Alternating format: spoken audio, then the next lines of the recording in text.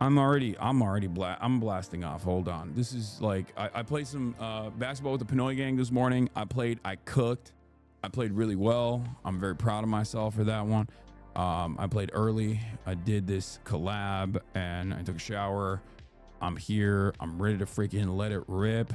We got protests to go to. I'm going to be going in and out of desktop versus IRL. I'm going to be swapping in and out today throughout the entire day. My plan is to just do the desktop stream right now, give you a little bit of news coverage, then probably head to one of the protests and then come back, more news coverage, then head to another protest. So that's like what I'm planning on doing.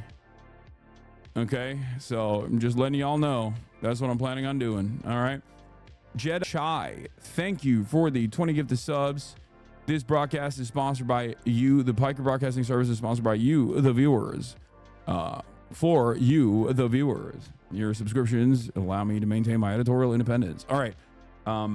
So yeah, no Kings protests all around the country. Oh, from the protests, Minnesota lawmakers targeted, killed in political assassination. Trump, you are weird. Wait, why am I weird? Trump military parade amidst the chaos. Did you get your press pass? No. We have an early but not fully verified ID on the shooter in Minnesota. We'll get to that. We'll get to the shooter in Minnesota. I don't know what kind of information has been revealed so far, but no Kings protests all around the country. IRL from the protests. Minnesota lawmakers targeted and killed in political assassination. Trump military parade amidst the chaos. Iran x Israel bombings continue and more. Get in now. Okay. Do you think the parade is because he knew Israel would strike? No. The reason why the parade is happening on the day that it's happening is because he wanted to do a military parade for his birthday. He wanted to do a military parade last time he was president too, but this time he's got more motion, so he just chose to do it. If anything, the Israel ruining his birthday parade is an unfortunate consequence for Donald Trump. But it's not even just Israel. It's like the No Kings protests that are happening. Like, this is a full front, multiple front war at this point, a war of attrition. Are you allowed to summarize a manifesto? Yeah, I can't show you the full manifesto unless it's like being shown in the media, obviously, but I can give you some notes from the manifesto. I don't want to get fucking banned. I know it's a stupid ass thing that Twitch enforces. So, yeah, I don't know if you talked about this already, but the Japanese government is very upset and has directly condemned Israel for the attack on Iran. Yeah, I'll just summarize it. So apparently Minnesota organizers are pushing forward with the No Kings protest. Yeah, as far as I understand, I'm on the No Kings website on purpose for this reason. But yeah, we're blasted off. We're getting started. Okay, so earlier today, Minnesota lawmakers were targeted in what is being called by authorities targeted political violence. A manhunt is now underway for the gunman who was impersonating a police officer. Minnesota lawmaker Melissa Hortman was killed. State Senator John Hoffman was wounded in this targeted political violence. A Minnesota state representative and her husband were shot and killed, and a state senator and his wife were shot and wounded in an act of targeted political violence at their homes on Saturday, Minnesota Governor Tim Walz said. And because of that, the No Kings event in Northeast Minneapolis had been canceled due to a shelter-in-place order following this politically motivated shooting of two elected officials. They're Democrats, by the way, and apparently the manifesto, the shooter had a cop car, like a fake cop car, was dressed up like a fake cop, and I don't know. It's a very suspicious. It's a very suspicious situation. Obviously, a horrible political violent act, but. State Representative Melissa Hortman, a Democrat, and her husband were shot. Hortman, formerly the Speaker of the Minnesota House of Representatives, was a formidable public servant, the governor said of his friend. She is irreplaceable. State Senator John Hoffman, a Democrat, and his wife were both shot multiple times and underwent surgery. We're cautiously optimistic they will survive this assassination attempt, Walz said. The two shooting locations are a few miles away from each other in Champlin and Brooklyn Park, just north of Minneapolis. Hortman and his wife were shot around 2 a.m. in Champlin. Superintendent of the Bureau of Criminal Apprehension, Drew Evans, said. After Hoffman was shot, officers were heading to proactively check on Hortman when they encountered the suspect at Hortman's home at around 3:35 a.m. Evans said the officers found a person who was dressed as a police officer wearing a vest and a badge with a taser and other equipment at the door coming out of Hortman's house. The suspect fired at the officers. Gunshots were exchanged, and the suspect was able to escape and flee on foot. The suspect's vehicle, which looked like a police vehicle, including police lights, was in Hortman's driveway. This is why I'm saying it's like incredibly suspicious. Was this an off-duty cop? Was this actually a cop? Was this like, how does he have so much police gear? Obviously, you can buy a lot of police gear, but it doesn't make a lot of sense. How was he able to escape? It's just like shocking events unfolding in Minnesota amidst this nationwide protest movement that's also astroturfed. So everything is messed up, and I'm here to obviously parse through it all for you and try to explain all of it to you, regardless of all the chaos, as always, as is my job. He apparently had a list. The shooter apparently had a list of possible targets that were retrieved from the suspect's vehicle. The list named Hortman and Hoffman. The list also included dozens of other Democrats from Minnesota, including Governor Walz, Representative Ilhan Omar, Tina Smith, and Attorney General Keith Ellison, according to law enforcement sources familiar with the matter. Law enforcement officials are looking into whether the suspect may have been motivated by extreme views on abortion, the sources said. Security resources have been dispatched to protect those people named on the list. The Capitol Police has said it's working with our federal, state, and local partners. President Donald Trump has been briefed on the shooting and said such horrific violence will not be tolerated. This is what people are claiming as a suspect. I'm not entirely certain, unless there is like already an official, an official extreme views like the right to have one. What? No. Why would? Yeah, dude. Famously, people who want to give women the right to have bodily autonomy are always gadded up, murdering fucking Democratic congresspersons. Like, what are you talking about? What the fuck are you talking about? Like, yeah, we don't know who the suspect is yet. That's like what people, there's a lot of misinformation flying around. Obviously, in normal circumstances, we don't cover breaking news like this. But the reason why I'm bringing this up and giving you what the actual information that is like readily available in the media is because there is obviously a motive developing from the clues that the police have actually revealed about this person. There's obviously some suspicious aspects of this already, but as is the case with all breaking news online, one of the primary functions that I serve here is to look through all of the misinformation that is being disseminated by politically motivated actors that have no interest in telling you the truth whatsoever and have every interest in turning this into a political football. And the reason why I'm covering this right now is because like there's information out there where people are saying, oh, he had a No Kings flyer in his car. There's been no real information about this as far as I know from mainstream resources. People are claiming that he was a left-wing extremist, for example. Again, doesn't make sense when compared to who his targets were. Why would a fucking left-wing extremist try to kill Ilhan Omar, for example? That is the information. Thank you for the 50 gifted by Rise. Yeah, it's just the notion that like this is a left-wing extremist doesn't make a lot of sense. Because it doesn't make a lot of sense because like Ilhan Omar would not be a target, you know? CNN posted the flyers. Yeah, if you go to the official Twitter feed about this and the top post of right-wing lunatic suggesting this guy was a liberal assassin hired to execute a state rep for an uncontroversial vote and that Mel knew she was in danger based on a TV interview she gave yesterday.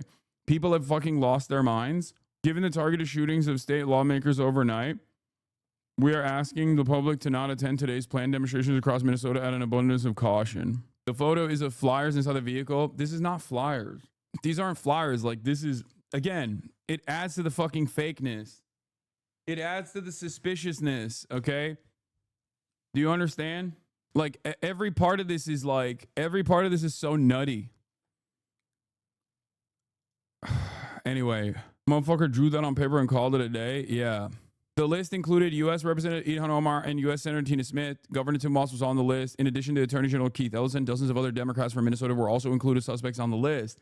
This is what the law enforcement information revealed.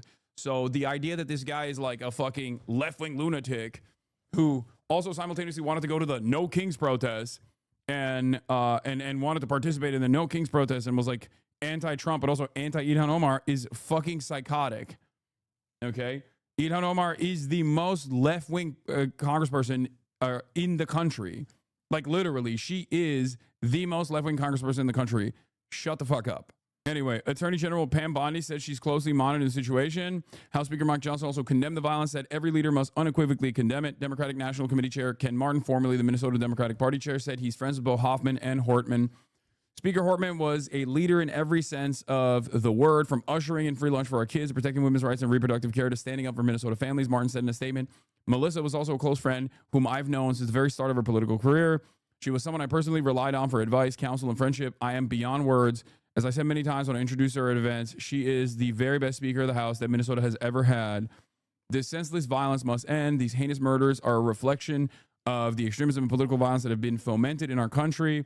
Martin said, today we recommit ourselves to fight harder for the values that Melissa and Mark embodied, building a kinder, more just, and loving world. If this murderer thinks we will be silenced, he is wrong. With the manhunt ongoing, police are urging community members to be cautious. Brooklyn Park is under a shelter-in-place order. Police warned if an officer comes to your door, call 911 to confirm that the officer is supposed to be there. Police are asking that no one open their door to a lone police officer, the Hennepin County Sheriff's Office said. Licensed officers are working in pairs. Walz warned, out of an abundance of caution, Minnesota should not attend any political rallies until the suspect is caught. So this is the last update from this situation. That's why the No Kings event in Northeast Minneapolis had been canceled. And I guess it's partially because, given the targeted shootings of the state lawmakers overnight, we're asking the public not to attend today's planned demonstrations across Minnesota out of an abundance of caution, said the official Twitter account for the Minnesota State Patrol. But this seems so stupid. You know what I mean? Like this, like the fact that he had this in the car, I don't know what his plan was. Maybe he wanted to like do a mass shooting at the protest or something. Local news has a suspect breaking. KSTP, okay. Sources tell Associated Press 57-year-old Vance Belter is sought in connection with the targeted attacks on House Speaker Emerita Melissa Hortman and Senator John Hoffman and their spouses. So this is now there is confirmation of the director of security patrols for the Praetorian Guard security services. No wonder how he had police level gear. He might have had, this is if he is a residential armed home security licensed by the state of Minnesota. I suspect that is the reason why he had a cop car and was dressed in cop gear. These guys oftentimes will hire cops, off-duty cops, or even are cops themselves. So that makes a lot more sense now. All of a sudden, things are falling into place. But yeah. They also like the LARP as well. Here's the AP article. Officials tell AP they're searching for a 57-year-old man in shooting two Minnesota lawmakers. All right, go after it. Now this is where we unleash Chat CIA, and you guys can send me all information that you have about this. Dude, I really need you to talk to me a bit. Please read what I said. Dude, I'm watching the stream from Tehran, bro. Do you have any advice? Bro, I swear to God, Hasanabi heads are fucking universal, dude. Hasanabi heads are universal. Motherfucker could be in Iran and will still be like, bro, you have to read what I am saying. What advice can I give you, big dog? Like, be safe, you know? What fucking advice can I give you? Like, what do you think I can do for you in this circumstance? Let me call up Tel Aviv real quick. Like, what do you mean? I wish I could do more. I wish I could protect you. I'm not lying, I swear. Bro, I believe you. There's hella fucking chatters from Iran that tune in. I know. Brother, I know. You are not the only one in here. Stop saying check logs. What? Oh, it's already been deleted. Whatever this was. Stock on essential pack and emergency bag with your papers as the advice. I don't even know how that would work. All right, so this is the guy. Or this is the suspect for the time being. Dr. Vance Belter has been involved in security situations in Eastern Europe, Africa, North America, and Middle East, including the West Bank, Southern Lebanon, and Gaza Strip. He brings a great security aspect forged by both many on-the-ground experiences combined with training by both private security firms and by people in the U.S. military. He's worked for the largest U.S. oil refining company, the world's largest food company based in Switzerland, and the world's largest convenience retailer based in Japan. Vance has focused all his experience to make sure Praetorian Guard Security Services covers the... Dude, what the fuck? Okay, I'm going to be honest with you. I'm going to keep it a $150. This is very, very, very strange. Okay.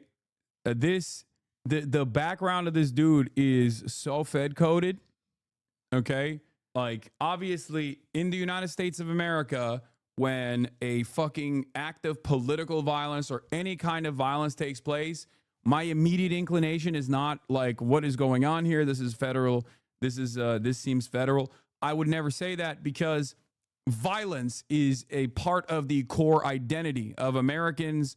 Gun violence, in particular, assassinations, and even political violence, oftentimes is a thing that obviously happens almost indiscriminately sometimes. Ironic because I'm saying political violence, which is targeted, obviously.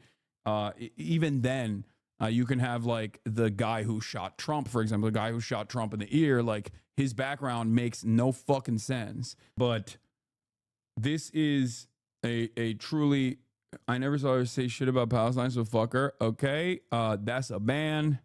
Thank you for that. 10-month subscriber. Have a good one. That's the most psychotic thing to say in this situation. Wow, that's cool. Anyway, apparently, yeah, he had a company in Congo, but like it's not showing anymore. Like I heard that in the chat as well. He has a LinkedIn. Apparently, he used to be a manager of 7-Eleven not that long ago. What? This is probably not his LinkedIn, chatter. What are you talking about? This doesn't show the director of security patrols at all. Got interviewed by Telemundo and ATL. I might get some airtime with the merch. Hell yeah. Here's that bio that got nuked. Screenshot it. Thank you. Dr. Vance Belter, EDD, CEO of Red Line Group. Oh, okay. Maybe you're right. Maybe this LinkedIn is correct then. Dr. Vance Belter, EDD, is the CEO of Red Line Group based in the Democratic Republic of Congo. He's also the CEO of the Praetorian Guard Security Services based in Minnesota. Not sure why his LinkedIn doesn't reflect the Praetorian Guard Group. His LinkedIn doesn't have it. But, I mean, this dude is a merc. Dr. Belter majored in international relations for his undergraduate degree at St. Cloud State University, Minnesota. He holds his master's of science and management degree and doctorate in leadership for the advancement of learning and service from Cardinal Stritch University in Milwaukee, Wisconsin. Dr. Belter, is he a Boer? Is he like fucking initially South African or something? What is this fucking last name? Dr. Belter has worked full-time for some of the largest companies in their field, such as Nestle, Del Monte, Tesoro, Marathon Speedway. Like, for the record, for those of you who don't know, okay? For those of you who don't know, this type of security contracting is basically Pinkerton shit. So when someone says like, oh, this guy works for Nestle, okay? When someone says like, oh, this guy's worked with a lot of, high profile clients, like this is, when he says Nestle and he's in Africa, he's like, I don't know, securing the mines or maybe even in certain circumstances, like engaging in political instability at the behest of a company that is beneficial for whichever company he's working for. Okay? This is not like, this is the background and profile of a mercenary through and through. The link is still working. Oh, now it's working. It wasn't. It was hitting me with a 404 before. Minnesota Africans United. Nestle, Del Monte, Tesoro, Marathon Speedway, 7-Eleven. He's worked in operations, technical services, quality services, continuous improvement. Dr. Belter's experience in Eastern Europe, the Middle East, Africa. He currently lives in Minnesota with his wife, Jenny, and their children. Like, there's something very suspicious about his background. I am losing my mind on right-wingers online. The whole Twitter sphere and right-wing podcast groups are trying to sweep this mercenary history under the rug, force deletions of his history, and are pushing that he's a lefty because Waltz appointed him to a business council 6 years ago. That's a talking point. That's the talking point, so you know. Yeah, this is, yeah, I mean, this is very Fed coded, but also given the profile and also given the targets that he went after, anyone trying to say this is like a fucking extreme leftist is a fucking insane person. I don't know what else to say about it beyond the fact that he wanted to assassinate the fucking governor. Like, New York Post is running with, well, the governor, Tim Walz, he's in this article from 2018 as a rep from the Marathon, the oil company. Congolese ambassador welcomed in Worthington. Vance Belter, representing the oil refinery and convenience store chain Marathon Petroleum Corp., suggested approximately 20 businesses in the state team up and train Congolese workers in a variety of occupations. Then, after 7 years, for example, those citizens could return to the DRC and use their experience to launch prosperous businesses in their home nation. This is info including his likes online. Breaking, Vance Luther Belter has been reported to be a suspect in the murder of Minnesota politicians. There's disinformation about his political leanings. He is not far left. Don't let them seize this narrative. Not today. I mean, dude, just show this, bro. Just show this fucking photo. That's it. That's all you need to know about this motherfucker's political associations, okay? Look at the high and tight. This is the most cop haircut you could ever arrive at. Like, what are we talking about? He was dressed as a cop. He has police gear. He owns and runs a fucking private security contracting group called the Praetorian Guard. He was trying to kill Ilhan Omar and Tim Walz, and you got the motherfucking New York Post still running along with this narrative that, like, because Tim Walz posted him up. Yeah, this is the fucking logo for a security company. Yeah, the security company that features him as the director of security patrols and what appears to be his wife as CEO specifically lists that they use police-type vehicles. It's notable that Facebook took down the leaked suspect's page immediately. Guy has a background in providing security services in Africa. His wife recently liked an event post for an alternative prom held for Christian homeschooled kids that started with a senior prayer blessing. And it's crazy that, like, Minnesota's Eric Prince, exactly, is being presented as a fucking left-wing lunatic by, I guess, New York Post. The vehicle shown on a news report looks similar to this, but it didn't have the logo. The emergency lights are orange, not blue-red. Pretty sure this guy with the full kit in the third photo is Vance. It's interesting. The training manager worked with the FBI previously. Todd, security training manager, brings many years of security experience and training management to our team. He's a retired undercover officer, having served our communities rigorously. He also has experience working alongside many government agencies, such as the FBI. That is the company's security management guy. I mean, this has the makings of a very weird situation. His name is part of a security company as well. What is this? Center of Evangelique Francophone Le Born Matadi. Unity in the Body of Christ. Wait, who is this? Is this him doing Sunday servings? Sunday services? All the sermons of Vance Belter. If you want to know why a Democratic senator and a representative in Minnesota were shot, it might have something to do with the fact that their deaths would end the Democratic majorities in both chambers. That is crazy. I mean, yeah, I didn't even think about that. Dude, this is some wild shit, man. I mean, there is a lot of weird oddity taking place here with the background of the suspect. If this is the suspect, because the police and the Associated Press is now revealing this information that he is the suspect, and the cops are right that he is the suspect, and it makes sense given all of the other information that we do know about the situation, having like a police cruiser, having police gear, because remember, these licensed security companies often work with cops and have the same license that cops have to get cop gear, okay? I don't know how it is in the state of Minnesota, but he could have just but a guy who worked for oil companies in Congo, worked for food companies around the country, turning around and doing a targeted political assassination of Democrat lawmakers. I mean, this is definitely a very, very, very strange update on the situation here in Minnesota. You're going to be joined by Commissioner Bob Jacobson, BCA Superintendent Drew Evans, State Patrol Colonel Christina Bogoyevich, Champlain Park Police Chief Snyder, and Brooklyn Park Police Chief. Yeah, the cops also let him, they didn't let him go, but they apparently there was a shootout. There was a shootout. Gunshots were exchanged, and he was able to get away. Now there is a manhunt going around, and this is the background of the guy. Not just any Democrat lawmakers, but the few Democrat politicians who actually were willing to stand up and make changes.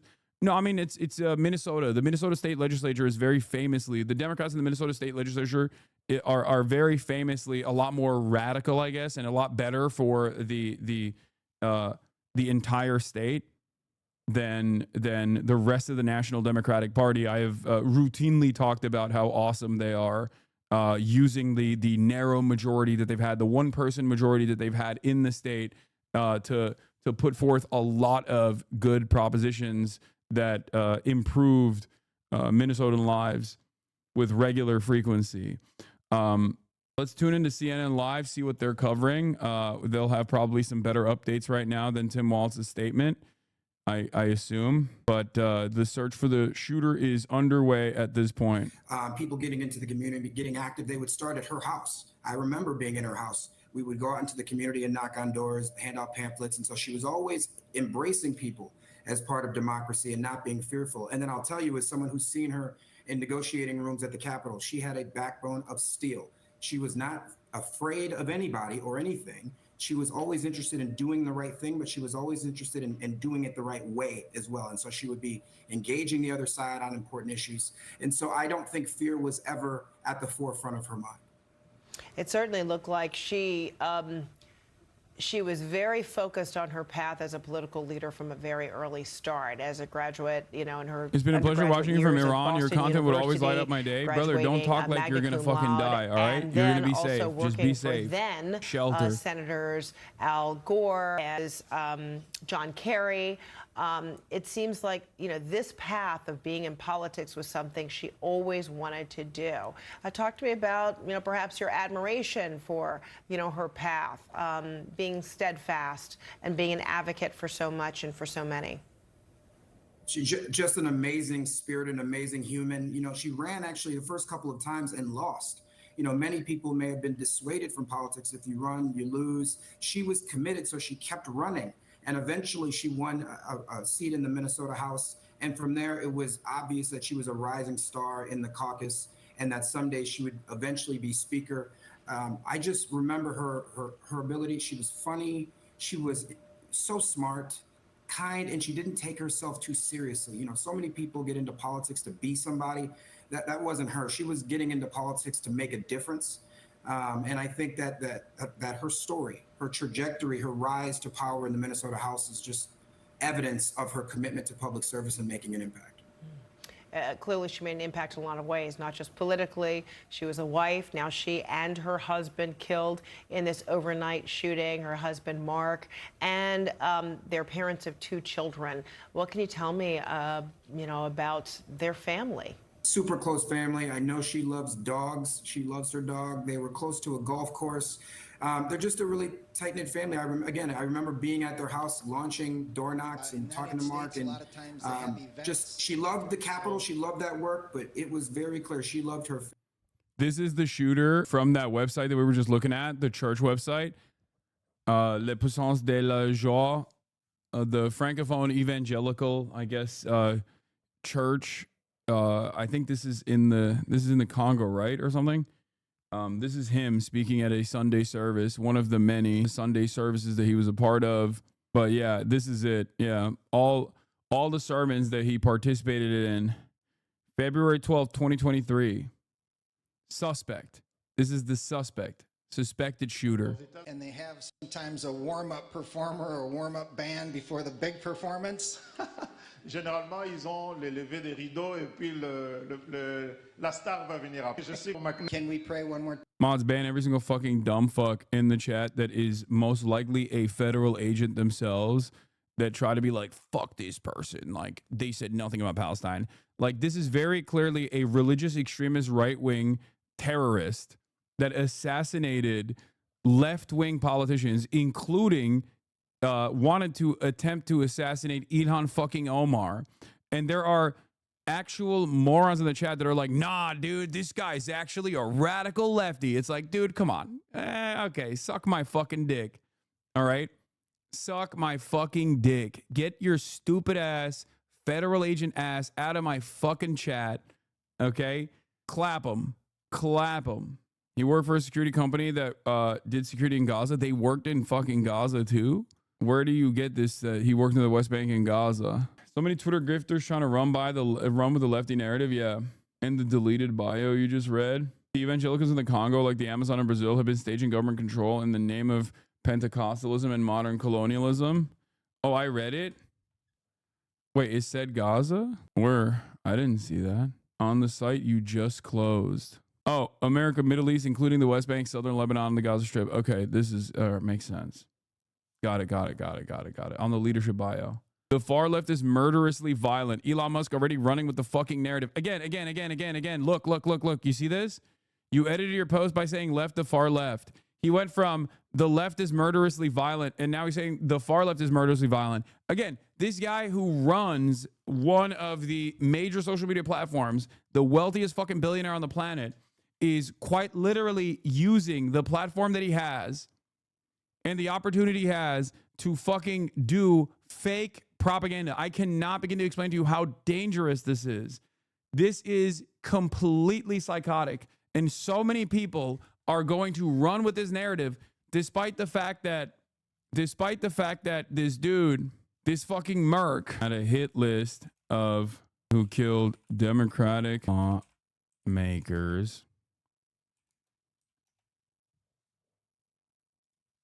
Merc, who runs a private security firm, who killed Democratic lawmakers, who you made it to yeet Twitter.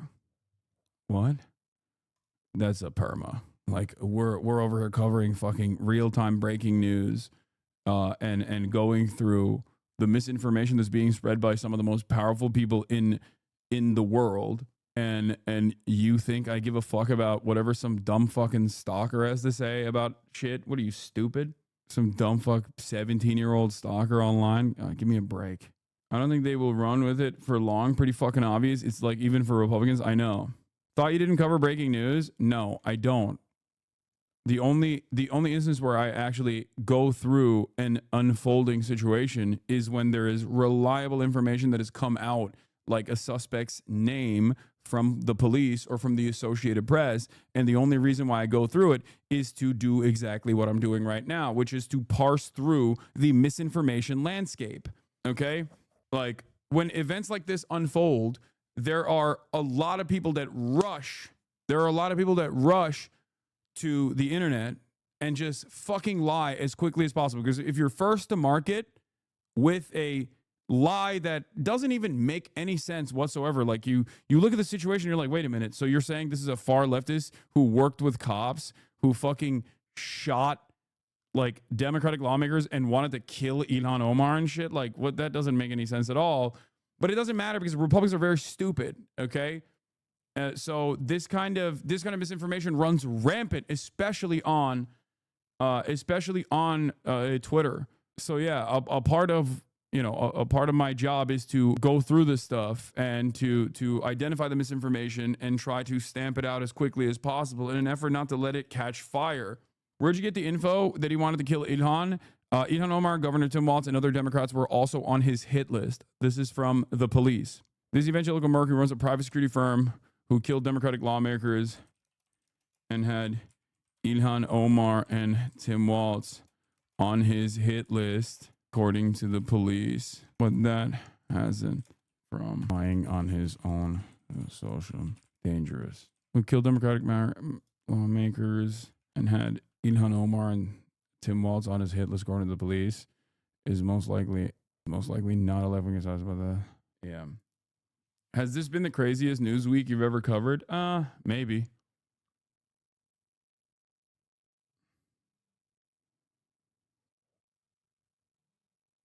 Apparently he's a director for the security service too. I know, chatter. We already covered that.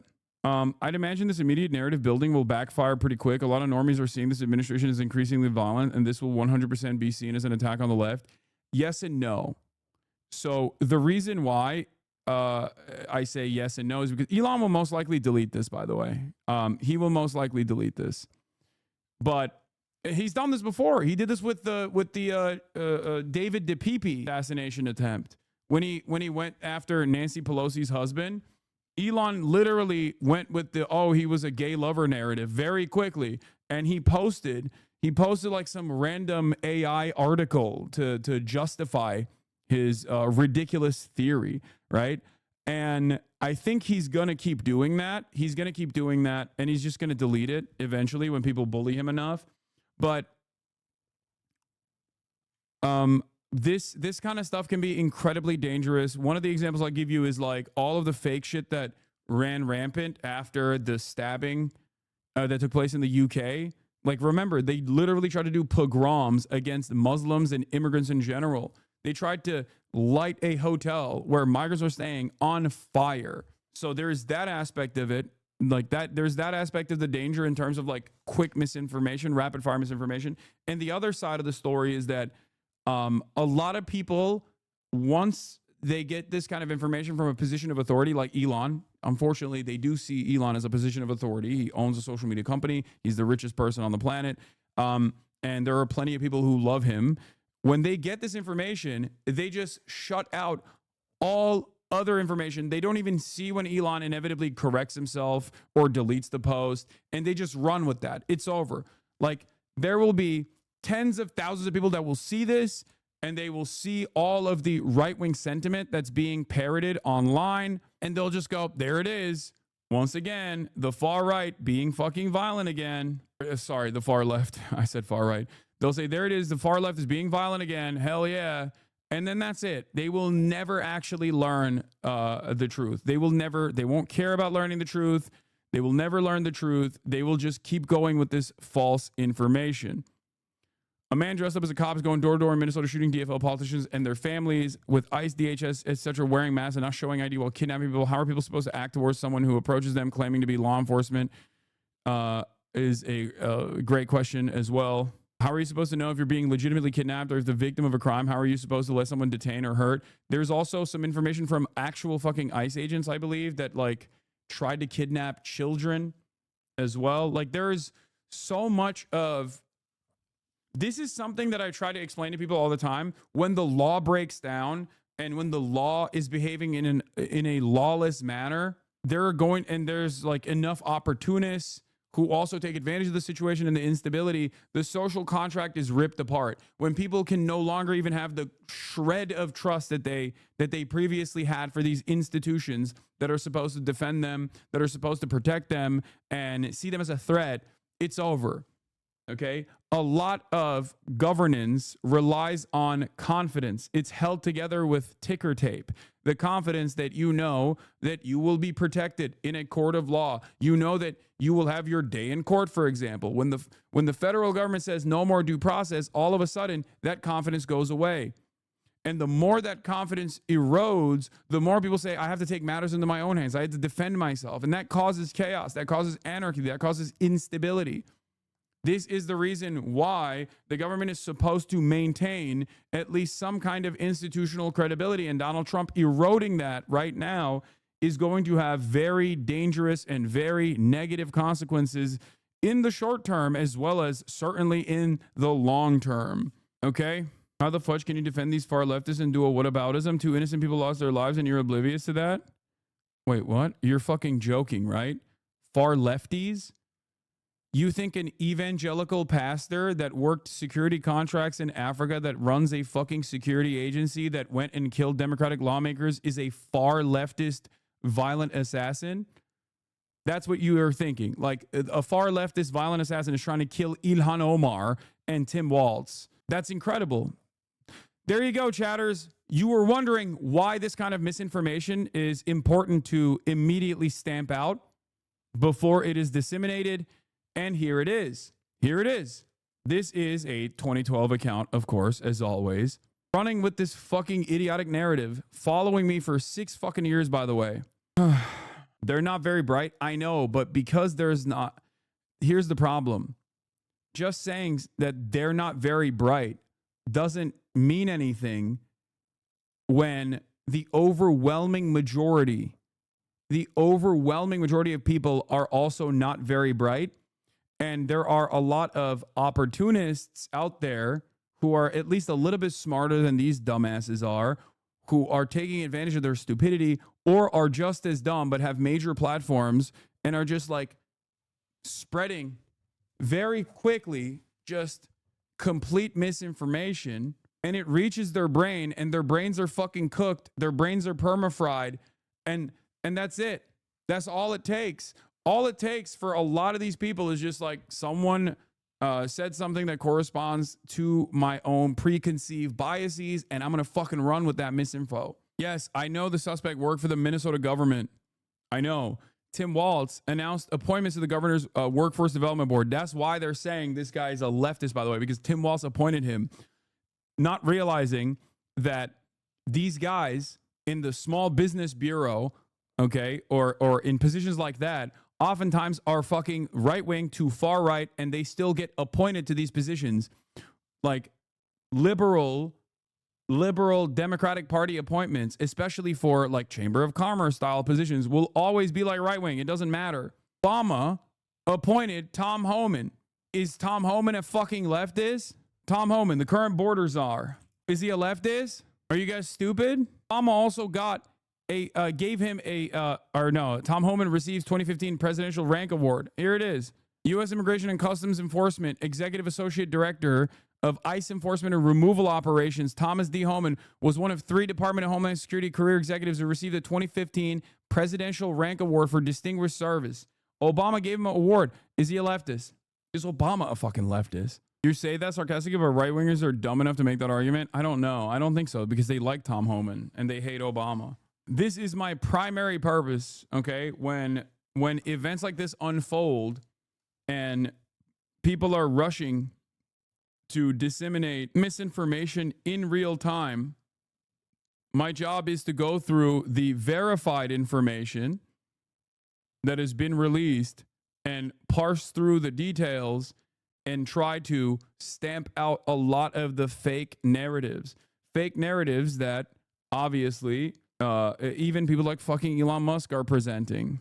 Anyway, here, blast this out. They're already convinced he's a lefty. It's over. It's not. It's fucking ridiculous. He tried to kill Democratic congresspersons, man. Stop. Even the normie Republicans are obviously going to look at this and be like, I don't know if he was a leftist. I don't know what these guys are saying. Why didn't I see you on early? I'm confused. Wasn't he a lefty? No, he wasn't. Why the fuck are people saying he was a lefty? What are you guys saying? He wanted to fucking kill Ilhan Omar. Democrat far left. Words have no meaning anymore for right wingers. Okay, but he killed Democrats, man. Ay, ay, ay. What a fucking crazy situation. They haven't caught him yet. They have not caught him yet. Yeah, this is where it's coming from. Face of a madman. Former appointee of Tim Walz sought in deadly shooting a Minnesota lawmaker. Her husband had no Kings flyers in car. New York Post came out and instantly tried to find anything they could to try to like loosely associate him with the fucking left. He wanted to kill Tim Walz, dude. Isn't that fucking insane? Like, how can you make this argument? Like, Tim Walz was one of his assassination targets. Yeah, reports the police are looking into extreme views on abortion as possible motive. And also on top of that, he killed Democrats, including wanting to kill on his hit list a bunch of other Minnesota Democrats, including but not limited to Ilhan Omar and Tim Walz. I don't understand how people are running along with this fucking psychotic narrative. I think this is incredibly dangerous misinformation, and getting ahead of it is very important, but I don't even know if there's any way to get ahead of it. Like, you can have someone be like, you can have someone literally be like, I'm a fascist and I'm here to kill the far left, which I assume are the loony radical leftist Democrats, and then successfully kill some people and get apprehended in the process of killing other people that he perceives as far left Democrats. And all it takes is for some dumb fucks to be like, nah, dog, he was Antifa. And everybody runs with it. Everybody runs with it. Go to the official Twitter feed about this, and all the top posts are right-wing lunatics suggesting the guy was a liberal assassin hired to execute a state rep for an uncontroversial vote, and that Mel knew she was in danger based on a TV interview she gave yesterday. Millions and millions of views, post after post saying dead Democrats sounded terrified after voting for free healthcare from illegals. Voting to take free healthcare from illegals. What is the motive? It's like every fucking day there is another right-wing lunatic that goes out and like kills someone, okay? And then every other right-wing lunatic that has the exact same politics of the shooter will go online and talk about how this person was a communist. Look at this. Holy crap. Representative Melissa Hortman sounded absolutely terrified while speaking to the media after she voted no on healthcare for illegals. She was just assassinated this morning. She knew she'd end up as a target in one form or another. Charlie Kirk, chilling. hurt by that vote, and we worked very hard to try to get a budget deal that wouldn't include that provision. Stop spreading misinformation. Hoffman did not vote for ending healthcare for undocumented immigrants. Dude, what are you talking about? I'm not saying that. I'm not saying that. I'm showing you the prominent narratives that are circulating right now online. The reason why I show misinformation is to stop it from spreading, so that the 54,000 people in here, when they encounter this misinformation in the wild, when your fucking parents present this to you as though it's like what the reality is, you are well equipped to turn back around and say, hey, I don't think this is correct. Do you understand? I know. That is the purpose. That is my job. I suspect that this wasn't like this is a budget bill. And part of that budget bill that they worked on, I assume, was to deny, was not to expand healthcare to undocumented migrants in the state, right? That's probably what they're talking about. I don't know the exact details, but immediately through critical thinking, fuck you, lobbyist scumbag. What are you guys talking about? What do you mean lobbyist, piece of shit? Fuck you, lobbyist, piece of shit. What? I cannot believe that it's like some of the replies to your tweets are unhinged. Violence is a tool of the left. It's never been condoned or encouraged by the right. Yes, it happens. Crazy and evil are everywhere, but the only one side speaks about nonsense and people must be stopped at all costs. Only one side condones rioting and bailing out rioters. What the fuck are you talking about? This is a right-wing guy who did a fucking political assassination. She is quite literally talking about how she's upset that in the budget bill that had to be passed, that one of the concessions was denying healthcare coverage or denying an expansion of healthcare to undocumented migrants. And they're making it seem as though she actually voted against like giving healthcare to undocumented migrants deliberately, directly. And she was terrified. Fuck. My alerts are busted again. I hate this. I hate this so much. I don't know why it keeps happening. I'm so annoyed. Okay. No, the bill cut out funding for undocumented immigrants. We were forced to cut it out. That's what I'm saying.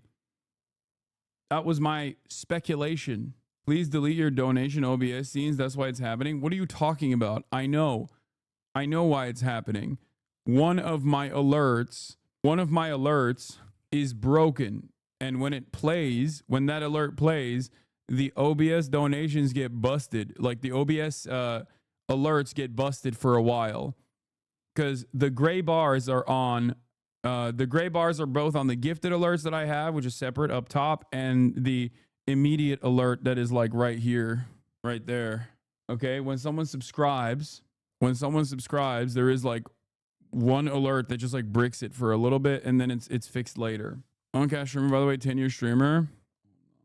Wait, let me see. Maybe this will fix it. Nope, it didn't fix it. Okay, well, bring back banner W. Yeah, also, there's information on the Iran side as well. The Iranian state television announced that Iran will launch devastating strikes on Israel in the next few hours, according to Al Jazeera. So there's that as well.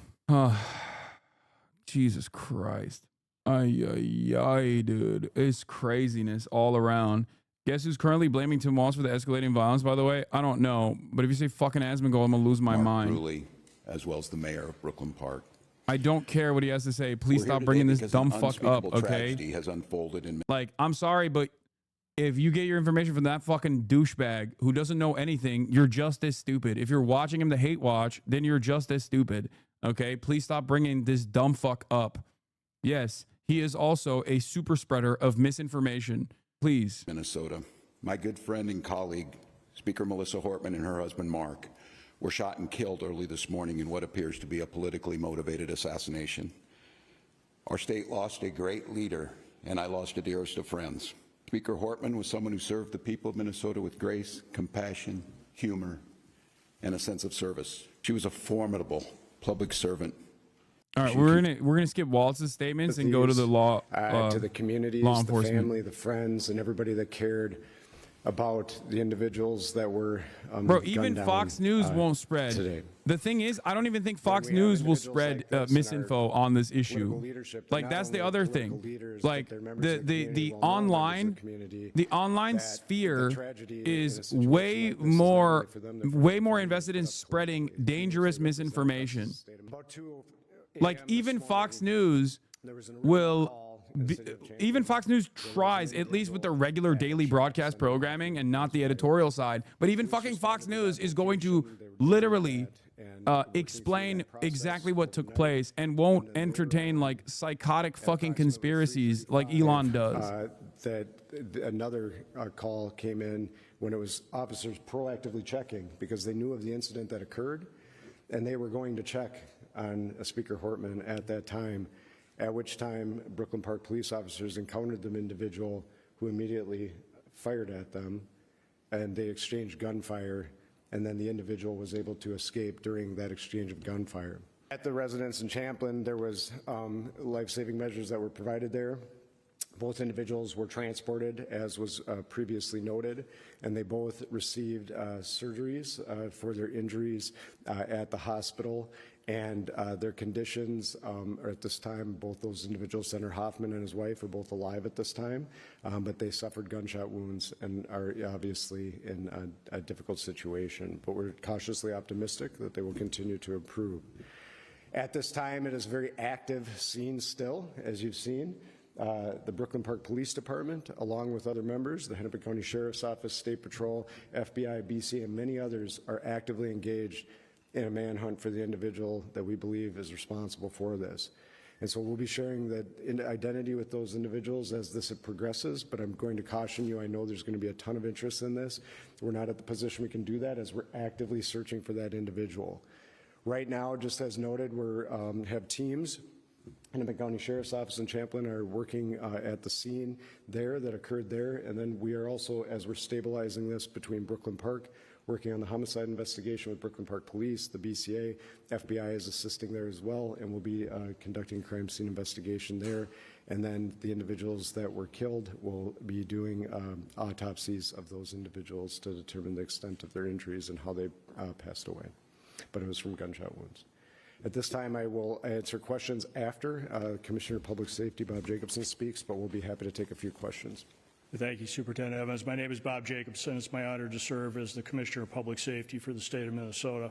This is a dark day today for Minnesota and for democracy, but we will not allow fear or violence to define who we are or how we move forward. We will stand together and we will stand strong. Our hearts, of course, go out to the victims, their families, their colleagues at the Capitol, and to the communities that they serve with dedication and with integrity. These are public servants, leaders who committed their lives to improving the lives of others, and they were targeted in a violent and cowardly way. Oh, here. Yeah.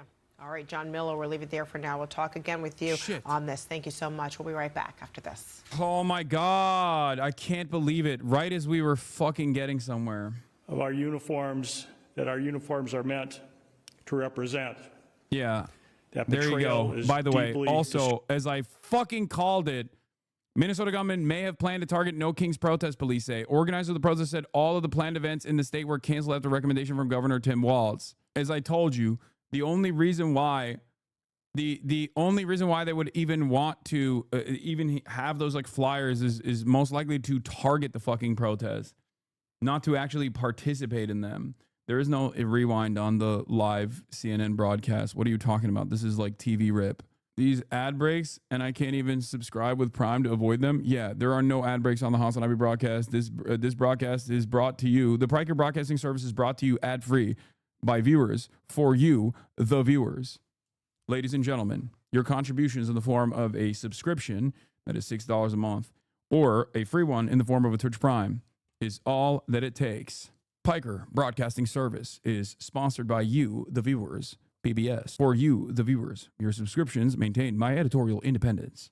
They weren't even flyers. It was just a stack of paper with No Kings written on them. Seemed like he'd throw it out while doing a car attack. I know. But it also makes it extra strange. It makes it extra strange. It makes it feel like it's like psyop coded, if that makes sense. Like there is a flavor of psyop associated with this. But people are still participating in this. Despite warnings from law enforcement not to attend today's No Kings rally after this morning's shooting of Minnesota lawmakers with a killer on the loose, No Kings rally is happening at the Minnesota State Capitol in St. Paul, which is crazy. Republicans are saying that the dude was a lib because Walz appointed him. I know. I know. Tucker Carlson Network fan account. Alleged No King shooter is a Tim Walz appointee. Vance Looter Belter. This is all it takes for these motherfuckers. That's all it takes. He was trying to kill Tim Walz. The guy was literally trying to kill Tim Walz, and the fucking Republicans are running with this idiotic narrative, dude. I'm losing my mind. At this point, it doesn't even take a psyop. Republicans have basically lost their minds collectively. It is a group of people that are constantly experiencing collective psychosis. And for this group of people consistently hallucinating an alternative reality, it doesn't take much for them to believe stuff. They just make stuff up on their own and then believe it. And it's interesting because I think in previous circumstances, they probably would have said this guy is a psyop from the federal government. Look at his background. Like, his background is clearly Fed coded. Like, this is probably the government, like some rogue FBI woke agent that like set up these assassinations to like criminalize right-wing politics under our brave, beautiful Trump administration. But now they're not even doing that. They're not even entertaining it. They're just literally refusing to reckon with the reality. He probably put some thought into a backup plan of how do I get away. But without his vehicle, he's going to be on foot unless he's stolen another car, carjacked somebody. And again, that's only because Republicans are in charge. If the person but Matt, right-wing fucking white nationalist mass shootings took place when Republicans were in charge. As a matter of fact, it escalated quite a bit. And Republicans will still say rogue FBI, rogue and woke FBI is trying to undermine the president. 2015, 2016, right-wingers would probably say this is probably a federal operation from some rogue elements within the deep state that's trying to take out our president, trying to make the right wing look crazy and unstable and violent. 2025 right-wingers just basically fantasize about an entirely separate form of reality. Also, I don't know if this is new, the 3 dead in Israel after Iranian strikes, or is it from yesterday's strikes? Like, I'm saying that even that previous consideration is insane, right? Even that previous consideration would be wrong, but it is extra crazy that these guys have devolved into something that doesn't even require any information, and they can stare at information that directly contradicts their hallucinations, look at it dead in the eye, and still go along with, I don't believe it. I think this guy is a loony leftist. Dude, my stepmom literally saying Newsom deployed the National Guard. You are 1,000% right. Oh my Lord. I don't know. I don't know what to do here. Like, this is incredible. This is a incredibly insane media landscape and misinformation environment that we're in. Yes, I saw the guy's bio. We already covered it. But yeah, he has worked all around the world as a fucking security contractor. It does not make any sense. What is this? Anadolu agency says Iranian Navy intercepts British destroyer that entered northern Indian Ocean to help guide Israeli missiles towards Iran, according to state-run news agency IRNA. Oh my Lord. Anadolu Ajans is basically the AP associate, the AP affiliate for Turkey. So this is credible information. It's still developing, so I don't know. Tow the way. Faux police squad believed to be part of overnight political assassination at Home Speaker Hortman has been processed, seen, and now removed. Massive manhunt continues. Let's see what the car looked like, by the way. I want to see. Oh yeah, it's the okay. This is quite literally the Praetorian Guard private security vehicle for sure. They're saying it looks like a cop car because it has it's basically the Praetorian Guard security. No. This is the exact same cars, the squad cars that they have. It's the exact same squad cars that they have for their security patrols. We just looked at it before. It is identical to a cop car. It is identical to a police cruiser.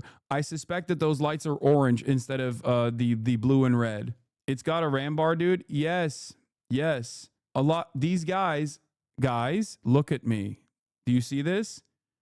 The only difference between this Praetorian Guard, this is the company that he is a part of. This is the company that he was This is his wife, who's the president and CEO. This is Vance, who's the director of security patrols. This is the alleged shooter. This is the suspect, right? Okay. Walk with me here. Here is their vehicle. The only difference between this and that one is that this doesn't have the wrap. That's it. He just took off the wrap, or never put on the wrap on that one car. Oh, the metal texture in the text livery is photoshopped on it. Oh, okay. No lights, but obviously old photo. No, the lights that this one has are probably also orange lights as well. I don't know if this had a fake police plate on it too, but Iraq requested Iran not to strike U.S. bases in Iraq. Iran said they understood the request. A lot of these guys, remember, security groups like this have almost the identical licenses that cops have, okay? They will often buy auctioned, old, decommissioned police gear, or they literally have police gear from the off-duty cops that they hire, okay? Like, private security of this sort is oftentimes deeply entangled with existing law enforcement, active law enforcement. And you can still purchase the red and blue lights. I don't know if these are red and blue lights. I can't tell, obviously, because the lights are not on. You can still purchase red and blue lights. It's just illegal to have it on your car. But if you're one of those like private security guys, you might have been able to get away with it. You might have been able to get away with it for a while because, you know, you're buddy with all the cops. We have a ton of these fake cop security services around Minneapolis. It's hella confusing who the actual cops are. Yeah. New Texas authorities have issued an alert saying there's a credible threat towards state legislators attending today's protest at the state capitol. That comes just hours after an assassination in Minnesota and the cancellation of all No Kings protests in the state. Small-faced McDumbfuck running with the narrative that he was a lefty. We've now had a decade of hysterics about fascism and Nazis in America, with the press calling ordinary border enforcement and policing things like ethnic cleansing, white supremacy, and even genocide. In Trump's first term, it led to the congressional baseball shooting targeted at Steve Scalise. This time around, we have Luigi Mangione, and now today's diabolical attack in Minnesota, allegedly by Vance Luther Belter. There are far too many mentally unstable and suggestible people on the left for them to try to recklessly turn up the political temperature every time they lose an election. It is actually kind of alarming that even Charlie Kirk is running with this narrative, especially fucking considering that the targeted assassinations were Democratic lawmakers. Also, Luigi Mangione was under the Biden administration, so I don't know why he brought Luigi Mangione up as well. Luigi Mangione himself was not a leftist either. This is truly shocking, because like Charlie Kirk is the independent media guy, but even he traffics in conspiracies with regular frequency, but he still goes on Fox News and shit. He is direct access. He has direct access to Donald Trump. This report says his list of targets included abortion providers. How can people say this is a leftist? Yeah, Minnesota lawmaker shooting suspect had manifesto with list of name, police say, and the manifesto was targeting Democratic lawmakers, including Ilhan Omar and Tim Walz. Okay, I cannot stress this enough. Ilhan Omar and Tim Walz were a part of the assassination targets. He just got caught because he killed the first Democratic lawmaker and their partner, and then cops were sent to a bunch of Democratic Party lawmakers that are at the state level, and they literally in the process of going to the next house, they caught him there. There was a shootout, and now he's running around. Banwatch, you said the M word. It doesn't matter. This is not the actual manifesto, guys. The fucking notion that this person is a left-winger is psychotic, okay? This is insane. Folded in Minnesota. My good friend and colleague, Speaker Melissa and her husband, Mark, were... Like, can you imagine being Tim Walz right now? You're the fucking governor of Minnesota. Your friends just got assassinated. The assassin is out and about, and you're a part of his targets. You're literally a priority target. And you have the entirety of fucking right-wing media being like, yeah, this guy loved Tim Walz, actually. He loved Tim Walz. Tim Walz probably contracted him because he's a loony leftist. Like, what a fucking insane world that we live in now, dude. Like, this is not about politics, okay? Yes, you can say, Hassan, you're a biased political actor or whatever the fuck, right? Having said that, my commentary on this has nothing to do with politics and everything to do with just the truth. Okay? I'm not covering this from the perspective of my political biases. I'm covering this just on what the facts we know so far and what these common narratives look like online and how fucking nutty they have gotten. Assassination implies killed. You saying that is slightly confusing in that regard. Wait, what? Yes. Yes. He assassinated a Democratic congressperson, a Democratic Party congressperson. He did.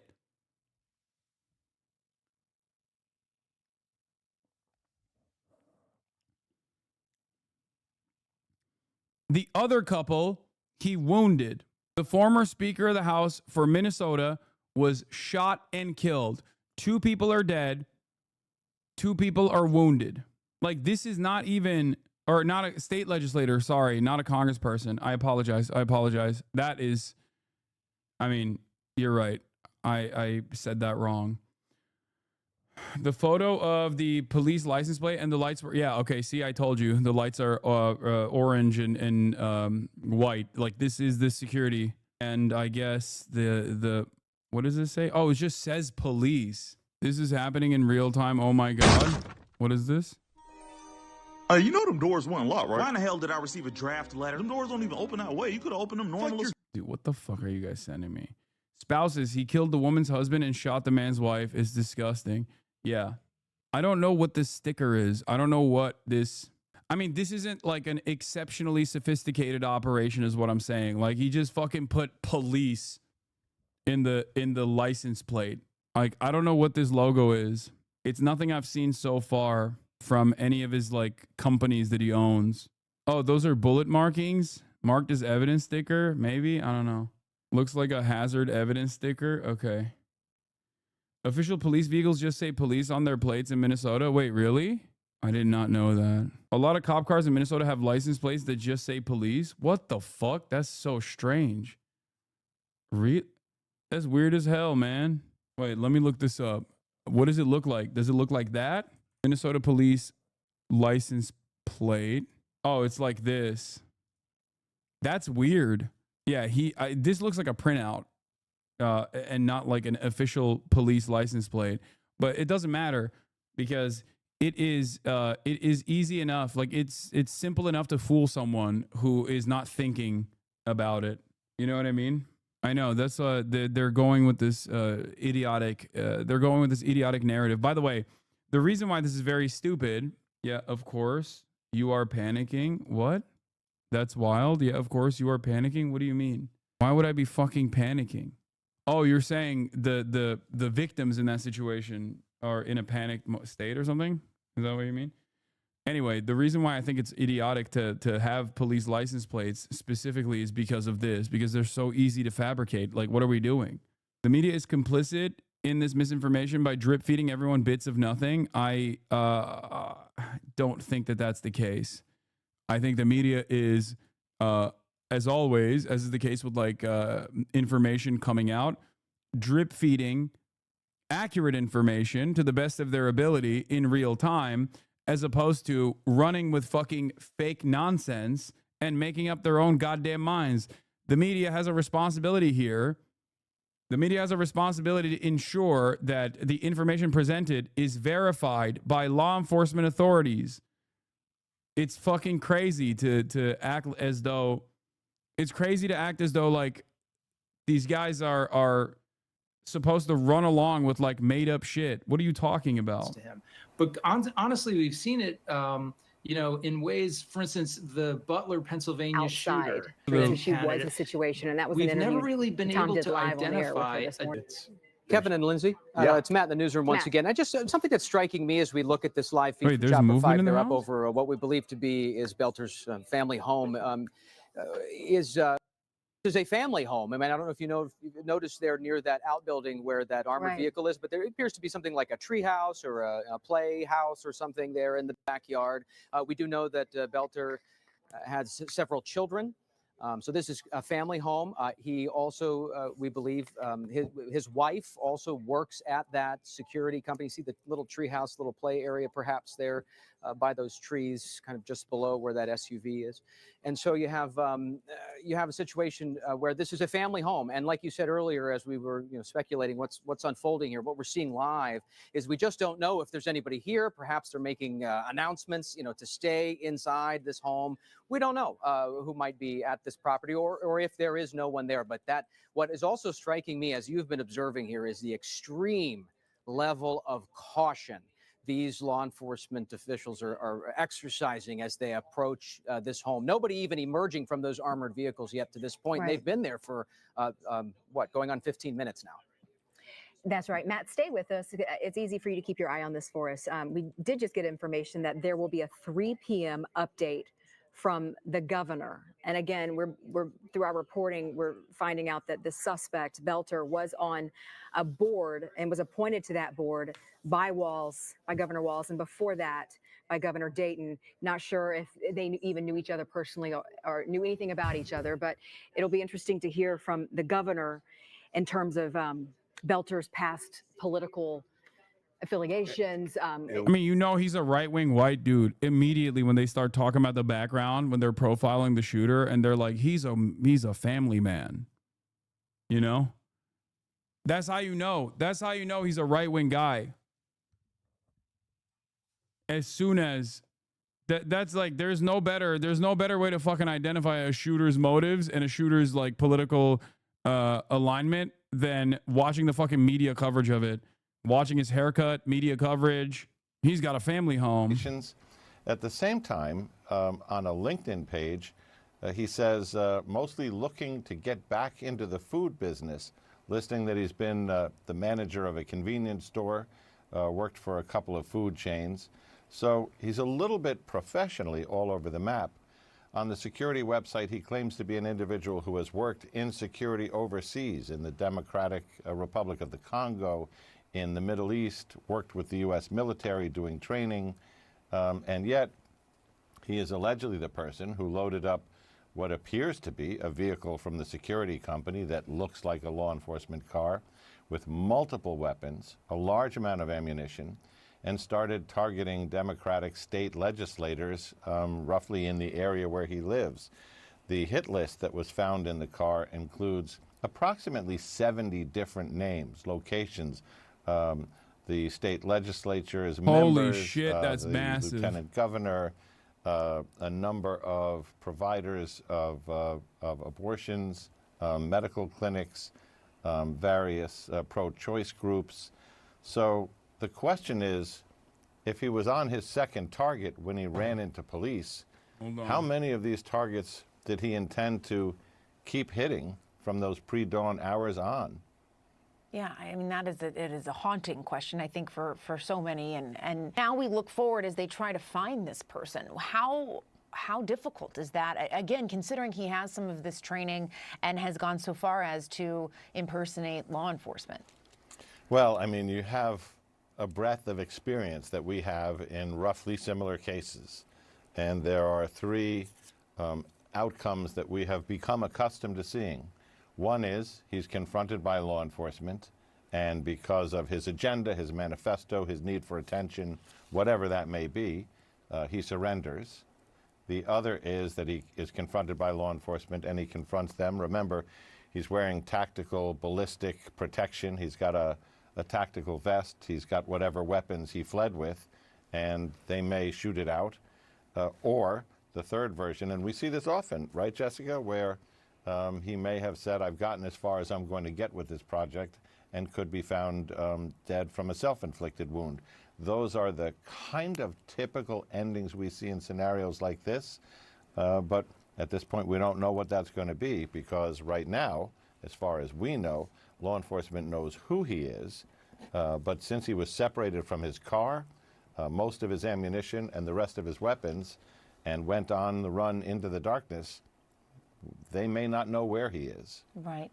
And assess that threat level, John. I don't want to spread fear by any means, but in terms of the threat level and people's safety, people who are on that list, but also people who live in that neighborhood, how concerned is law enforcement right now about that? Extraordinarily, because when you break that down to the choices, that also comes in a set of three, which is, can he reach out to someone he knows and trusts and seek refuge with that person? If not, then he's got to rely on either hiding or strangers. So scenario number 2 is he's lost his vehicle. Can he get to another car, or do we end up in a situation with a carjacking where he tries to take a car?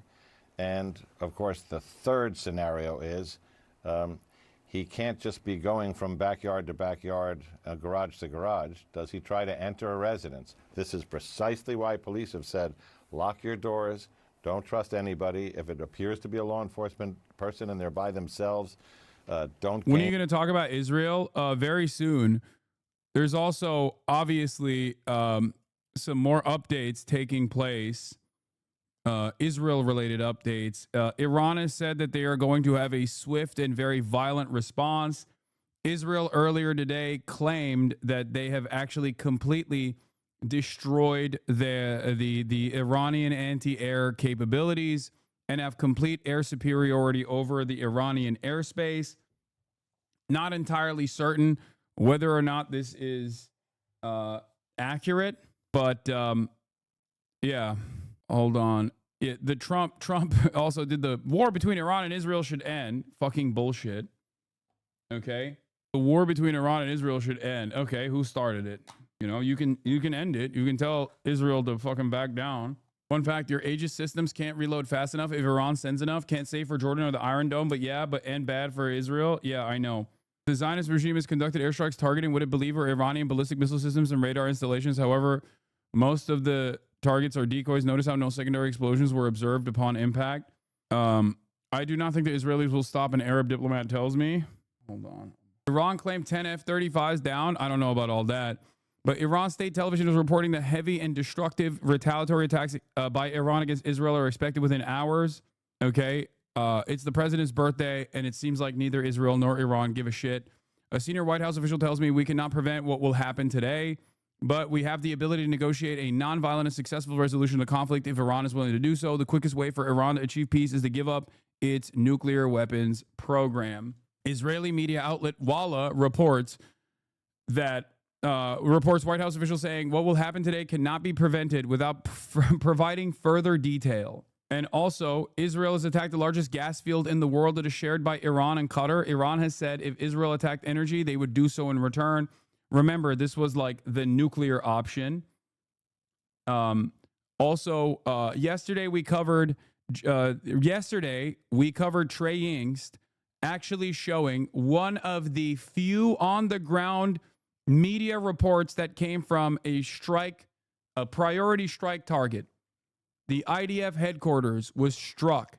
The only reason why we know of this is because of a couple pieces of footage, because Israel currently is shutting down any kind of footage from coming out, and they are demanding on their Telegram channels, the IDF Telegram channels, like military command is saying, do not film any of the fucking strikes, do not show any of the strikes. And Trey Yingst was on the ground, and it pissed off a lot of people in Israel for even showing what took place. Respondent Trey Yingst has been up all night, is standing by with all the details. Trey, what can you tell us?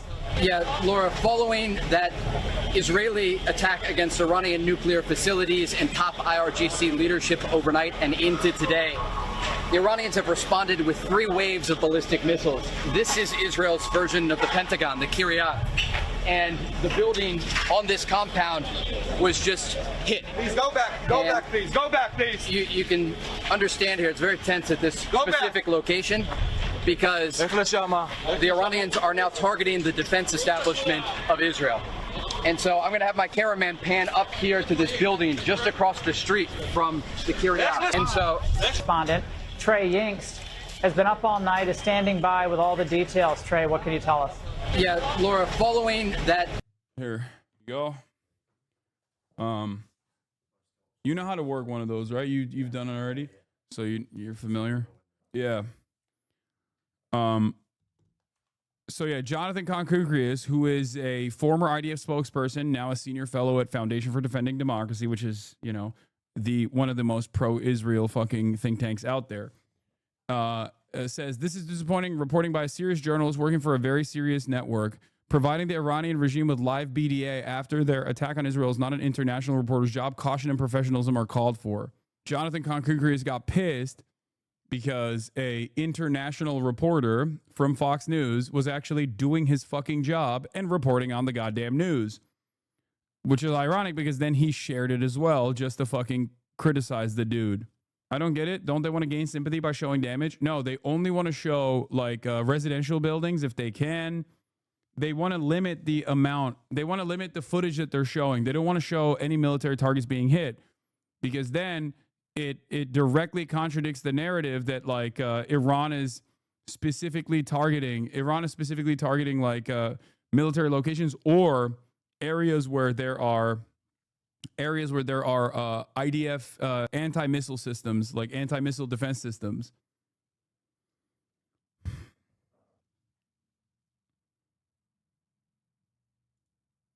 Per protocol, Planet Labs has censored all satellite images covering Israel from today. What? Yeah, Israel does not want to show. I mean, Iran does this too, for the record. Like every country does this. It's just additionally difficult to do in Israel because Israel is a Western aligned, Western adjacent country with a fuck ton of like dual citizens, people who speak English.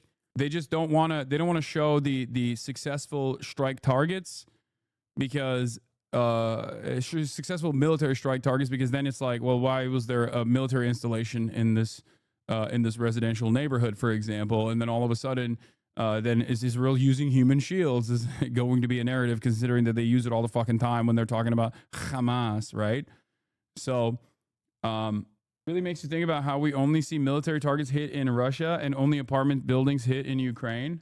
Yeah, I mean, of course, Russia is also striking both apartments and also military targets as well. You are already in the protests. There is only one king in this country and his name is LeBron. I agree. Okay, that's great. Israel has asked the United States to join the fight. Breaking. Israel officially requests the U.S. join the ongoing campaign against Iran. Ain't no fucking way. What happened? I thought this was their fucking cross to bear. I thought they were going to do it on their own. I'm shocked. Guys, I am so shocked, I tell you. Shocking. Shocking. Shocking development. No, man, we're good. Hey, I'm going to go ahead and tell you guys right now, officially my statement is fuck no. All right? I'm going to give that a... Nah, we're good. Hold up. I'm good, thanks. Hard pass. What is this? Images emerge showing Israel's underground hospitals. Trump might leave him out to dry if he has good instincts. Fuck no, dude. Remember, I need you to understand something. Okay? Israel's officially requested the United States join its ongoing operations against Iran, particularly targeting underground nuclear facilities such as the Fordow fuel enrichment plant, which the Israeli Air Force does not have the means to effectively strike without bunker busters like the GBU-57A, BMOP, massive ordnance penetrator. A lot of chatters were saying that Israel has the capabilities because Trump had sent specific weapons that you can mod that they could use. What is this? Hey, Israel, I'm not interested in war with Iran. I'm also not sending my kid to fight it. The end. No one asked you, you piece of shit. John Podhoretz is fucking losing his mind. This is a very bad day for John Podhoretz. Camera is glitching out. I know. It's fine. It happens sometimes. It's not a big deal. I can swap it to this camera if necessary. Okay. But, so what is this? AP is streaming the RCA rep in DC right now. Weird.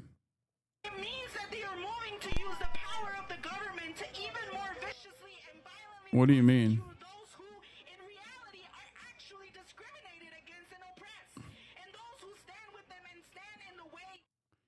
Okay, wait, hold on. We're doing Israel Palestine right now. We'll get to the No Kings protest. Obviously, I'm going to be heading out there as well.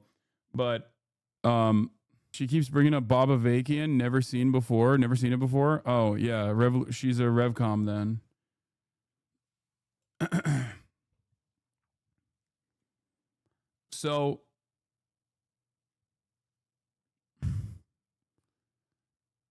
So Israel is you're way too close, gang. Yeah.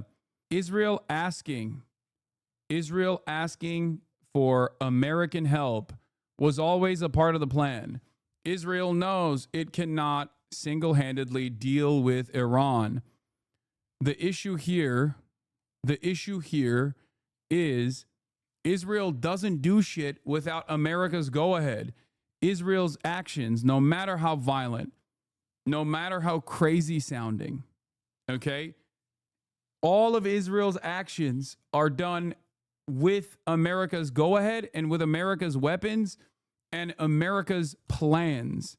Israel is simply playing a role that America has set out for them, which is precisely the reason why, while the United States of America is already actively involved with the munitions and the targeting systems that it's offering Israel, America is also involved in the defense of Israel, which plays a formative role in obviously how violent Israel can get here.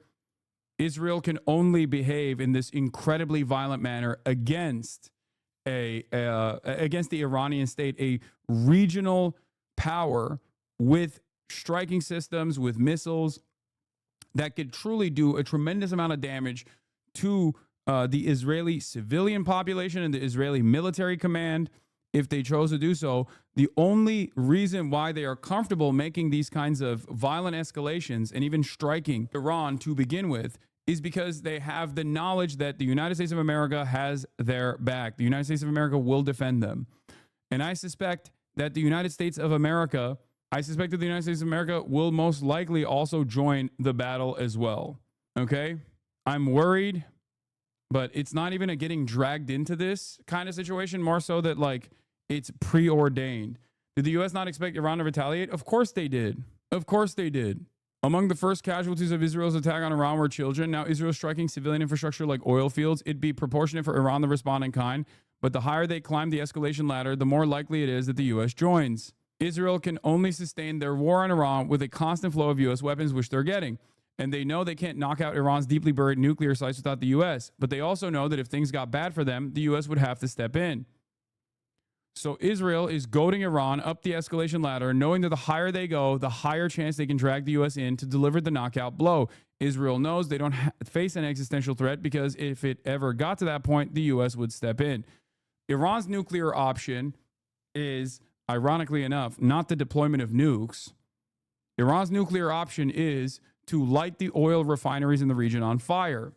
Iran has said in the past that if their oil and natural gas capabilities were targeted, then they would respond in kind by lighting the entire Gulf oil refineries on fire. That is their nuclear option. Israel's nuclear option is possibly the nukes that they have, ironically enough, but also American intervention. Israel, knowing that, has targeted Iranian oil and gas fields. If there's one thing you shouldn't miss in this moment, says Omar Badar, political analyst, formerly from Al Jazeera. If there's one thing you shouldn't miss in this moment, is a carefully planned and orchestrated Israeli propaganda campaign aiming to force the U.S. directly to attack Iran. Despite Israel initiating this regime change war of aggression against Iran and killing dozens of Iranian children so far, to say nothing of the 20,000 children they've slaughtered in Gaza, every pro-Israel propagandist is on message repeating a single lie over and over again, that Israel is only going after military targets and claiming that Iran is only killing civilians. The plan forward seems clear. Israel will continue escalating its atrocities against major Iranian population centers and obliterating residential buildings. And when Iran responds in kind, the propagandists and AIPAC-funded politicians will line up to repeat the lie above and apply enormous pressure on Trump to intervene on behalf of Israel and attack Iran directly. We shouldn't be taken for a ride by Israeli propaganda. The problem here is, and what I suspect and what I'm fearful of, is that America has already decided alongside Israel that they will inevitably get involved. Because when Israel started this process, we covered the sentiment that they were using, the narratives that they were using. When Israel struck Iran, they said a couple key words. One, that this is going to be a military operation that will last at least 2 weeks. That is very damning. Okay? Of the bloc has Here's either CNN. been Israel warns Tehran will burn if Iranian strikes or continue. heavily damaged. This is not too far from Tel Aviv. It's one of the places where these Iranian missiles actually made landfall last night. Several houses completely destroyed. At least one man and one woman were killed. And you could see a lot of Israelis gathering, or as close as they could get to it, by the police cordon to try to sort of strain and get a better look, because the scale of the damage, the devastation, that kind of munition is not something that people here in Israel are used to seeing. It is something that people who live under Israeli bombardment, be it in Gaza or Lebanon or Syria, are very used to seeing. But it's not something that people are used to here. So certainly heightened curiosity, but also heightened anxiety. And that anxiety is being felt not just in Israel, but also, of course, in Iran and across the region. It has just got dark here in the last couple of hours. People bracing themselves, wondering whether we can expect another night of heavy attacks and counterattacks like we saw last night in the wake of this extraordinary escalation, with real fears that at this stage there's nothing really to bring both sides back from the brink. There's no real off-ramp in sight, Jessica. So there is one real off-ramp. It's America. But considering that the United States of America is also a partner in this, and Israel doesn't do anything that America doesn't tell them to do, okay, I suspect that this is a part of the final stage in America's grand design in the region. Squirrel said this last night. Israel has decided to assassinate Iran's Supreme Leader Ali Khamenei to try to cause total state collapse. Unless Iran establishes a deterrence in the very short term by striking both Israeli and U.S. assets in the region, eliminating top figures in the Israeli regime, they will proceed. The U.S. and Israel did not launch this war to try to eliminate a nuclear site. They know they can't. They are too well protected and dispersed. Any damage can be reconstituted in the short term. They launched it to cause total state collapse in Iran, beginning in phases. The first phase was to eliminate the top military and RGC leaders, while also going after scientists and mass killing civilians in the process. This would create the false impression that they're still somewhat restrained and focused on military nuclear targets. After taking what they expect will be similarly constrained response from Iran, they will see that as a confirmation that Iran will not adhere to its own stated red lines and is still afraid of meeting Israel at the same level of escalation. That is their green light to proceed to the next phase, which is to target and kill top political leaders, including Khamenei. Their hope isn't to replace the current government and state with some rehash of the monarchist Zionist fascist through his fail son. They know there's no basis support for that inside the country. Their hope is to do another Libya and Syria, unleash proxy forces they fund and arm together with the Gulf Arab Shield, puppet regimes and NATO Erdogan, and turn it into a spiral of death and chaos, a concocted civil war where Iranians are paid and armed by CIA and Mossad to kill Iranians. The MEK and other such proxy forces have already been trained and prepared and are ready to be activated. All of this so far is fairly accurate. I mean, I would say they will begin with car bombings and terrorist attacks and mass killing civilians. ISIS will reappear again and do its typical job of the CIA and Mossad masters. The U.S. and Israel decided to launch this war since before Trump was elected, and it has the full and total support of the U.S., entire U.S. military intelligence industrial complex, and the media and political class, both Republicans and Democrats, and it would have also happened if Kamala Harris won the election. They see Iran and the axis of resistance and its alliance with Russia and China as the main obstacle to full and total Zionist U.S., NATO, Israeli imperial hegemony in the region and, by extension, the world. And they want to destroy it, as it is the only one that, unlike Russia and China, does not have a nuclear deterrent, and they want to get to it before it obtains it. This is an existential war of survival, not just for the Iranian state, but for Iran as a nation. If this project succeeds, the country will be balkanized. Ethnic divisions will be stirred by foreign actors. Iran is a tremendously diverse country, okay, with multiple different ethnicities existing under one national banner, and those ethnic tensions will absolutely be used in the same exact way that it was used in Syria, okay? Is there any possibility that the U.S. and Israel will lose this war? I don't know. It seems fairly... Iran is not as divided. It doesn't matter. It doesn't have to be super divided. What has to happen is that there's enough trained and armed sectarian divisions that will cause enough violence at the point of complete state collapse.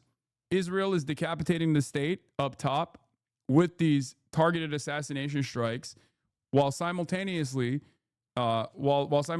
beefing up political tensions and pushing for sectarian infighting in the region.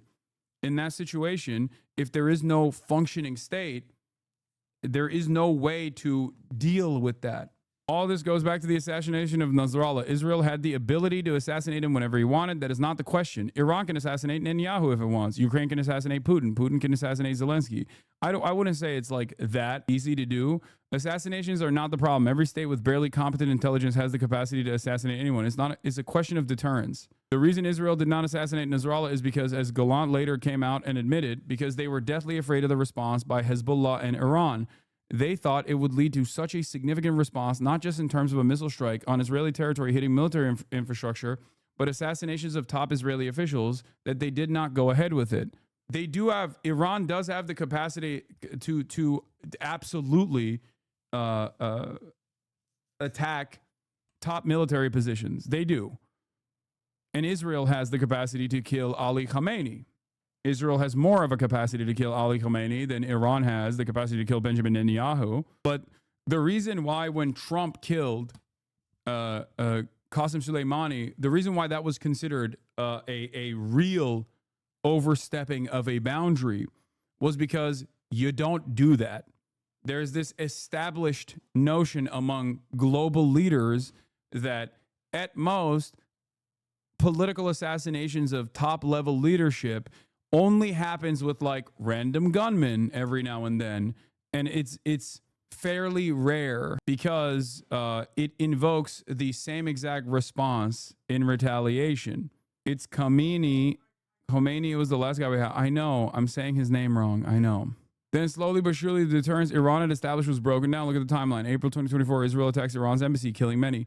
13 April, Iran responds with Operation True Promise 1, a symbolic pre-signal strike. No deaths, just some limited material damage. 19th of May, Israel kills Iran's president, Ebrahim Raisi, and the foreign minister, Amir. Wait, what? I don't think that was Israel. We don't know if that was Israel. I mean, could have been. That's speculation. Khamenei.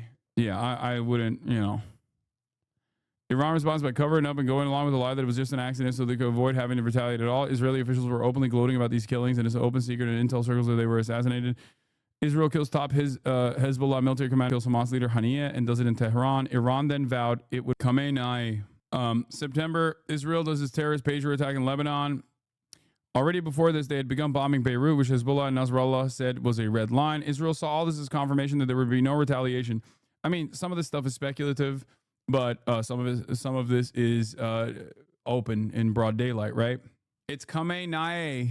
Khamenei. Is that what you want me to say? Khamenei? Okay, chat, stop! Shut the fuck up. Chat is literally just being fucking insane.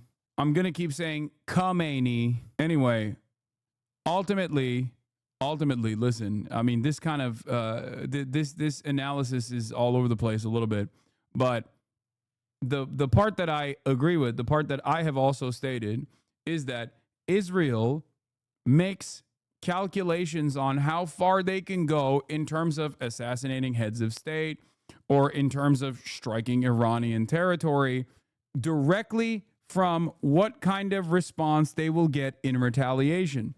So if Iran's response is restrained, that is all but a green light for Israel to continue escalating its response, to continue escalating the intensity of the bombing, to continue changing the strike targets to heads of government, heads of state potentially, as they have done so far. They went in, and after the Iranian retaliation, they turned around and started hitting oil production, gas production. If your only deterrent strategy is a restrained retaliatory response that is more limited than how much Israel has escalated its violence, then Israel is going to continue increasing the intensity. This presents additional problems for China as well. It is a lose-lose situation for Iran. It is. There's nothing that Iran can do. There's nothing that Iran can do in this circumstance, because if they were to increase the intensity, start hitting like heads of state or potentially like top military command, I feel as though strike like cross some sort of red line that would bring America into the fold as well. The larger problem here is for China as well. Okay, because the reason why Iran is seen as the last big problem that must be dealt with from the American perspective is because they want to pack up the entire region and basically have a monopoly on oil and gas production. Not a complete monopoly, but a functional, like almost a monopoly on oil by way of having the region be dominated by NATO-backed Turkey and Israel, and have complete control, and have the rest of the states that are oil producers already as vassal states, which is already the case, only to then find a way to shut out China from receiving oil. China currently has a monopoly on renewables and the refinement and procurement of the rare earth minerals that are necessary for renewables, both at the extraction sites, but more importantly on the refinement sites. So that is a separate economic issue that America is also trying to deal with. China also has tremendous power through trade. If you were to look at this in reductive terms, America has to decouple the rest of the planet and every single trade partner it has, every single country that is under its control, under its influence, to stop doing trade with China so they can engage in a deeper Cold War with China. And the other thing that they have to do is to shut off China from accessing oil. The last part of this puzzle would be to cause enough instability in Iran. But because of China's lack of interest, because of China's restraint, and its severe lack of interest in intervention, its non-interventionist, it's non-interventionist to a fault attitude, it feels like China's restraint in this process and its refusal to be more heavily involved in this process could allow Iran to be toppled, which will then have long-term consequences for China. Of course, in the process, we have jets and military assets being sent to the Middle East, as we talked about already. There was one, I think, naval vessel that was intercepted by Iranian forces, a British naval vessel that was intercepted by Iranian forces.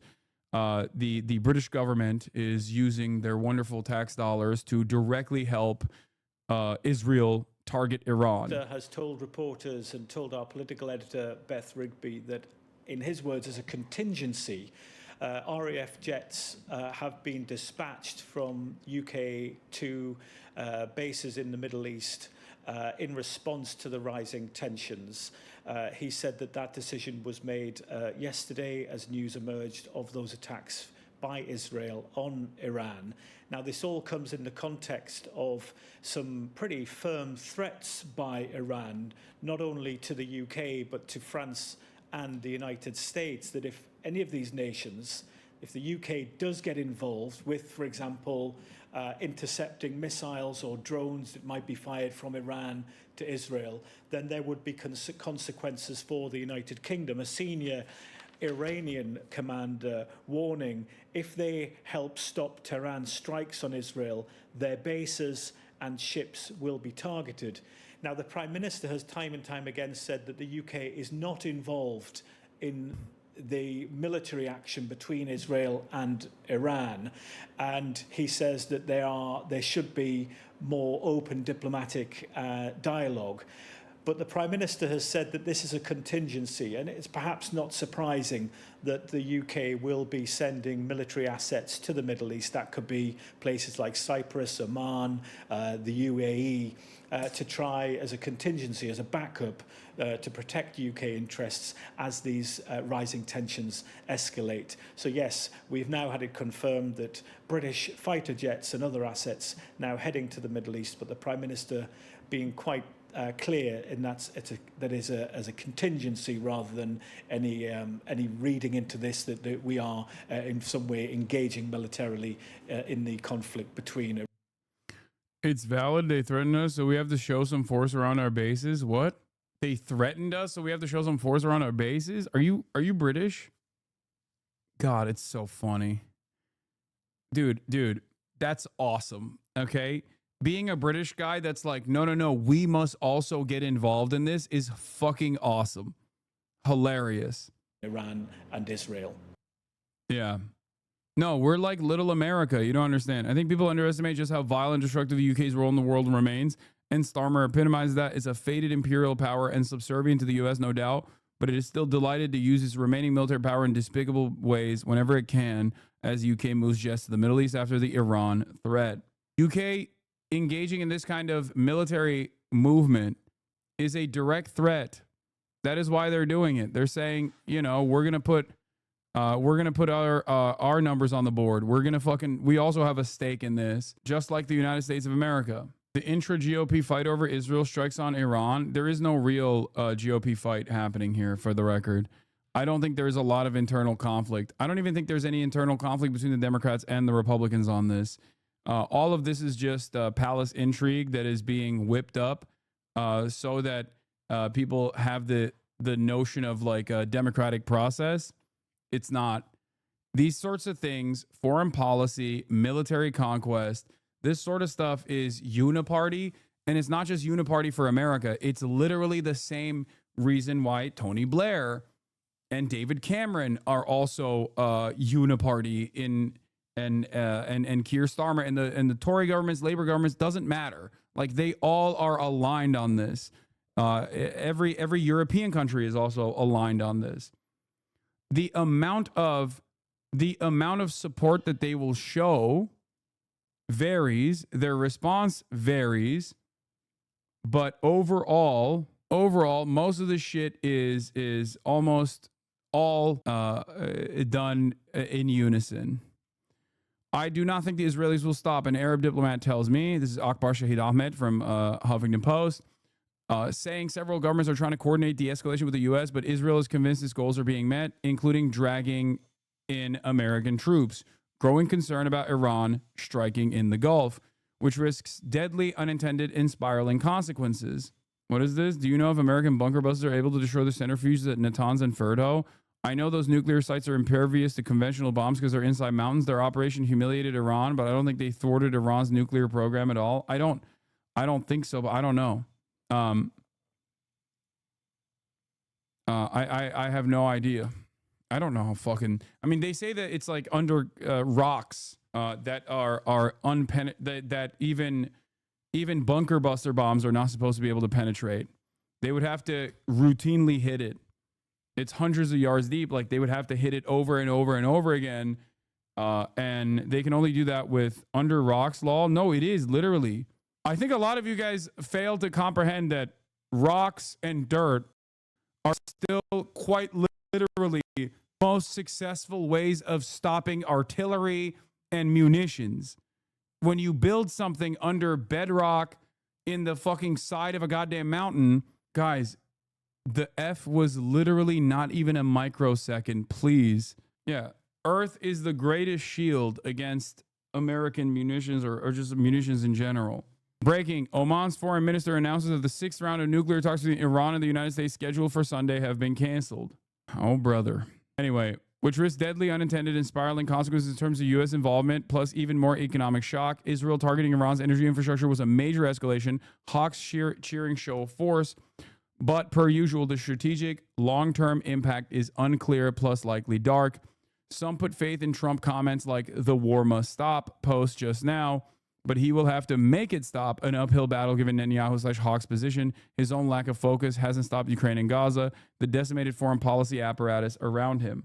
Breaking an apartment is precisely targeted in central Tehran. There's talk in Iranian media of an assassination. I think it's very American also, because like America, I think a lot of people forget that like America is incredibly sheltered from the major impacts that it causes all around the world, right? Because its proximity to global events that it intervenes in is so fucking far that there is nothing more American than to have a stupid fucking military parade while all this shit's unfolding. Like Trump is just, you know, going and watching Les Miserables, Les Mis on Broadway or at the Kennedy Center.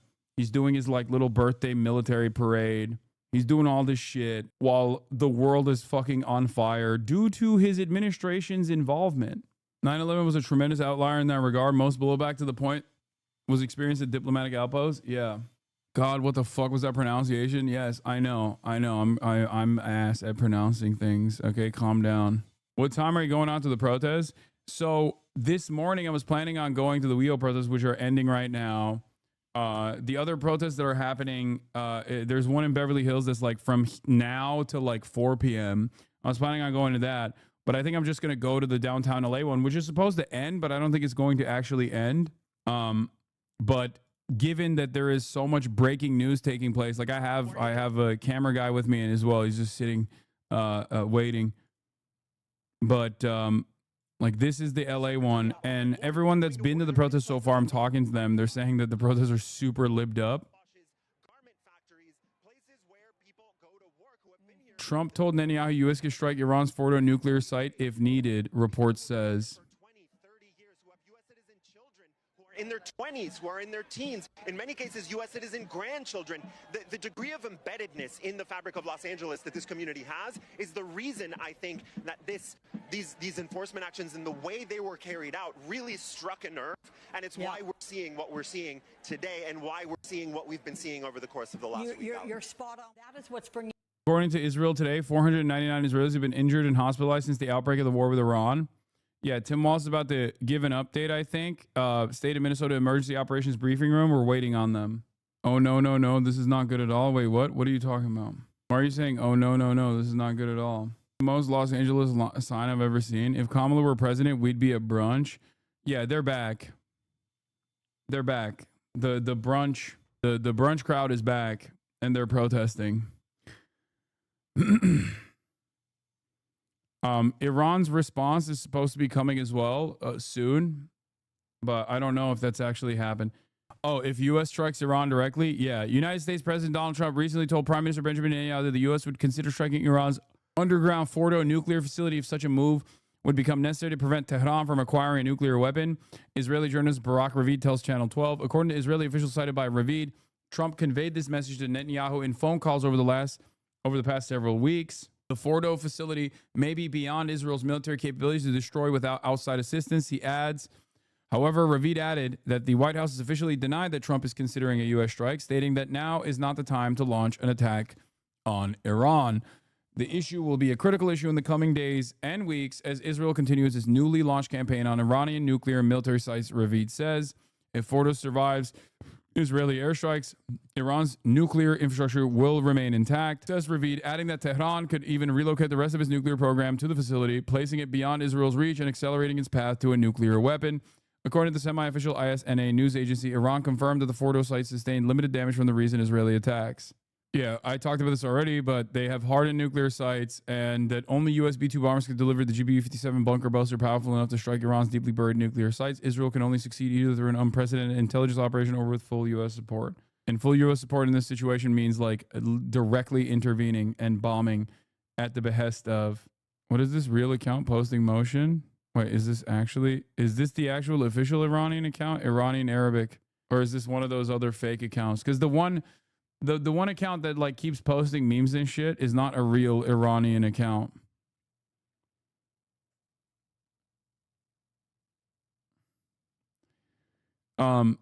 As former Prime Minister of Israel, I want to tell the Iranian people one thing. Your time is now. Free yourself from your cruel dictators. Give your children a future life and liberty. Israel has eliminated Iran's most senior military leaders. The regime has never been weaker. Never. In Judaism, we say, if not now, when? Today, I urge every proud Iranian citizen to take their future into their own hands and know this. The people of Israel stand with you. The state of Israel stands with you. The entire free world will stand with you. Do not miss this opportunity to achieve your freedom. I feel like this is so stupid, especially because they're doing this while simultaneously blowing up the country. You know, hey, I know we're like blowing your shit up right now, but like we stand with you, you know? They're so fucking desperate for a rebellion in Iran to happen. Literally zero protests have occurred against the government after these attacks, but they need this because without it, they have to face Iran head on. Without a civil war, they could just fuel that would weaken the state. We just got alarms on the phones. The press conference hasn't started yet, but Israel is getting the missile alarms right now. Does anyone have an Al Jazeera link? Like the Al Jazeera live feed? Breaking missiles launched from Iran to Israel. Netanyahu is calling on Iranians to revolt against their government. And the time has come for you to unite around your flag and your historic legacy by standing up for your freedom from an evil and oppressive regime. But cheers echoed in the streets of Tehran, with supporters celebrating the attacks on Israel. Tehran is retaliating after Israel launched a series of strikes across Iran on Friday, killing military commanders and several nuclear scientists. The Natanz uranium enrichment site was one of the main targets. Can Israel destroy Iran's nuclear weapons program fully? No. Can they set it back? Yes. Can they set it back very far? Yes. For now, Tehran has decided to withdraw from a sixth round of nuclear negotiations with the U.S. that were scheduled for Sunday, with both Iran and Israel warning more attacks will follow. Katia Lopez-Odoyan, Al Jazeera. Let's bring in Tawhid Asadi. He's live for us in Tehran. And Tawhid, a little over an hour ago now, 2 hours ago, Israel said that it was striking Iran again. What was happening? Well, actually, what we see on the ground is the very reality that Tehran is striking back while the Israeli military offensive continues across the country. A couple of minutes ago here in the capital of the country, we heard the sound of explosion, which is related to the activation of air defense systems, something that has happened over the past few hours and past 2 days. But speaking of the context, we spoke to a high-ranking security official here in Tehran. He said that Tehran is preparing itself for a prolonged confrontation and will increase its attacks, something very important in terms of the current situation. Iran has officially launched. Iran attack has started. Israel, the IDF, has stated that Iran has launched another salvo. CNN is still talking about the manhunt, the manhunt that's happening in Minnesota. But I assume that Al Jazeera has live cams up for Tel Aviv and Haifa. I don't know how aggressive this is going to be, but they said that they were going to this was going to be the most ruthless strike yet. Refresh? What do you mean refresh? Oh shit. Name has been reported in the media so far, and we are confirming as a person of interest that we are. I didn't realize the fucking. In relation to the this. minute the Minnesota Presser is live. I'll move on. I'll move into Israel Israel related things when the missile strikes start coming in. You should call 911 immediately with the information. He was seen this morning wearing light-colored cowboy hat that you can see up here in the clothing there, with dark-colored long-sleeve collared shirt or coat, light pants, and carrying a dark bag. If you have any tips about the whereabouts or any information that would be helpful, you can call local police department, or you can call our BCA tip line at 877-996-6222, or email us at bca.tips@state.mn.us.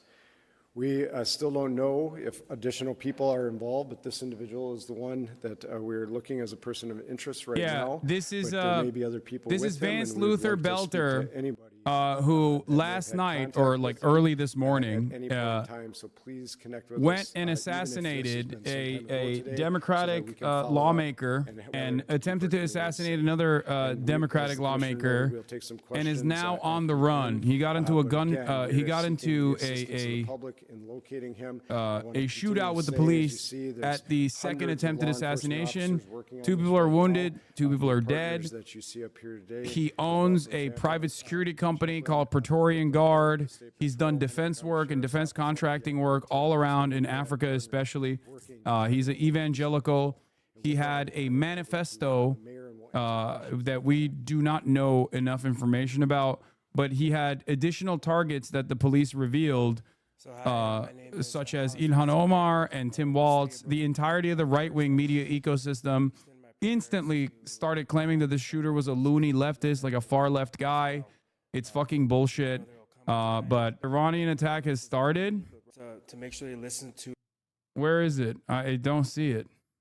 Many thanks indeed for bringing us the view there from Tehran. Let's bring in Bernard Smith. He's joining us from the Jordanian capital, Amman, and he's reporting from there because the Israeli government... Oh, okay, yeah, some interceptors are being fired already. And the occupied West Bank. So, Bernard, I can see you looking up at the sky there. I'm just interested to know what you're seeing or hearing there. Well, we just had the air raid sirens going off over over Amman, over the Jordanian capital. They just stopped, and then there was a tannoy announcement broadcast across the city, and it was saying that Jordanian airspace, something has infiltrated Jordanian airspace. People should stay at home, do not go outside. And my cameraman is. Did you see something, Basil, or not? Okay, so something, as you were just hearing from Tawhid in Iran, clearly something is on its way, and we think we can see something in the sky there. Is that something just exploded in the sky there? So something has just exploded in the sky over Amman. There we have there's something going over in the sky over there. I think, can we see that, Basil? Why is Jordan helping Israel? Because Jordan is a holdover state designed by Western imperial powers to do specifically this. Egypt is also a vassal state that is completely captive and servile to Western interests. There's a lot of activity in the skies. Now you can see this. I think we see an explosion just above my head there. Right high up in the sky. So clearly Iran has launched, well, clearly something is in Jordanian airspace and is being intercepted or attempts a bit. There was a huge explosion then just again. They're targeting right Haifa. Above my head there. There's more. We can see them dropping down. Crikey, there's a lot. We can see these heading down. Basil, I think, is following that. Now, whether that's been something that's been destroyed in the air or whether it's something that's falling down here, and we will also have to be careful. Yes, Bernard, please. If you need to go and take shelter, we can keep talking to you. Yep. If you need to go and take shelter, because it does look like there's an awful lot of activity in the skies there. And if the air raid sirens the missilatis, the ones that light on fire, is it after interception? As to what you need to do. Yeah, or is it on fire because it's like about to? Yeah, I think is it because it's about to now, fucking Basil, fall, think, or is it post-interception? Sort of way beyond it. You can see it all there. All that coming down. So that, I'm guessing, is what has been destroyed on its way. Because sometimes it could be over. from the As speed. I say, the Jordanians had previously, and when Iran previously launched missiles, I'm having another one right above me. They're on fire due to air resistance causing plasma to form around the warhead. Yeah, I don't think it's interceptions, chat. We've seen a bunch of those missiles. The very fast. Oh my God, that's a lot. Wow. Oh, they are not stopping these, dude. There's a lot coming down from the sky my there. God. That's very significant. This is right over. God. This is just beyond the city centre. Oh, they are not intercepting these at all. Amman, I can't. And there's clearly some impact over there because you can see. My God. When they hit the ground, you can see sort of red flashes. So whatever is being destroyed up there in the sky is what the fuck? None of these are showing landing on the shit, ground, dude. and you can see the explosions from there. For now, that first volley seems to have ended. And so there we are, Laura. So an indication, yes, clearly something is going on. Wait, Absolutely. I can't tell if those It's are. extraordinary to see those pictures. We're also keeping an eye on. Yeah, because cities of those were in Haifa, Amman, cities of bro. Tel Aviv and Israel. And we're not seeing any impact there. It does appear as if the Jordanians are intercepting a lot of these missiles that are coming over from Iran before they actually reach Israel. But this is an extraordinary number of missiles that we're seeing being intercepted in the sky over Amman. Yes, it is. And remember that Jordan does not have the sort of air defense systems that Israel has, does not have an Iron Dome. The Iron Dome over provided considerable cover for what the fuck? Israelis. What kind of weird-ass YouTube page is this where I can't go back on the live feed? In civilian areas. We don't know how many got through because there is, and as in every country at war, there is military censorship, and Israeli media is not allowed to report if it knows that military sites. This is the Israelis intercepting them over Jordan using Arrow, not the Jordanians. So we don't know how many of those first wave of Israeli missiles struck military areas, but we do know that Jordan, the last time this happened, in Iran's first first salvo, did intercept some missiles coming in because it's in Jordanian airspace, and Jordan considers these missiles potentially a threat to it as well. So it would certainly, when something is flying over the capital like that, it would try and intercept them, and it looks like something there has been intercepted and has fallen to ground just beyond the city centre. And we're just seeing that there are air raid sirens now sounding in Haifa, and that is the city that we can see in the big box on our screens, just over from Amman, where those rockets were destined for. A lot of them, as you showed us, amazingly, Bernard. There's a red bar, but it's hard to see. You guys are so fucking stupid, dude. I'm literally pressing back. It's not letting me fucking go back. I'm pressing back on the keyboard. Okay, I know there's a red bar and it's hard to see. Why are you guys so fucking stupid sometimes? It's very real and can also cause a lot of injuries. Yes, it can. I mean, the air raid sirens will go for a fixed period of time as a warning. They don't ring constantly, and then there is this audio message. But everybody hears those air raid sirens. These are streams that, weirdly enough, don't let you fucking rewind. Amman is not. And Jordan is not like Israel in that not every Israeli home, every Israeli office block, every Israeli building has got bomb shelters. Every Israeli home must have one, and every Israeli knows where to go.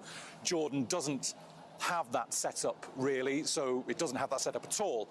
It hasn't needed it. So people have been told just simply by that announcement to stay indoors and to stay at home, and the city has gone extremely quiet. There are still cars. It's a busy Saturday night. There is still traffic on the road. I'm clicking. There are still people. It's not working.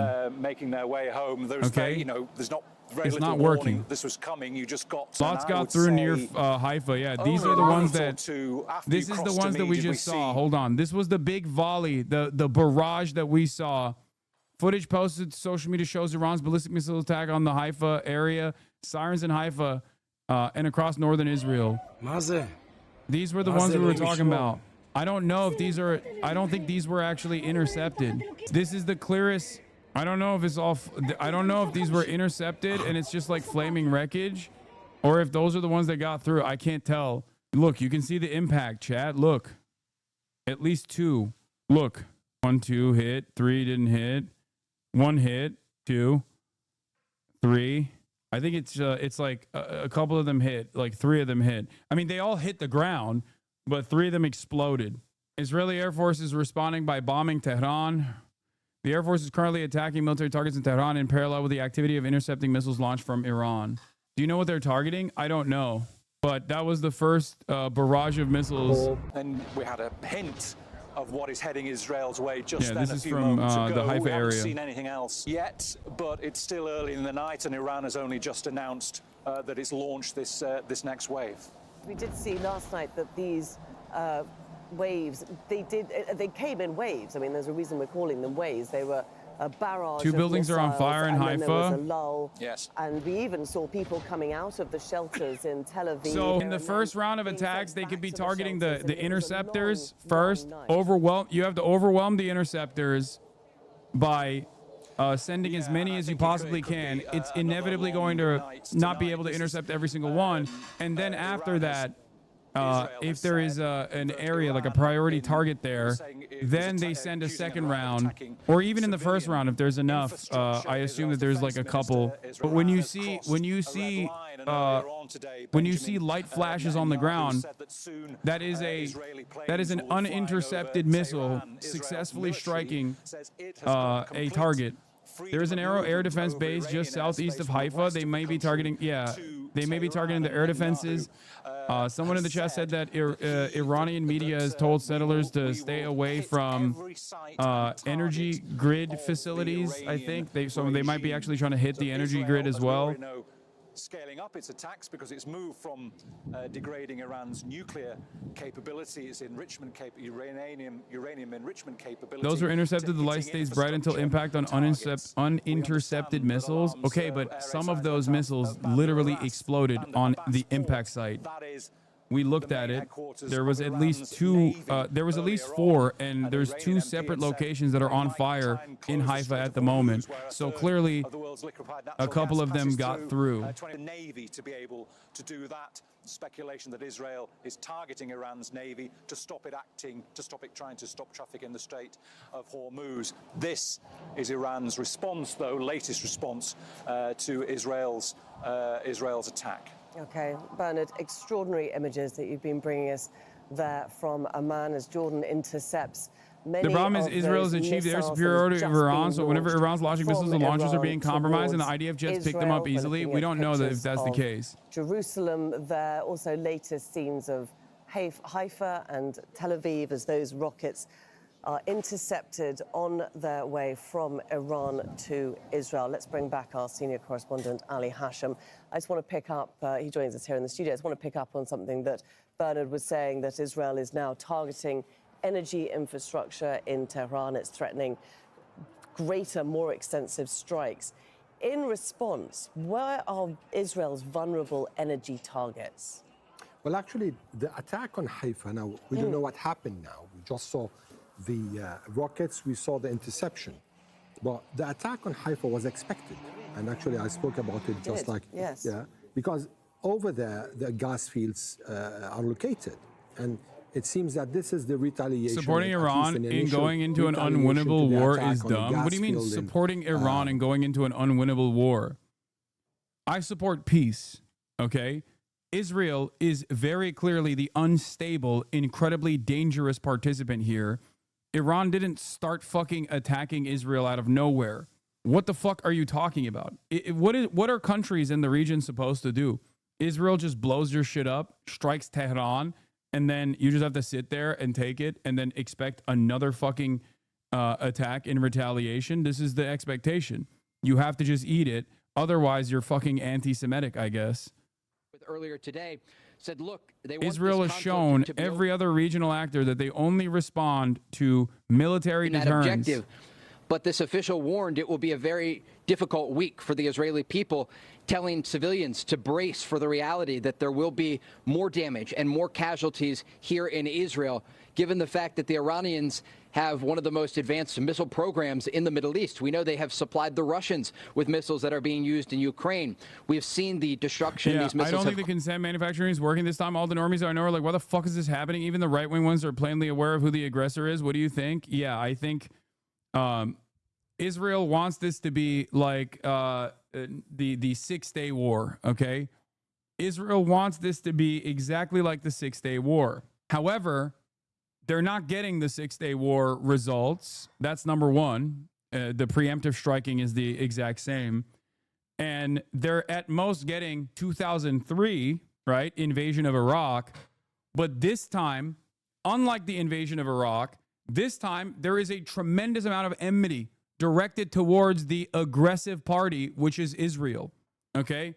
While I understand Israel is America and everything Israel is doing is at the behest of America, a lot of Americans don't feel that way. They see it as a foreign nation, understandably, because it is a foreign nation, technically. Okay? So when Israel is doing this preemptive strike, okay, this preemptive first strike in self-defense, everybody sees that now. Like, most people see that now as like, nope, that's completely unacceptable. Why the fuck are you doing this? Why are we even defending you?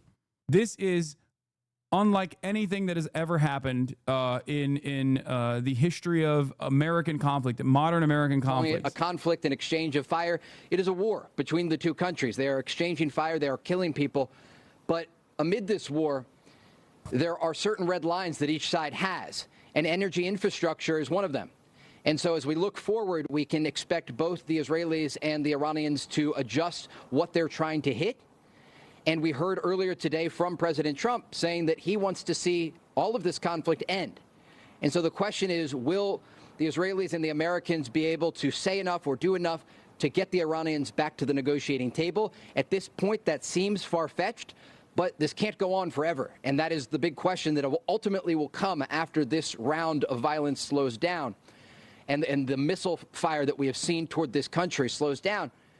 People will start to discuss what comes next. And there is a question of if there will be room for diplomacy or if this will just relentlessly That's such a fucking continue. ridiculous statement, by the way. certainly No many new here who wars, say the Donald Israelis Trump. will Of course, Trey continue to Yanks, go being the fucking Trey Yanks is a Fox News journalist. Israel just carried out a major strike in Yemen, possibly Houthi leadership hit.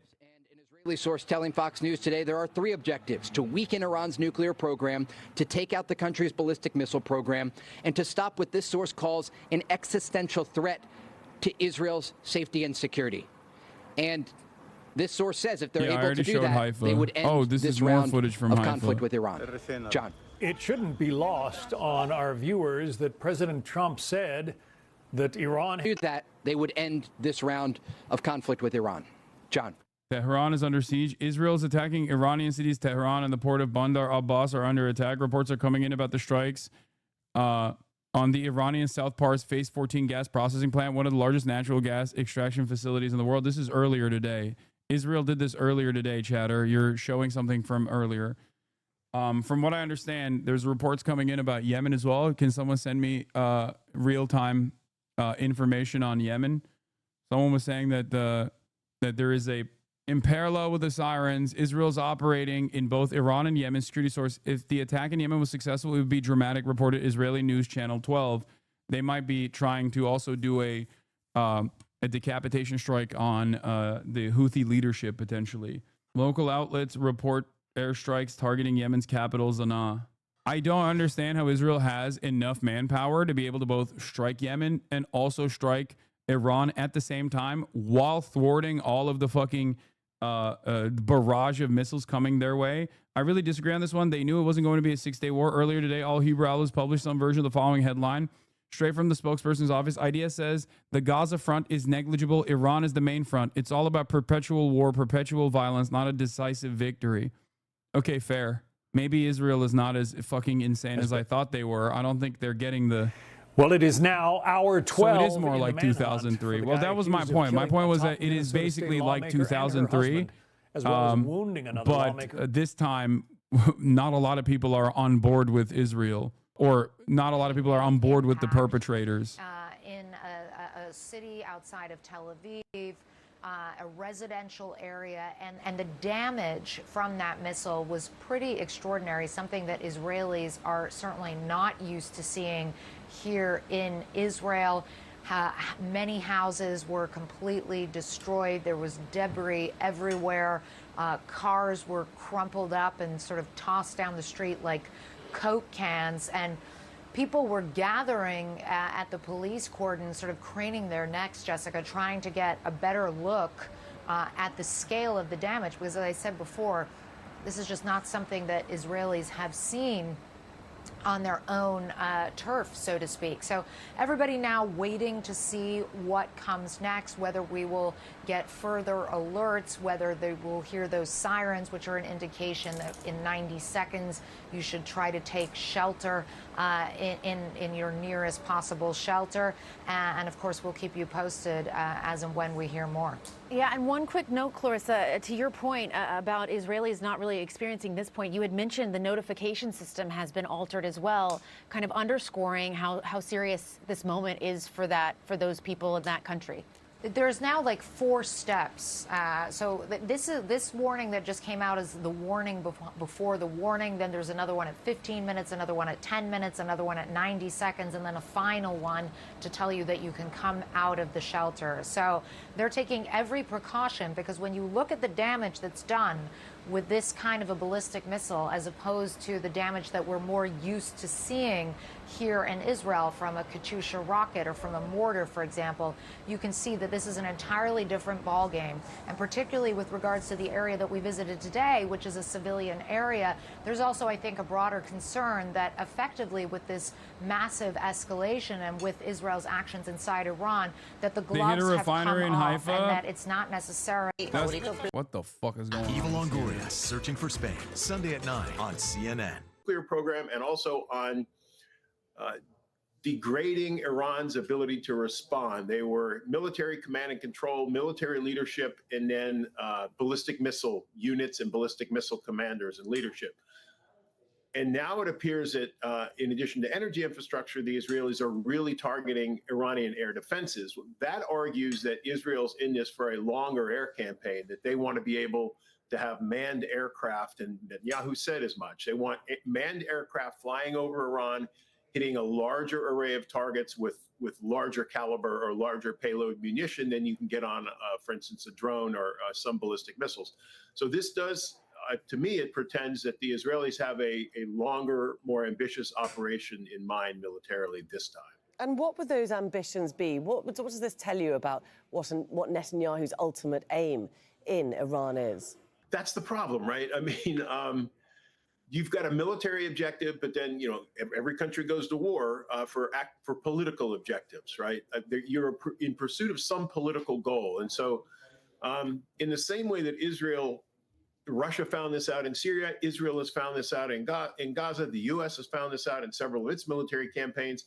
Destroying an enemy militarily doesn't necessarily lead you to the political goals you want. So Israel looks like it's determined to set the Iranian nuclear program back as far as possible, destroy Iran's ballistic missile and, to the extent possible, its drone making and launching capabilities, and destroy Iran's air defense capabilities, which would leave Iran vulnerable to further Israeli strikes and further escalation. And I assume that the thinking, the objective inside the Israeli government is if they can achieve that, then they can impose some sort of settlement on Iran that Iran will have no choice but to go along with, because most of its defenses will have been eroded. The problem is every enemy, every adversary can always move from a conventional to an unconventional or symmetric to an asymmetric response. And that can involve terrorism, proxy groups, cyber attacks. And so the conflict could expand in those directions as well. The target of the attack in Sanaa, Yemen, Mohammed al-Amri, the Houthi chief of staff. The results of the attack are being examined. The US is also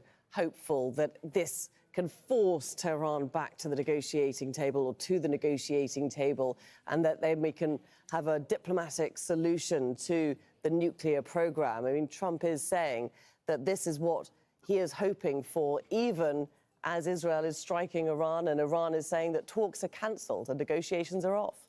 Yeah, and it doesn't mean talks are canceled forever. I think we have to see how this latest round of escalations goes. If it does peak and then sort of settle down or settle out, and the violence it ends or at least is lowered, then I think it's possible the U.S. and Iran could sit down again for this sixth round of negotiation that was supposed to happen this weekend in Oman.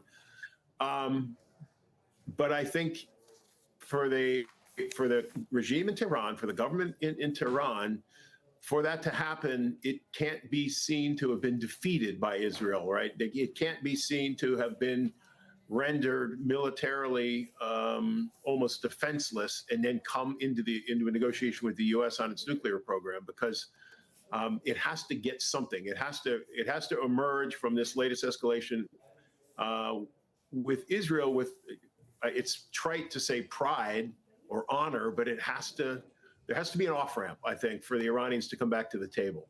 Where are the chatters saying that the gasoline depots are exploding one after the other in Tehran? Do you have any footage of that? Putin has held a phone call with the US President Donald Trump, and those discussions focused on escalating tensions between Israel and Iran. Putin condemned Israel's attacks against Iran, and the two leaders have not ruled out a return to the negotiation table to reach a deal on Iran's nuclear program. Trump reportedly told Putin that US negotiators are ready to resume work with Iranian representatives. Let's bring in Kimberly in Washington, D.C. So we had Trump speaking to Putin and calling for an end to the war. between Israel and Iran. But it must be seen within the context of that conversation where he's also calling for a war between the Ukraine and Russia, but not actually charting a path as to how to go about that. Right. And, you know, what's interesting is that in the call with Vladimir Putin and Donald Trump earlier on Saturday, the Russian president offered to mediate to end the conflict between Israel and Iran. But it appears Donald Trump, at least in his Truth Social post, has not accepted that invitation. Instead, how he ended his own Truth Social post is saying that he feels as I do that Israel's war in Iran should end, to which I explained his war should also end. In other words, Donald Trump said that he wanted the war between Russia and Ukraine to end on day one, that he could do that. Clearly, that hasn't happened. New York Times has reported that in Tehran, there's mass gas clouds everywhere. Things are still ongoing. With yes, the Yemen one was a top Houthi commander. I already covered that.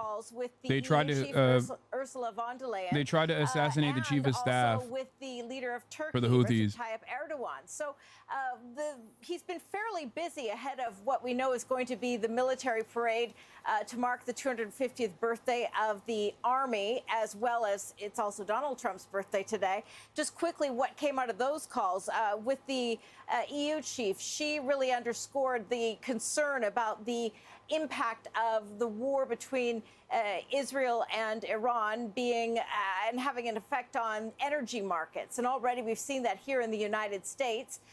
And she said that there needs to be close coordination in order to keep an eye on that spiraling situation. With regard to Turkey's president and the call there, what we know is that he said, as we heard from the Russian president as well, that he believes diplomacy is the only way to end what is quickly an escalation in the Middle East. And he says that Ankara is ready to do its part, just as we know the Russian president also offered similar proposals in order to end this conflict. Kimberly, if we just take a step back for a moment and look at the state of play across America, how split is Trump's administration on this war that Israel has launched against Iran?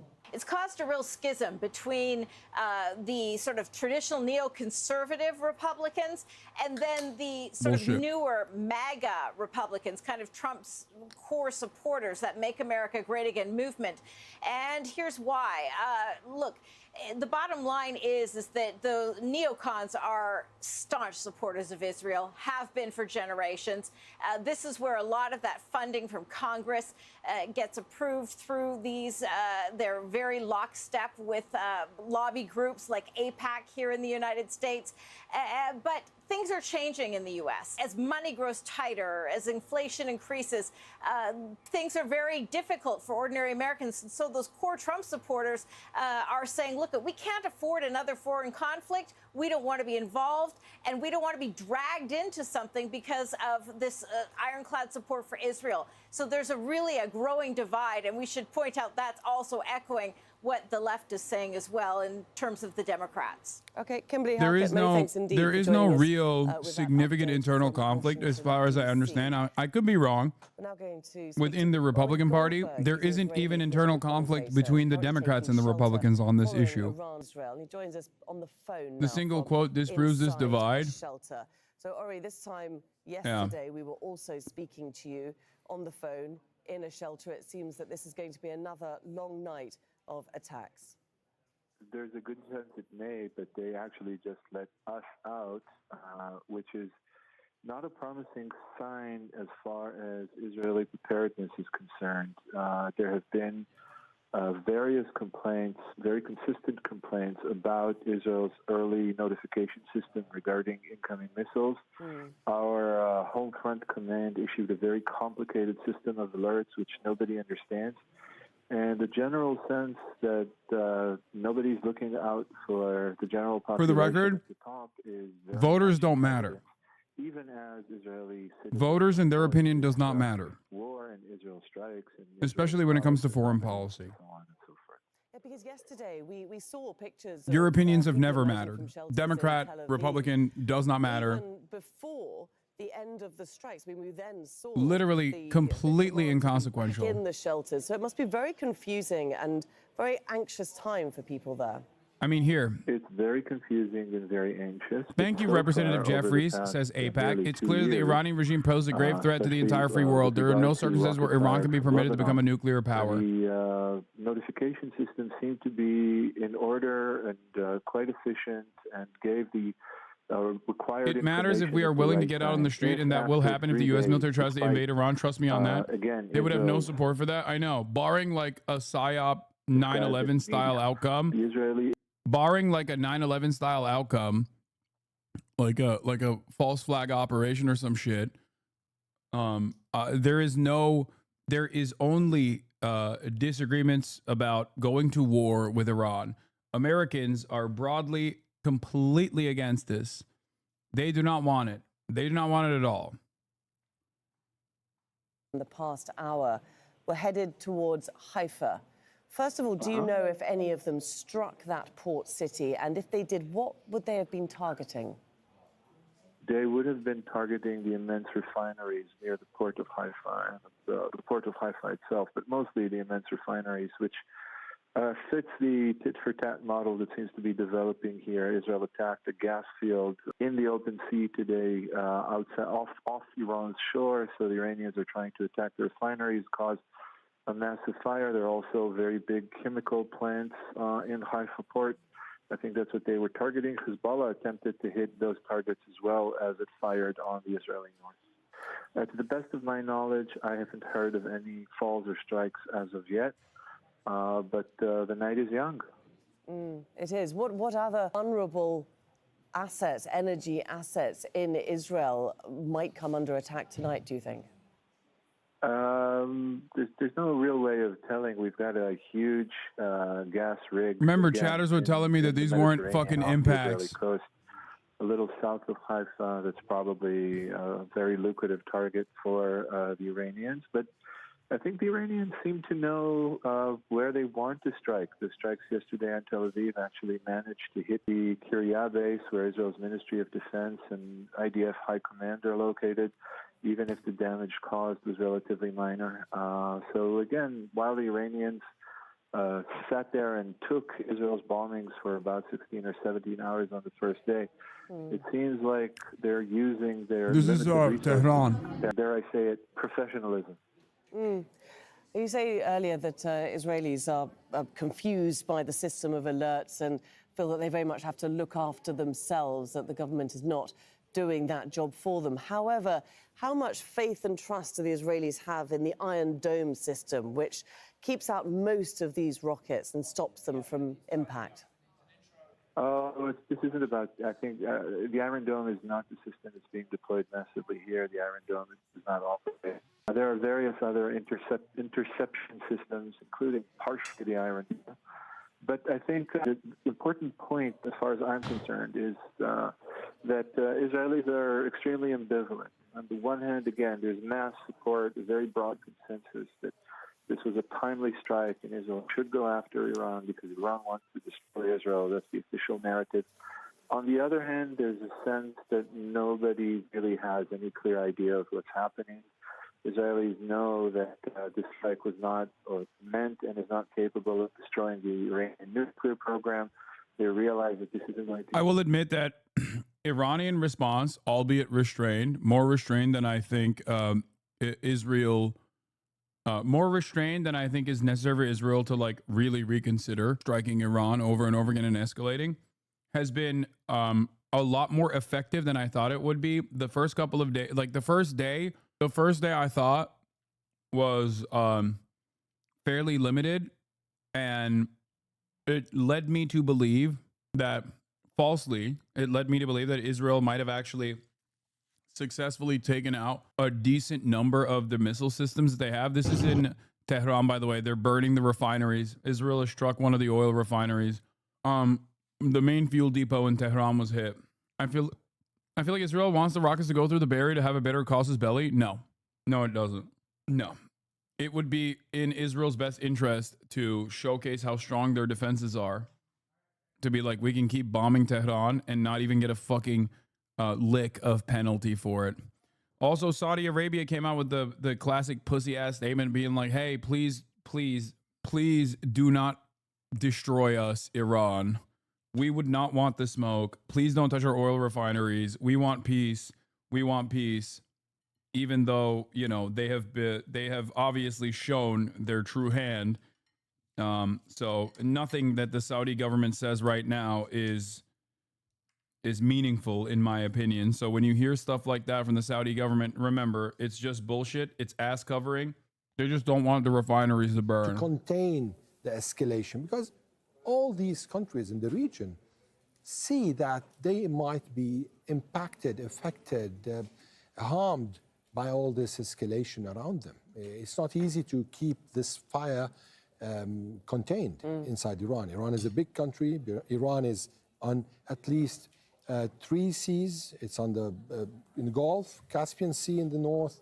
We have the Indian Ocean in the south, and the Arabian Sea. So 4 seas, and at the same time, it has borders with several countries. So there are going to be a lot of, let me say, leaks.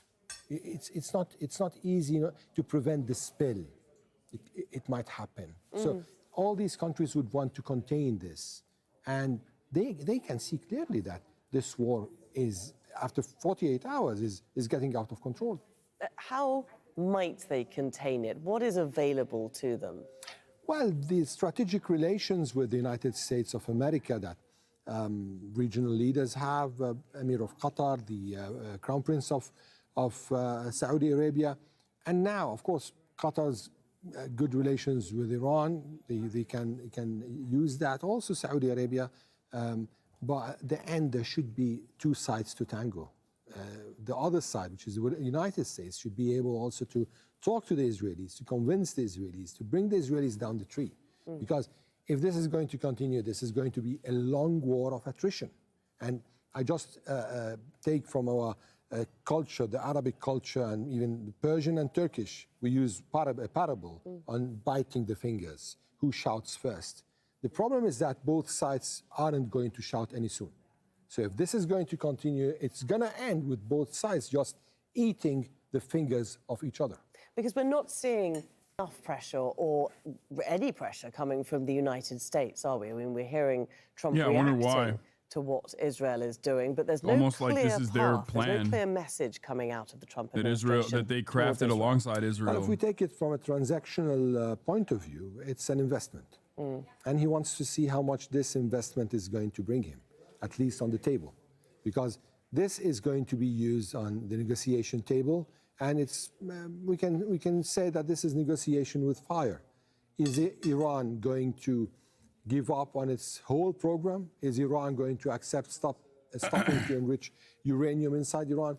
Now, I don't know actually if this war is going to end with the same status quo that was before the war. Because after this war, we will have a different Middle East, with either Iran weakened, or Iran falling, or Iran being strong once again and reviving the axis it used to have and the influence it used to have. So there's going to be a new picture. And that's why the negotiation table that exists right now.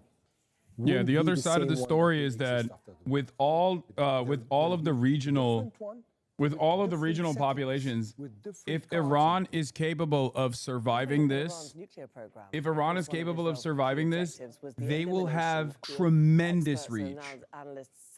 Like, they will be the most domineering power in the region. Like, the whole elevated sectarian Sunni Shia divide is just so negligible. It's not significant at all. The only people that care about that shit are like the Saudis. The only people that actually play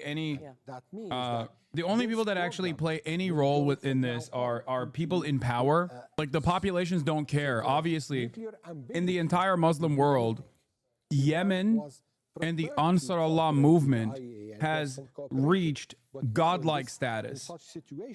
Any Muslim you talk to, and remember, the Ansar Allah movement is entirely comprised of the Zaidi Shia Houthi family.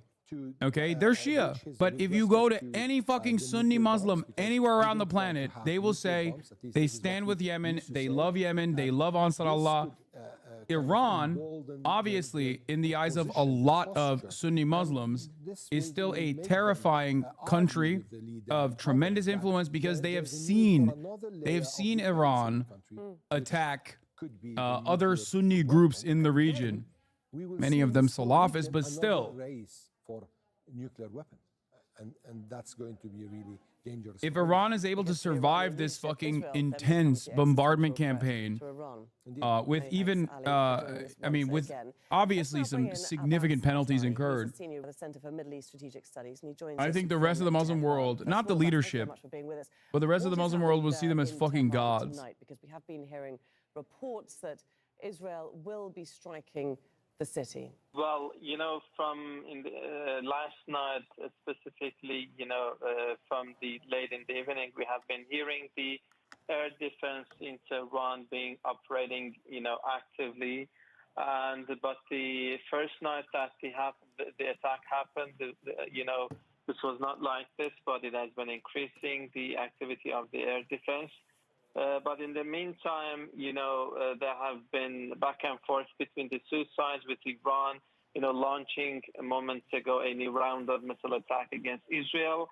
What we have been hearing from the Iranian side is that this is expected to be continued. Obviously, the likely outcome is eventually, after tremendous escalation, which has already started on the Israeli side, they're burning the fucking oil refineries and depots in the capital of Tehran. But beyond that, Israel could eventually do a decapitation strike like they did with Hezbollah. I mean, they accidentally engaged in a decapitation strike for Hamas. They didn't even know that they killed Yahya Sinwar. That's an entirely different condition. And they have yet to do so successfully with Yemen.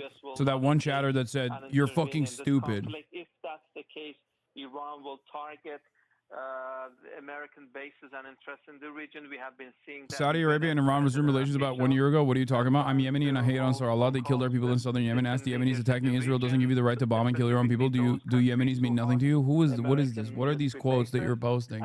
I know Yemenis personally that have fucking had their families on the other side of the fucking civil war that took place. And this can expand gradually.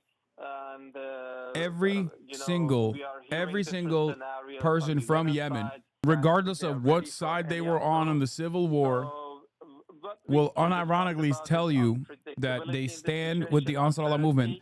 And it's not even like fucking, aside from the feds, I guess. Control-Shift-T. Aside from the fucking federal agents that are, I don't know, like doing propaganda from like Sweden or some shit.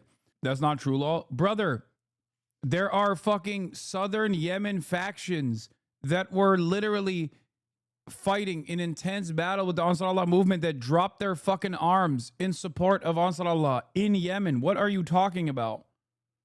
My point is, in this fucking region, especially in a place like Yemen, there is an order of priority of who the biggest evil is. Yeah, see Token Yemeni says, I'm Southern Yemeni. My family died in the war. We support them now.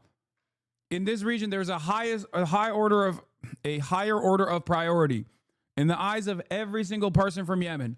American imperialism and Israel, as an extension of American imperialism, is the highest order of priority. Even the previous puppet, Saudi-backed leader, till the end, talked about how much he was in support of the pro-Palestinian movement. For the people of Yemen, Palestine is seen as a dual struggle. They see it as like the same exact situation that they have gone through in their history, regardless of whichever faction they're a part of. That's the reason why I'm talking about Iran versus Israel here as well. Important specific places in order to make it painful for Israel. And that's why I think, as I said, it's going to be in different phases and stage operation, which could continue at least for some time. And that's why I think Iran is recovering and trying to somehow compensate what happened in the initial stage of this conflict. Another of the latest lines that we're getting out of Iran is that the Shahran oil depot has been targeted in an Israeli attack. Iran is saying that the situation there is under control. Can you give us an idea, a bit of context for us as to where this is and its significance in terms from of Sanaa, Iran's energy? The Houthis are fucking up Yemen internally. There's mixed feelings among the cities, but the Palestinian movement recently united the people. Yeah, exactly.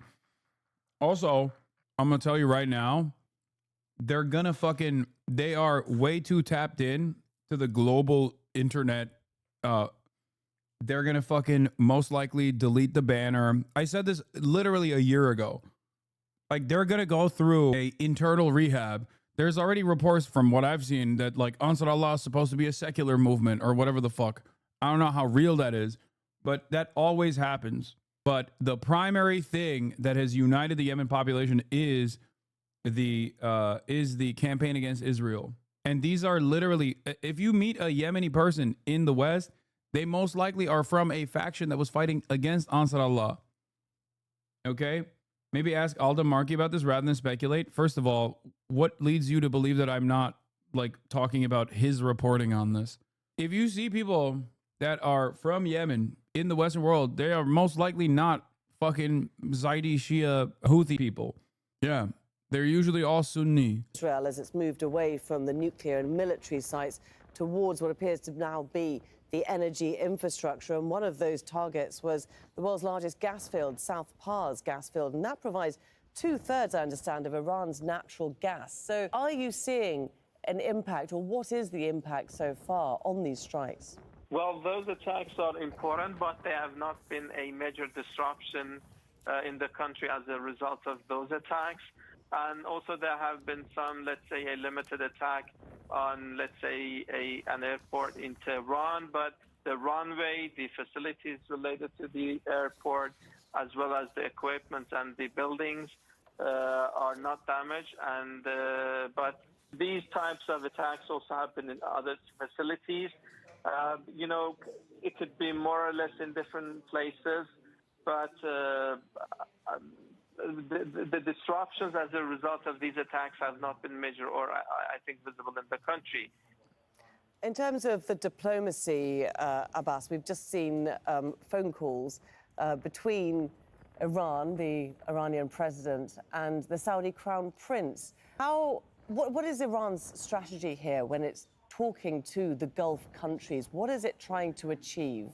One is that Iran has been insisting and stressing the engagement with regional countries, saying that it has no problems with regional countries. But in the meantime, it has been warning those countries who are hosting American forces and bases that if any attack originates from those countries against Iran, Iran will not hesitate to, target the source of the attack, including the American bases and interests in those countries. And I think additional aspect to this story is that some of those countries have been offering in order to mediate, in order to make efforts to de-escalate. This has been coming from a number of regional leaders. So it has been, two sides, some points being raised and mentioned from the Iranian side, and some of those... The biggest threat to Iran right now is just people, and Israel's capitalizing on that. They're not. I mean, it is. You're right. Under normal circumstances, it is. That's what the sanctions are supposed to create, and they have been somewhat effective. But the one thing that always happens in unprecedented danger coming from the outside is that even the secular Iranians fucking hate Israel for what Israel is doing to Palestine, and the secular Iranians also fucking hate being blown up. They literally live in Iran. Why the fuck would they look at the situation and go, oh, no, thank you so much for bombing my goddamn oil refinery? Are you insane? It causes all of the secular Iranians to really reconsider like how much the IRGC will have their back in this process. You're wrong.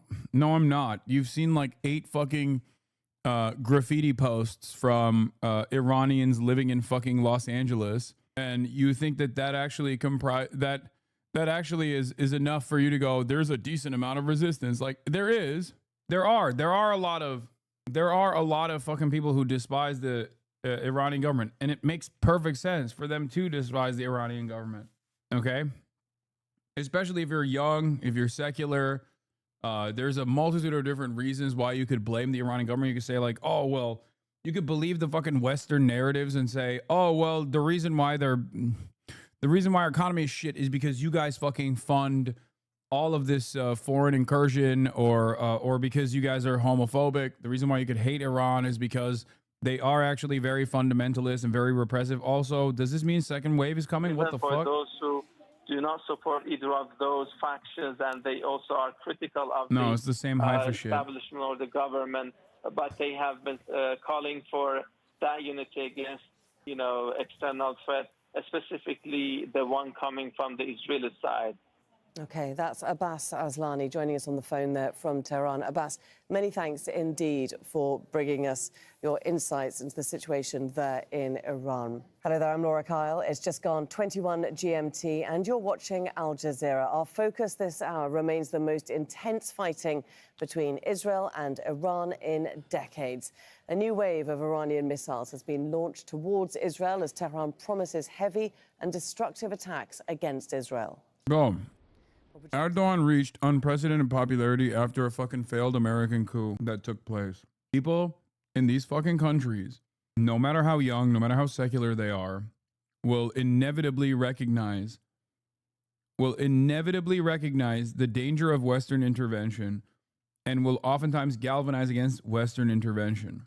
That is usually what happens. That's what always happens. Okay?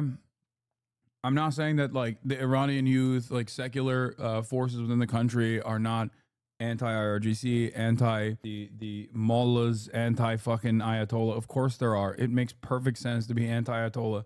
They're a fundamentalist force that is incredibly repressive.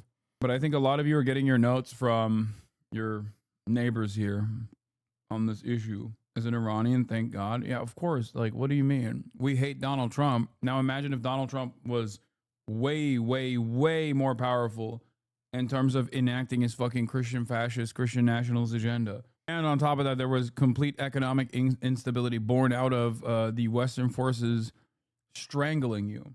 Dude, I'm Iranian. I can say, as you said, for Yemen, it's true for Iran too. People hated the government for not negotiating with the U.S. because of economic issues. Now I hear from the most radical people in opposition opinion of government that they say we'd rather die from hunger but attack Israel and do not negotiate on our nuclear power. Yeah.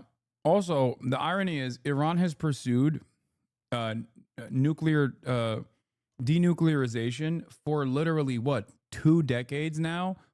And America has only fucked them over every step of the way. This has nothing to do with its like domestic policies or even some of its foreign intervention in the region. But it is ridiculous to act like Iran has not tried to, for the past 3 decades, engage with denuclearization. And America has used that negotiations process to continue fucking destroying Iran, destroying the Iranian economy with the hopes that like they'll be able to cause enough political instability. If Iran ironically had a nuke, if Iran ironically fucking had a goddamn nuke, this wouldn't be happening. English caption, thanks to Hezbollah, Iran has video intel of Haifa sensitive military, industrial, and commercial facilities as shown in the HUD video. Oh, they used the Hezbollah footage to find military targets. I doubt that they used the Hezbollah footage. If the coup in Turkey was led by a secular figure instead of an Islamic cultist character, most Turks wouldn't have a problem with it, by the way. No, that's not true. I don't think so. I think Turkey is the funniest country on the planet. My people, the Turkish people, are a very proud people, but they're also a very servile people. Okay? Let me tell you why. Turkey has the highest degree of hatred for America out of all of the countries that are polled on this. Turkey has the lowest approval rating for America. It's a NATO nation.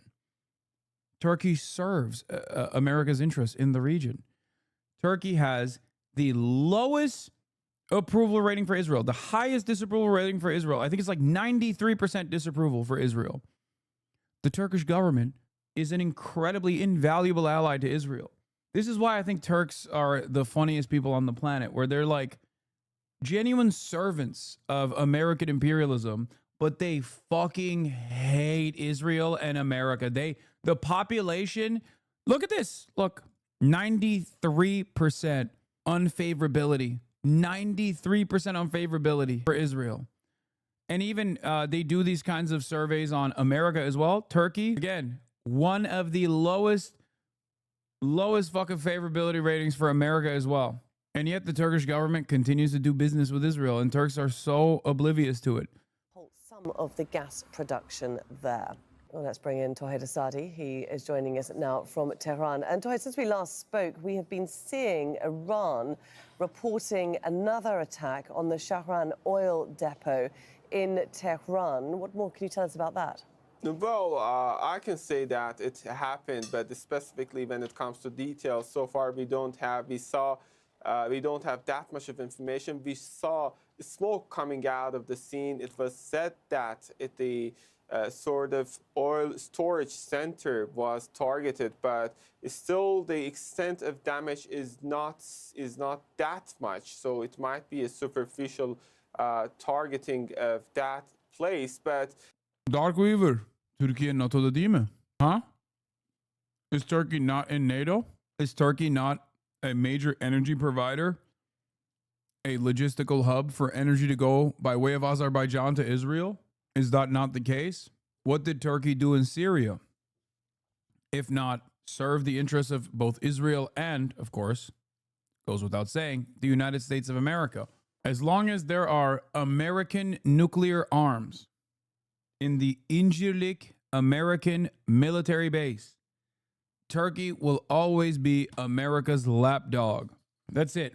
A lot of Turks will fail to comprehend this. They will cope. They will act as though Erdogan is a separate entity, that Erdogan is independent, that he plays both sides.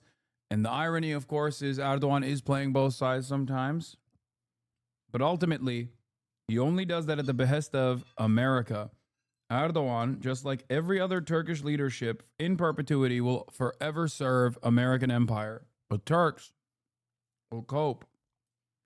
When I bring this up, look at this Turk. He says, we don't want to end up like Iran. That's why we have to be a loyal servant to America. See? How is that any different than any of the Gulf nation states? I'm willing to bet you despise them, right? Because you think they're all dirty Arabs. That's usually the fucking Turkish attitude on this stuff. Unless you're an Islamist. I can't really tell from what you're saying. But a lot of Turks have genuine hatred for the Arabs. But how is this sentiment any different than the cowardly Gulf states? You say this, acting like you're above them. Dog, you live in America? Yeah.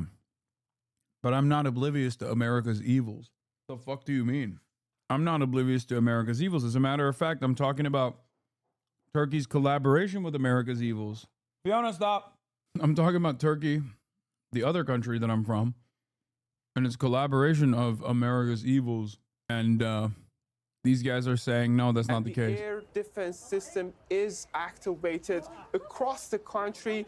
And speaking of the context in which located and the future possibilities, we talked with one high-ranking Iranian official, a security official, who just told us, quote unquote, Tehran is preparing itself for a prolonged confrontation and will increase its attacks. And as I'm reporting behind me, I hear the sounds of explosion related to interception of flying objects by the Iranian air defense system. Also, this high-ranking security official told Al Jazeera that Iran did not start the war, but it will determine how the end of this aggression is going to be. I'm Kurdish, and I was going to say no, hatred is not a big thing IRL, but then you just realize all my friends are conservative. Conservative Turks that are like kind of Islamist aligned will like the Arabs. A lot of the secular Turks hate the Arabs. Even, it's weird. Defense system disabled, proven lie again. Yeah, I don't think their air defenses are as, I mean, I don't know. Maybe they are. They're able to hit Tehran like this. What I saw was a mixture of different sentiments, especially yesterday when I was at the scene of one of these explosions, when a university, let's say, building, it was not actually a university building, but Trita Parsi.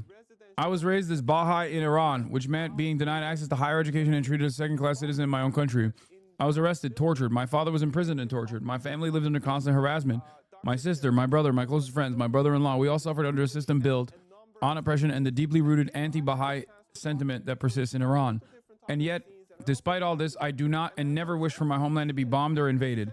No matter how much pain I've experienced, I cannot support violence as a path to justice. Iran is still my home. Its people are still my home. I long for a future shaped not by war or retribution, but by dignity, freedom, and peace for everyone. Like, I think it was the other side of this is like Iran is an incredibly proud nation. Bro, in some ways, Iran literally is everything that Israel LARPs as, an actual fucking continuous 2,000-year empire and culture and nation state. Like, Israel is 77 fucking years old. It's totally made up. Iran has 3,000 years of fucking history. What are we talking about? It's a very proud people too. I mean, 4,000, whatever, however long you want to say it is. I don't know. So we speak to people, the sentiment of fear is there, the sentiment of anxiety is there, but this is one side of the coin. The other side of the coin is a strong sense of anger, commonly shared among different citizens with different mindsets, with different mentalities. Either they are 100% or... So you okay with Iran making news and no one doing anything about it? Yes. What is this question? Yeah, if Iran had fucking nukes, they wouldn't be getting bombed right now. And they wouldn't be bombing Israel. Really? Yeah, really, bro. Really. Nuclear doctrine. Ukraine should have never given up the nukes. Okay? You give up the nukes, you don't have sovereignty. That is what it is. I want denuclearization across the board. But without nukes, look at what's going on in your country, you know? Okay, give nukes to Poland. Sure, go ahead. Give them to Poland. Great. Probably play a role in stopping the fucking Russian invasion. /Marxist culture. 9 months ago, Hasanabi doctrine. A guide for nation building. Get one, nukes. Rule number 1, get nukes. Rule number 2, do not give up your nukes. Rule number 3, if you're accused of having nukes, drop everything immediately and find some nukes. What does rule number 3 imply? What is going on in Iran right now? Countries that were accused of having nukes and then successfully dropped everything and found nukes. North Korea. Country that is not currently lit on fire. North Korea. Countries that were accused of having nukes that dropped everything and did not find some nukes. Libya. What is happening in Libya? Open slave markets. Open air slave markets. That's it. Rule number 3 is the current rule or another one. WMDs. Iraq. No WMDs. You didn't have WMDs. America claimed you had it. Look where you're at now. For the past 3 decades, Iran has played ball with the International Atomic Council and has tried to cooperate and has only been fucked over as a direct consequence of trying to fucking cooperate with America and, by way of America, Israel. And what has it gotten in return? Nothing. Death, destruction, economic starvation, instability. Why the fuck shouldn't they have nukes, man? What are we talking about? Of course, they should have gotten nukes years ago. John Mersheimer believes, and I agree with him on this, that if Iran had nukes, the region would be more stable, and I unironically believe him. I agree with him. I don't agree with him on everything, but on this one, I do agree with him. Dramatic attack in the Iranian capital. Our planes attacked a total of 4 targets. The Ministry of Defense, the nuclear headquarters, nuclear laboratories, and oil facilities. Peace to our planes. Yeah. Think about it this way. Look at India and Pakistan. Why didn't they actually go to full-throated battle? Why didn't they go through the full-blown battle?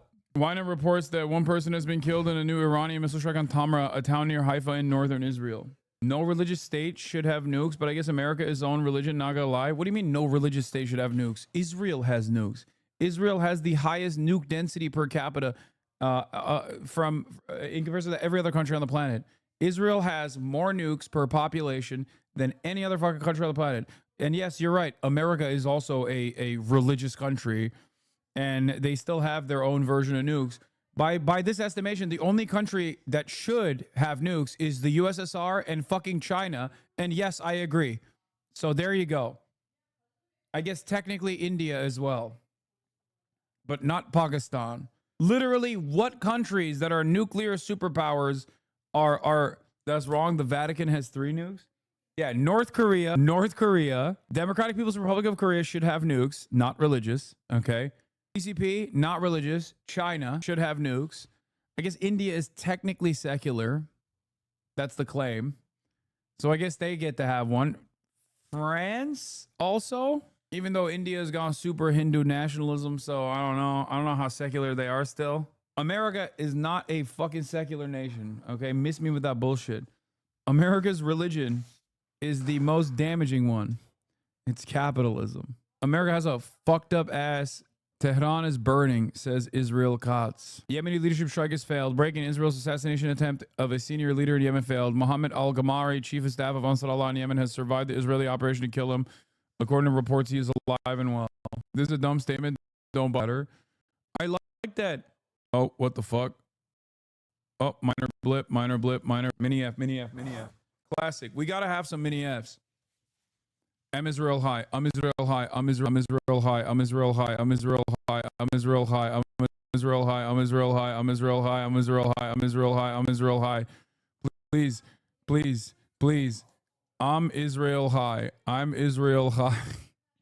Please give me back my internet. I'm so sorry. What the fuck is happening, bro? It's not working. It worked? Did it work? I don't think so. This was the longest, like, extended minor F sequence of all time. All right. We are going to have to see how bad the delay is, and then I'm going to have to probably fix the ingest. All right, everybody. In order to figure out how bad the delay is, press 1 now. 1, 2, 3, 4, 5, 6. Okay, 6-second delay. It's not that bad. Like maybe 7 for some, like 8 to 10 for others. Okay, big. Okay. That delay is pretty significant. All right, we're going to test the delay. The only other way to know, if you haven't subscribed right now, subscribe to the Piker Broadcasting Service, PBS. This is how we test it with your Twitch Primes. Subscribe now. 2, 3, 4, 9, 10, 11. Okay, it's coming in now. All right. Like 11 seconds. Stream delay is an inside job. Nope, that's an 11 second to 15 second delay. All right. This means I'm going to have to hit a quick mini F to fix the ingest. By the time you hear me, the F will come. 1, 3, 4, 5, 6, 7, 8, 9, 10, 11. And we're back. It blipped at 11. Jake Tapper never does this. All right, in order to find out if the delay is not that significant, subscribe now. Subscribe now. Twitch Primes, free. $6 a month subscription. And we shall see if the delay is gone. Let's say double dip, baby. Okay, seems like a massive delay here. All right, let's get back to it.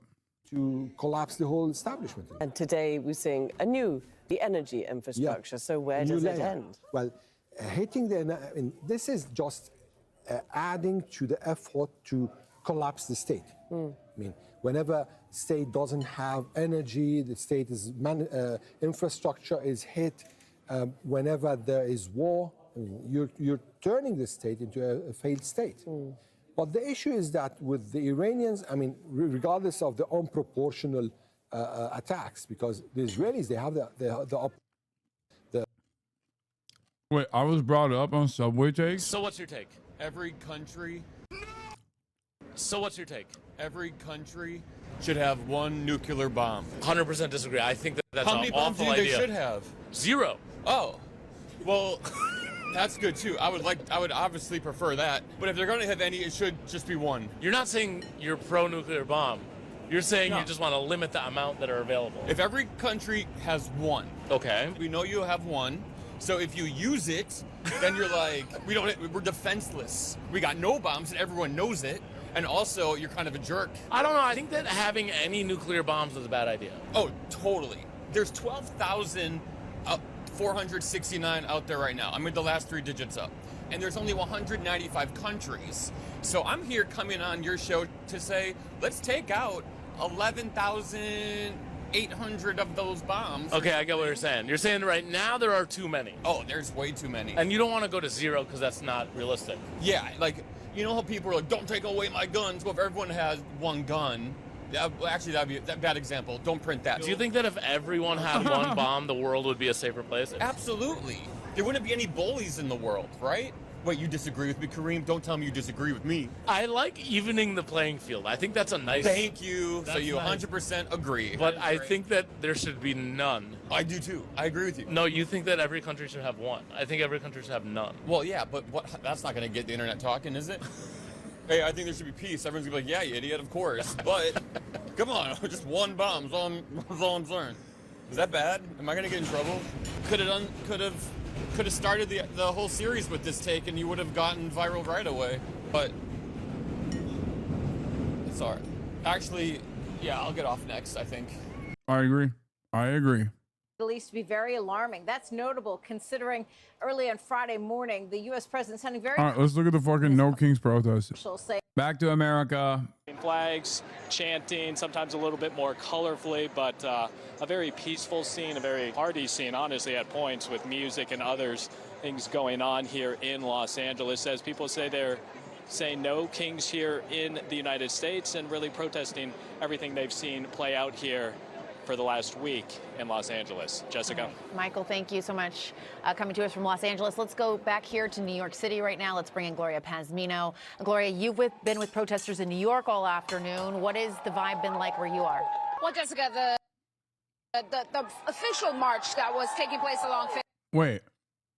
Head of the Shin Bet resigned, Gloria, actually? you've been with protesters in New York all afternoon. What is the vibe been like where you are? Well, Jessica, the official march that was taking place along Fifth Avenue has formally concluded, and it concluded right here at Madison Square Park in Lower Manhattan. And you can see behind me that the crowd has been gathering. And this has happened sort of organically in the last hour as the march concluded. And you can see that there are groups of protesters behind me. There is a person who's been speaking to the crowd, and that focus on immigration that Michael was just talking about out in LA has been present here too during this march.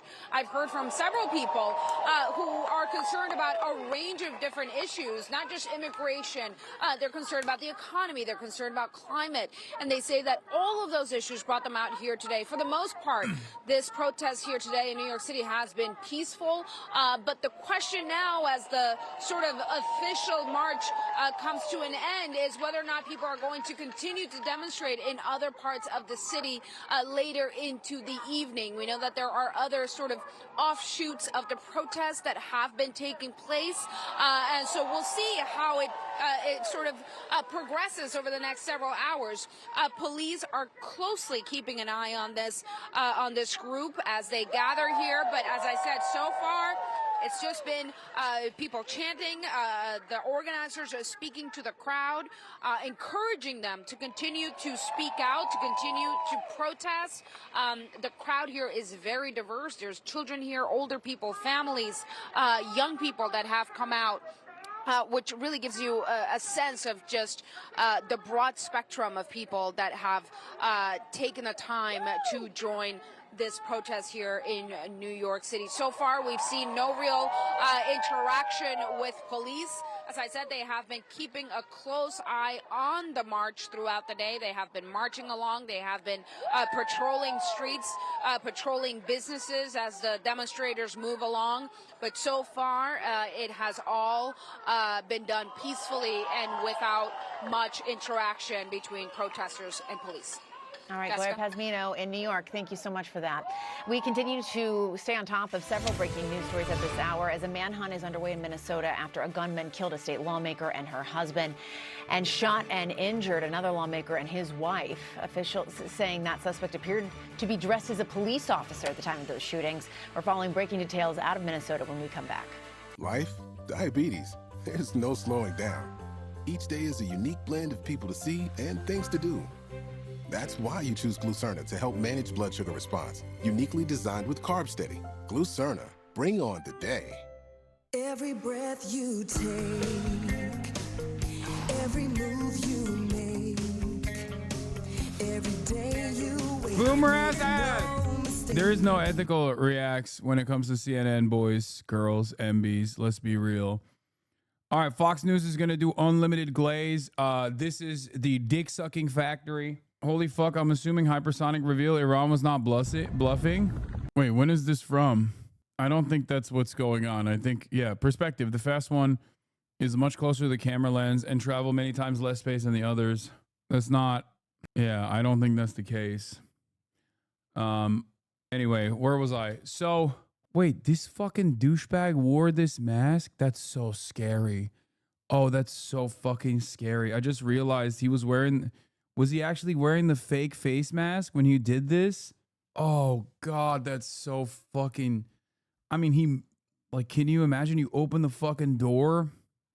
You open the goddamn door and the dude who looks like a cop outside of your door is like very clearly wearing the fucking latex mask. Oh, God, that's so creepy. Fucking nightmare fuel, dude. FYI, there's visit the MN assassin at some kind of anti-LGBT hate rally in DRC circulating. CNN said he shaved his head. This is not him with a shaven head, chatter. This is the classic fucking mask from like Drive and all these other places. Chatters are trickling in from their respective no Kings protests, and it's so funny because it's exactly as I told you, right? Yesterday, if you were in here, you heard me say all the Debras and all the Barbers are going to be out with their like orange man bad protest signs, you know, saying, hey ho, Donald Trump's got to go, that type of stuff. And yeah, it seems like that was fairly accurate, no? Having said that, it's good. It's good to go out there and have solidarity with the Faillennials and the boomers. It's never bad to protest. It's always good to protest. Not lying, I went to one also. You shouldn't feel bad about going to a lived up protest. You should never feel bad about protesting this government. Also, yeah, here is the extreme leftist Vance Luther Belter ranting and preaching about there's people in America who don't know what sex they are at a fucking evangelical church, I believe in Congo. There's people, especially in America.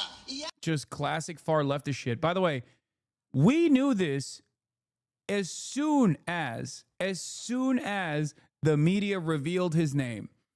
I had this in the fucking chamber. I showed you the sermons, like the lists of sermons that he has conducted. So why is it that Elon Musk, Charlie Kirk, all these fucking right-wing outlets, all of these fucking douchebags, don't ever let them forget it, okay?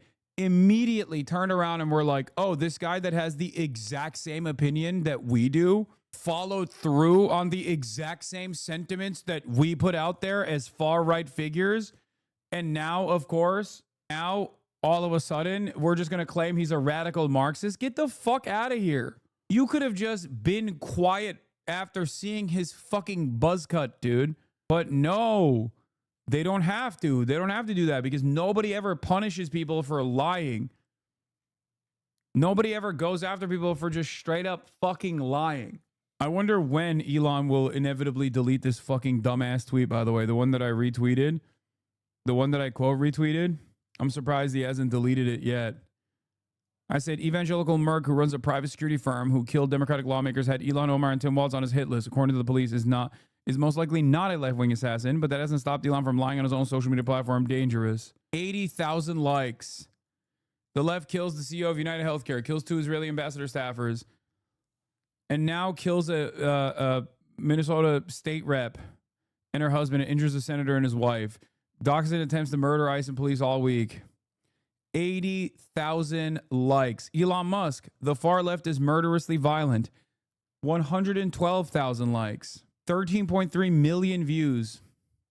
I fucking hate this. I hate the information landscape. It is so annoying. Breaking. What is this? Around the globe, head of Israeli Shin Bet intelligence agency resigns. Is that actually true? People are saying this, but I haven't seen any real reporting on it. Oh, was Mayadeen English? Why is it that the only fucking reporting is coming from either like random Twitter accounts or like Mayadeen? Israeli journalist Amit Segal reported that the head of Israeli Shin Bet, Ronan Bar, has ended his term. Bar had been blocked from resigning from his post by an Israeli court. His term ended today, allowing him to resign despite the court order. Oh, that makes sense. Most domestic terrorist attacks are committed by the right-wing extremists, and the only way they try to throw you off the scent that the right is inherently violent is by the claiming that the violence comes from the left as soon as something happens. I know, but like for under normal circumstances, for normal people, right? For somewhat reasonable people, they're supposed to look at this and go, okay, you guys say that after every shooting, and then you're wrong after every shooting, and the guy actually that does the shooting looks like you, sounds like you, and is following through on a lot of the stuff that you had said.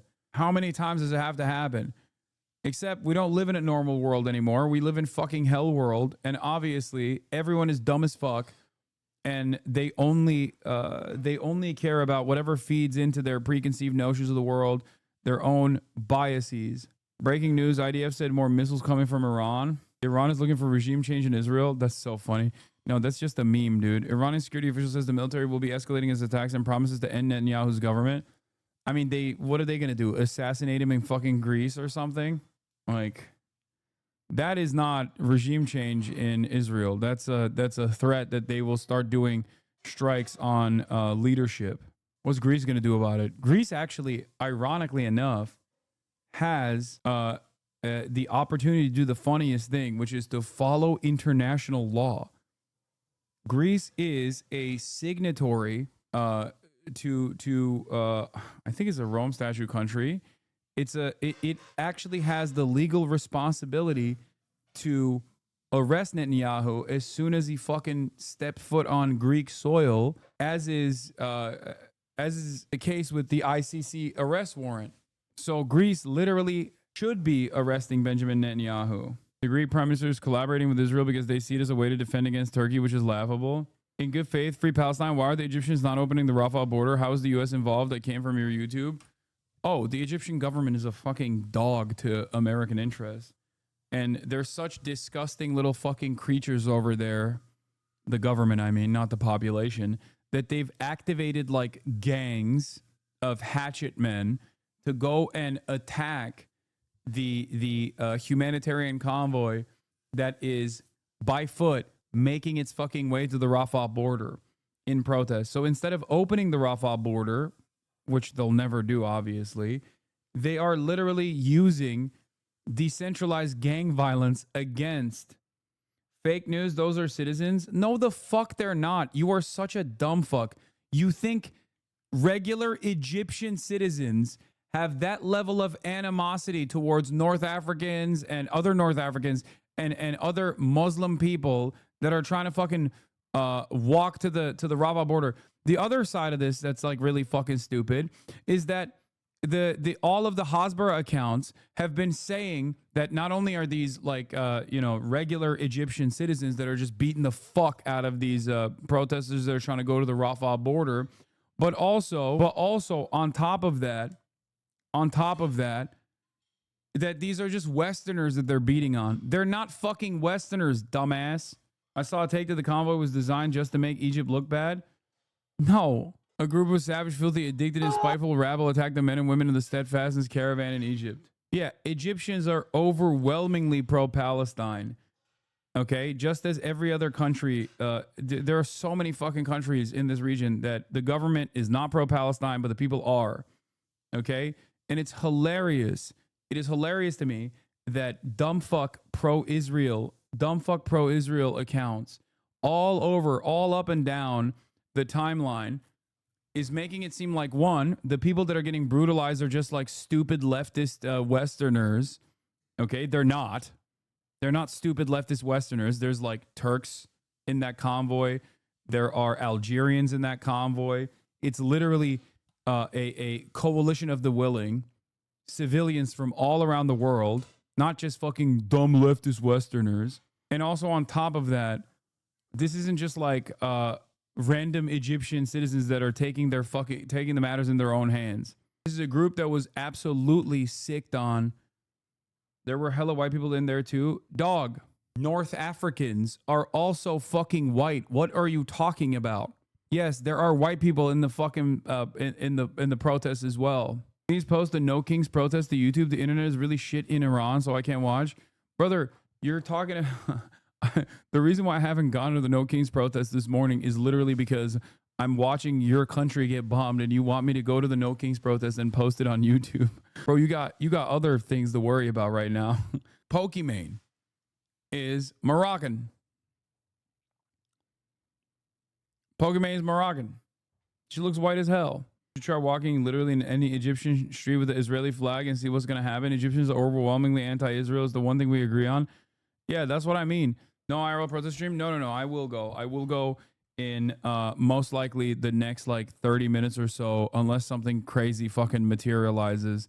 I'm waiting for the next salvo that the IDF claims is coming from Iran, but it doesn't seem like it's going to happen. But yeah, I've seen like Eyal Yacobi and all those other fucking stupid pro-Israel accounts that lie all the goddamn time, lying about this shit, being like, Egyptians love Israel. They're beating the fuck out of these stupid, dumb leftists that came from America. And it's like, dude, who is a stupid, dumb, white liberal that came from America? The average Israeli citizen or the fucking Algerian, Tunisian, Moroccan, Turkish, and some Westerners that are a part of this fucking massive band of people that are trying to peacefully march to the Rafah border by foot? Who do you think is closer to the way that like that part of the world sees like a gay ass libtard? I would probably assume that you ask the average dude in the MENA region like who fits that role, they would probably say that the you know, Israeli society broadly reflects that gay ass libtard image. For people asking why aren't regular Egyptians doing anything, don't forget that regular Egyptians are also living in a dictatorship. What a way to frame a strike against the university. Israeli strikes on Tehran earlier targeted Malik Ashtar University of Technology, which has direct links to the Iranian nuclear and intercontinental ballistic missile programs and has been sanctioned for this by the United States. Great stuff, man. They didn't get enough of their scholasticide. They didn't get enough of their scholasticide in Gaza. They have to fucking also target universities in Iran as well. This would literally be, for the record, like, you know, Iran blowing up MIT, okay? That's every single U.S. university. Can you imagine if their attack was on MIT? Absolutely insane criminal behavior. Exactly. Verified video coming from Tehran. Yeah, no, we've seen this already. It's the oil depot. They struck the oil depot.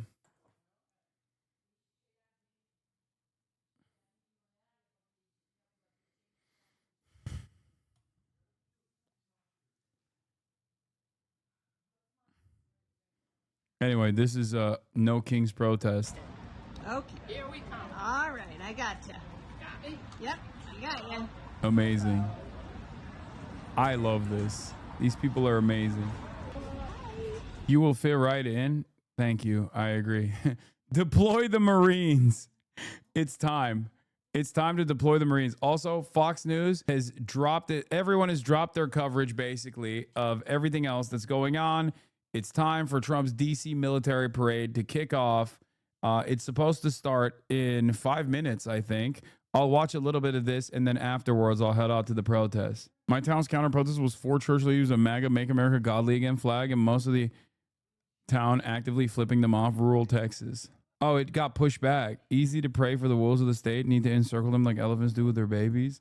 The boomer generation was awful. World War II ended and they didn't do anything, and now the world is in flames. Every generation after World War II has been lackluster. A military expert said that the strike on the oil depot is a propaganda strike for domestic consumption Israelis because those depots are extremely easy to repair and can be filled up again and be up and running in like 2 days. It's not a refinery. Yes, but we haven't seen anything like that. They've had a great experience here in the city. Everyone they've talked to has been very kind, and of course, the U.S. Army is a nonpartisan organization. So today, June 14th, is the U.S. Army's birthday. That's why 7,000 of us are here. Cope. Oh, what funny cope. About an hour until the parade started time in DC, and there are plenty of prime viewing spots wide open, particularly towards the beginning of the route along Constitution Avenue. Oh my God. No one is there. Not even the protest. Not even the fucking protest. Oh, that's so funny. Oh no, when you throw a birthday party and the only people that attend are paid to be there. This is kind of awesome. This, I'm not gonna lie, this low key is the best possible thing that could have happened. Like maybe some like incredibly limited number of people, and then like some obviously anti-Trump protesters, but like overall, just limited involvement is hilarious. It's funnier. Like having no one show up is funnier than having even only counter protesters show up. Dude, they can't even march in sync. It's so bad. North Korea clears, not gonna lie. God, we're so ass. Fake news from the Piker Broadcasting Service is the biggest military parade in military history. Yeah, definitely. Piker Broadcasting Service does not engage or entertain any fake news whatsoever. I do not want to hear it. Ladies and gentlemen, folks, the Piker Broadcasting Service is brought to you by the viewers and for you, the viewers, and is funded by you, the viewers. The Piker Broadcasting Service maintains editorial independence by your voluntary contributions in the form of subscriptions. That can be $6 a month in the form of a regular Twitch subscription or a free one in the form of a Twitch Prime. I have PBS logos that are meant to go on stream. Damn, this is kind of fire. Transparent GIF. Why doesn't it show up like a GIF? It's not moving. Why did I just get a Go Army ad? Are you running ads again? No. The Piker Broadcasting Service does not run any ads and is funded entirely by you, the viewers. For you, the viewers. Thank you. Stop the fake news. This is DC today. Ignore the season. Real. This is what DC looks like right now. They're all, and I'm hearing my sources on the ground are saying that they're incredibly stoked. Oh my God. Bro, this sucks so much. Oh, this sucks so much for Trump. Oh, that's awesome. This is exactly the kind of petty shit that he hates too. All around the country, there are millions of people on the streets from different walks of life, from different demographic backgrounds, marching against Donald Trump. Meanwhile, Donald Trump himself can't even fucking get enough of his supporters to come watch his birthday party army parade. Oh, that's so good. Oh my God. Oh my God. This is so perfect. I'm sorry. I know this is like kind of libbed up, but this is exactly the type of shit that Donald Trump cares about. And this is fucking hilarious. Update on the cross from 16 minutes ago. Nowhere near the 200,000 expected. Oh my God. Millions of people on the streets all around the nation out in protest against Trump. Meanwhile, no one is attending his birthday party. Dude, this is why I love protests. This is why I love like the fucking liberal protests as well. This right here, remember, this right here is a direct shot at the notion that like Republicans are super popular. They're all around, and that their movement is popular and everybody loves them. People think that this is the case because of what they see online, what they see on Twitter. And it ends up changing the way that they see the world. I promise you, I always say this. If you go on Twitter, you think Elon Musk is the most popular guy on the planet, right? Like, holy shit, so many glazers. I mean, there's even still plenty of haters of Elon on Twitter as well. But like, if your only assessment is conducted online, if your only assessment of the world is conducted by who you consume online, if you see the giant numbers that people like fucking Asmongold have in terms of audiences, and you look at Twitter and you see all of the half-botted, half-popular support for neo-Nazi sentiment, you will genuinely develop a false sense of what the world looks like. Irony is, these guys used to say, oh, we're the silent majority. The silent majority is the liberals. Liberalism is monoculture. The silent majority has been, especially with the increasingly unleashed right-wing sentiment, algorithm-boosted right-wing sentiment that you see everywhere, that's like botted into oblivion with fake likes and all this shit. You think that the actual majority population's attitude is like super pro Donald Trump. Meanwhile, the actual silent majority is the fucking liberals and progressives and the combination movement that is anti-Trump. It's just that the online majority sentiment is very loud. The online sentiment is very loud, and it makes you falsely believe that there's like a majority opinion there. I've been trying to explain this to people for quite a while. I think because of how aggressive right-wing sentiment is generally, and how aggressive right-wingers are, both in the real world and also specifically online, with constant fucking harassment campaigns, constant brigading, that people have developed a false sense of political parity, political ideological parity in this country, where they actually fucking think that the world is, or especially America, is way, way, way more right-wing than it actually is. Even people that voted for Donald Trump voted for him because they got fucking duped into voting for him. There are still a shit ton of people who thought legitimately that Donald Trump was only going to deport these like supposedly criminal migrants that are a massive problem, it seems, when no such problem really existed. This is why I kept saying this was a major gap in information from the Democratic side. It was a major mistake from the Democrats that allowed public sentiment and public discourse to shift in this incredibly right-wing direction. It has snapped back to reality very quickly once ICE started doing these fucking idiotic and dangerous and scary operations in people's backyards and in people's neighborhoods. Open presents, thank you for the 50 big ones. Holy moly.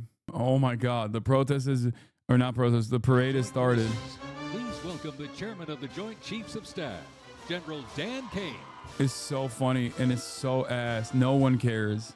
Joining us, the Secretary of the Army. Please welcome the Honorable Daniel P. Driscoll. Ladies and gentlemen, please welcome the Secretary of Defense, the Honorable Pete Hegseth. Ladies and gentlemen, the Vice President of the United States, J.D. Vance, accompanied by the Second Lady of the United States, Usha Vance, and their 3 children.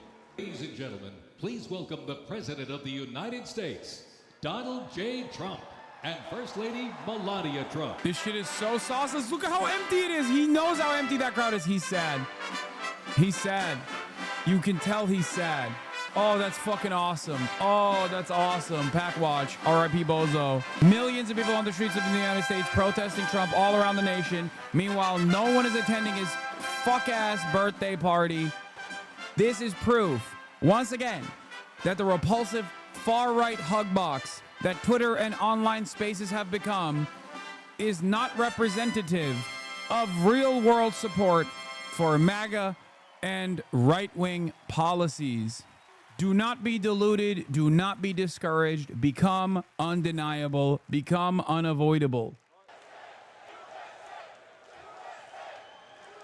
You will rarely see crowd shots unless it's like Trump moving into the stage, and at which point you see that there's no one behind them.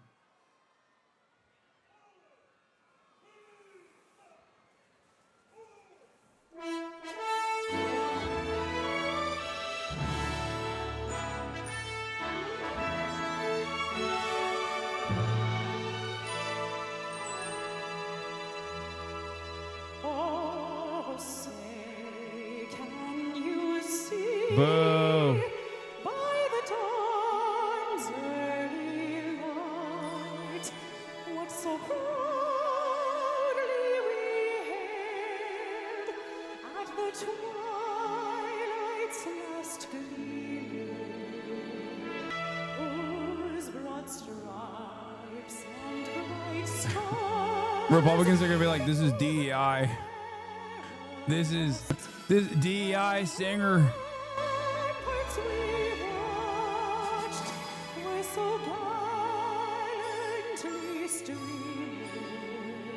He looks like shit.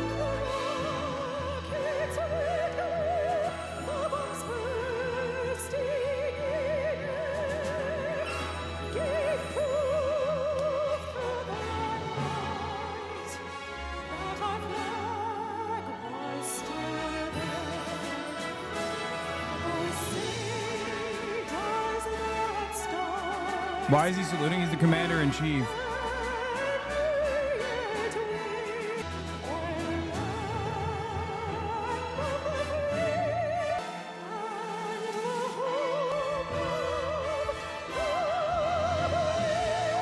Oh, she came back twice. That's crazy. She double tapped. She hit the double tap. Home of the brave double tap. Wow, very tight shots of the crowd. Very tight shots of the crowd. Before we even had a country, we had an army. They started as a small, unorganized group of shop owners and farmers, but they fought the most powerful army in the entire world to a standstill in Concord, Lexington, and Bunker Hill. Then our Continental Congress chose George Washington as general of our Continental Army. But it wasn't until 1 year later, on July 4th, 1776, that news arrived of the signing of our Declaration of Independence. Now we had a new army and a new nation. It's like probably the worst time to try to instill patriotic feelings in this country when there's so much discontent and anger. Where people are like, why can't we go back to the fucking glory days? Because like right now, we're talking about the glorious past, you know, Revolutionary War, taking out a monarch, like removing a monarch's grip of power. Meanwhile, now all the army does is just fucking brutalize like brown 14-year-old children so that a bunch of rich assholes can make money stealing the natural resources of said country and failing to do so in the process anyway. It just sucks. And closer to the What is happening with this fucking stream? The stream is finally tanking. getting within rifle and cannon range. What is going on right now? Our first cannon shot. The British had two. Oh, Newsom's revenge. It's not even. No. It's not. It's not the broadcast is. I'm not experiencing outages. Like the Reuters broadcast is having a hard time showcasing the parade. Here, let's look at Fox News. They got, and took on the British fleet.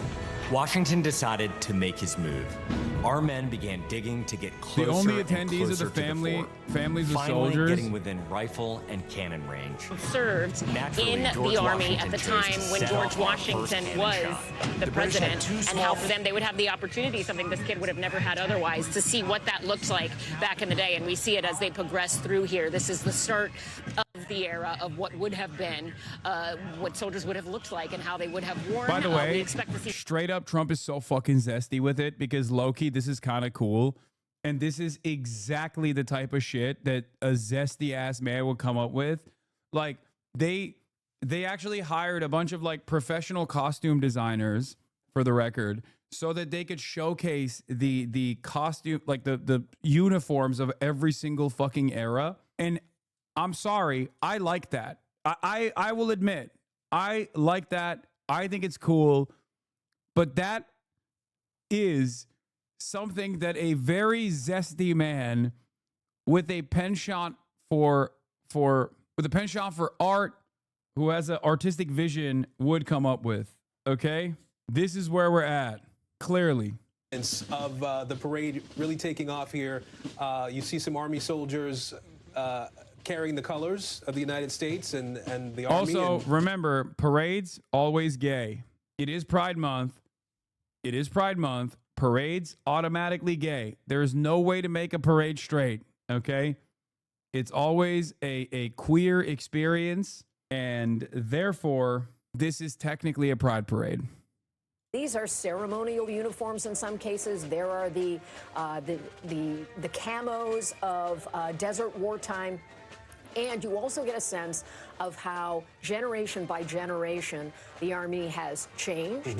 Its mission, of course, is different in different parts of the world, hence the desert camos for certain combat that reflected that as a way of blending in. And then, of course, the dress uniforms. All of this quite stirring to see if you're there in person, and a real way to say we all appreciate the service of members. 7,000 soldiers are here. Participating across the parade today. And I think what we're seeing, and I'm going to hope that the video is sort of playing in a order that we were anticipating. This is what you saw a moment ago, I believe, was the U.S. Army Band, Pershing's own, as it's come to be known, founded in 1922 and was something that was created under the orders of General John Pershing, who commanded U.S. Expeditionary Forces in World War I, because he felt like the United States needed a band, like he had seen in Europe, to celebrate the work of its soldiers. And that tradition has been so powerful, and generals and presidents have used it to stir the emotions, to bring patriotic music to the forefront, to give soldiers a chance to be a part of important rituals that are a part of civilian life. All of that very important. important. There's a combination of things happening here today, too. Some of the images you will see are from independent news cameras, and some of them are from a production company related to America 250. You see that in the upper left-hand corner. So there is a certain movie-making quality to today, and then there's a news event quality to what is happening There's more today. people And here we're, than there. Oh, for sure. We're taking advantage of both of those perspectives. We're going to sort of listen in at different moments throughout this presentation this evening. So we'll sort of stop down here for a second and let you hear a little bit of what people on the parade route are hearing as these soldiers work their way past the reviewing stand. Listen for a few minutes here. The 3rd Infantry Regiment is the oldest active duty unit in the U.S. Army. Established back in 1784, the unit was dubbed the Old Guard by Major General Winfield Scott during a victory parade in Mexico City after the Mexican War. It is the U.S. Army's official ceremonial unit and presidential escort, conducting year-round tactical training to ensure the highest standards and utmost discipline of its soldiers. The unit routinely represents the U.S. Army and our nation in official ceremonies, major sporting events, and their own, the U.S. Army's own Twilight Tattoo.